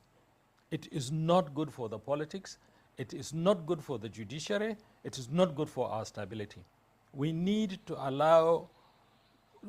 have a certain level of maturity within the political parties and manage ourselves better so that we do not bring the judiciary into these disputes, so that they can maintain their independence, their honor, their integrity. As I said, if you look at it from 1999 to date, a lot of cases have gone on to the judiciary in terms of the outcome of the election of results. Parties to the litigation have generally accepted the outcome of the judicial process. There are complaints, there are ill feelings, but substantially people have accepted those rulings. That is an indicating, that's the level of indication that the political class are willing and ready to accept the independence of the judiciary, but the judiciary can help itself by being above the waters, by keeping away from frivolous and cases that come to them. Of course, there are issues that are substantive, which are expected to be looked into by the judiciary. So, and I hope they will be able to do it fairly, justly, and transparently. But I mean, you have to wonder how the ADC, which is supposed to be this sort of shining example of where this country wants to be heading, at least that's the way they presented themselves. I mean, how it got into this mess. I mean, is this a failure of internal democracy? I mean, because ideally you would have thought that they would have had the maturity and the capacity to resolve these issues internally. Well, you see, this is what we are saying. These issues were discussed extensively internally, and we also agreed internally. Look, wherever we go, from the national to the state to the local government, we should manage ourselves and the existing structure that we get there. And that has been done. Where the tragedy is where external forces get involved. There are instances which showed Nafi Gombe accepting the resolutions of the ADC to transfer leadership to David Mark and the team that came with David Mark. But somehow some people have encouraged him to go to court and start these processes, which are totally illegal based on the 2026 electoral law. So it's not a question of the failure of the internal mechanisms within the ADC. This is as a result of internal interference by people who want to see the ADC run into turbulent waters. Well, but I mean, effectively we have been able to manage. I mean, it's just one case. There are many other places where we have been able to manage this situation between us and the leadership that we met in ADC. Right. Well, I mean, my sense is that there is a difference because based on what you're saying, clearly there are issues within the ADC that need to be resolved. And my sense is that there's a difference between legal recognition, which has been conferred on the David Mark leadership today, and political legitimacy within the party. Does the current ADC leadership truly have the confidence of the grassroots of the party? Or are you going to take a few steps forward and then there's going to be another stumbling block that will get in the way? Look, the current leadership under Senator David Mark has the acceptance and the confidence of all levels of the party leadership. But like all living organizations in political parties, you are bound to have certain disagreements. The maturity of the party is its ability to manage these internal wranglings. And to a large extent, these internal wranglings are being managed pretty well. And don't forget that so many things are being run at the same time. And therefore, you are bound to have this.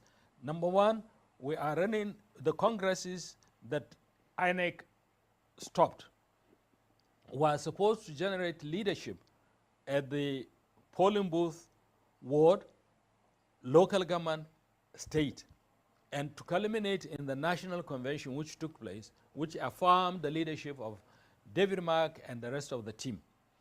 Now, in almost all the states, these activities have taken place.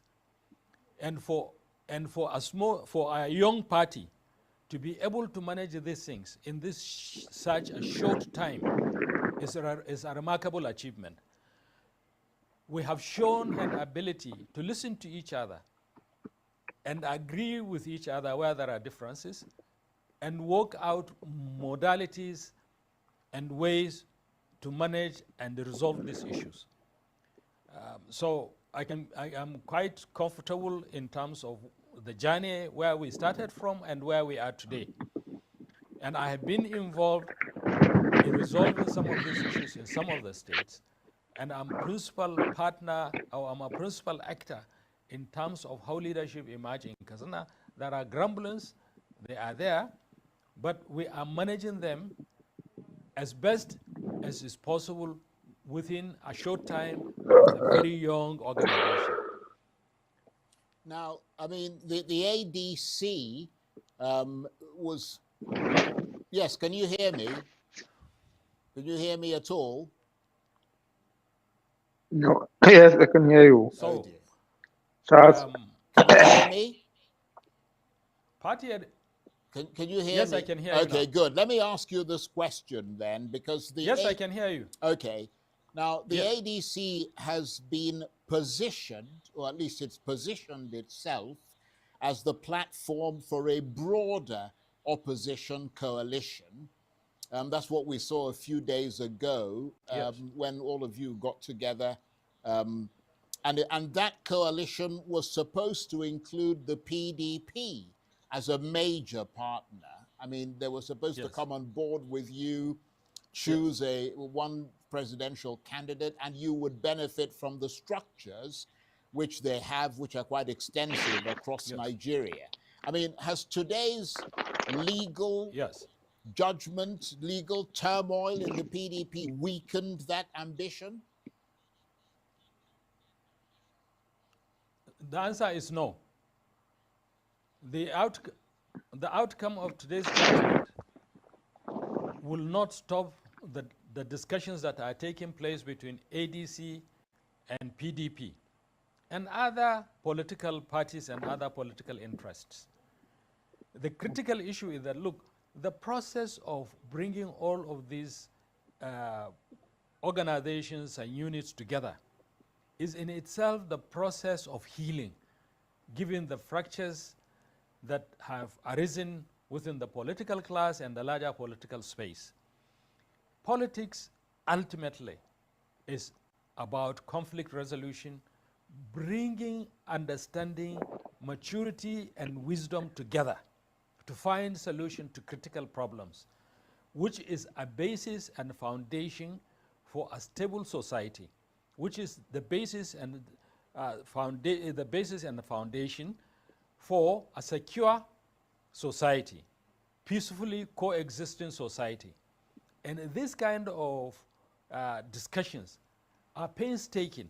They are slow issues because you have to sit down with different interest groups, understand them properly, and work out a mechanism of putting all your interests together and realizing that you are better off coming together. And that is the process as ADC we have taken onto our shoulders. And we will do it with all the other political groupings in Nigeria.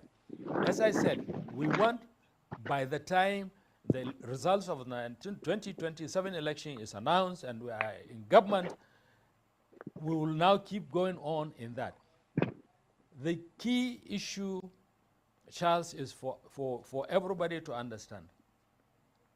We as ADC are committed to the Nigerian national unity. The Nigerian national unity is, of course, predicated on inclusion, fairness, and developing together. Now, both the inclusion, fairness, and transparency in that inclusion cannot take place in a vacuum. It has to take place within an organized body.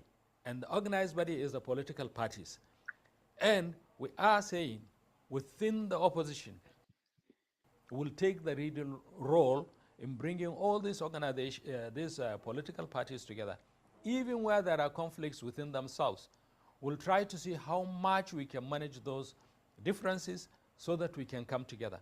As I said, at the end of the day, we are so certain we are going to win the election of 2027, but what we are building now will be a foundation of strengthening Nigerian national unity. It will be a basis of building a secure, peaceful environment and society, a secure and peaceful Nigeria, a progressive Nigeria, where the key issues of insecurity, poverty, exclusion will all be dealt with in a way that is satisfactory to the great majority of Nigerians. That's the responsibility we have placed on ourselves, and that's what we are working on. So the issue in Ibadan, we went there and we are building a foundation and building on gradually but systematically. Right. Well, I mean, to be entirely fair, I'm not sure I understand the how you're going to be able to do that when the Supreme Court has given recognition, taken recognition away from the Turaki-led leadership and effectively given it to the Wike-led leadership of the PDP. I mean, Mr. Wike has been very clear that he's not interested in working with anybody who wants to challenge President Tinubu in 2027. So in that regard, I mean, is it not fair to assume that you've lost to the PDP for the moment because the recognition has been taken away from the people who were supporting you and given to the people who are likely to oppose your ambitions? What? You see, I'm being very clear. Wike is not the only member of PDP in his wing. There are other people, there are other leaders. So what he says publicly does not necessarily reflect the views and the positions of all the people that are in his, that are assumed to be in his wing.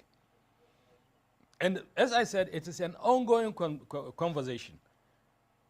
And an ongoing conversation is not something that you'll always put on the table for everybody to see. It is a huge amount of work, heavy lifting that you do in the background. Right, okay.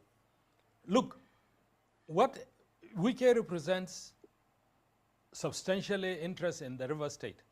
Are the River State people totally immune to the difficulties every other Nigerian is suffering? Are the people in Wike's component of the PDP totally immune to the difficulties every Nigerian is going through? They are Nigerians. We are going to the same market. We are going to the same filling stations. We are suffering the same consequences of inflation. So it is not possible to say that simply because the Supreme Court has said this, but in any case, all it says, and you can read you can interpret the judgment of the Supreme Court in so many ways. It is saying that the convention that took place in Ibadan is not correct. It doesn't mean the two sides cannot come together and correct it. Right, okay. The Supreme Court did not exclude the possibility of the two with the intervention of a third party to come together. Right, okay. Well, I want to thank you. So that's it. I'm sorry to interrupt you, but we're literally out of time. I want to thank you very much indeed for obliging us this evening. It is clear now that interesting points that you raised. Lawal Batagarawa was the former the Minister article of State for Defense, are dedicated to one Nigeria. PDP, and is currently a Why do chieftain video in the angle want to opposition save ADC, democracy? and he was talking to me on the line there. It's called from intermission. Kaduna. You're watching. Good night, ladies and gentlemen.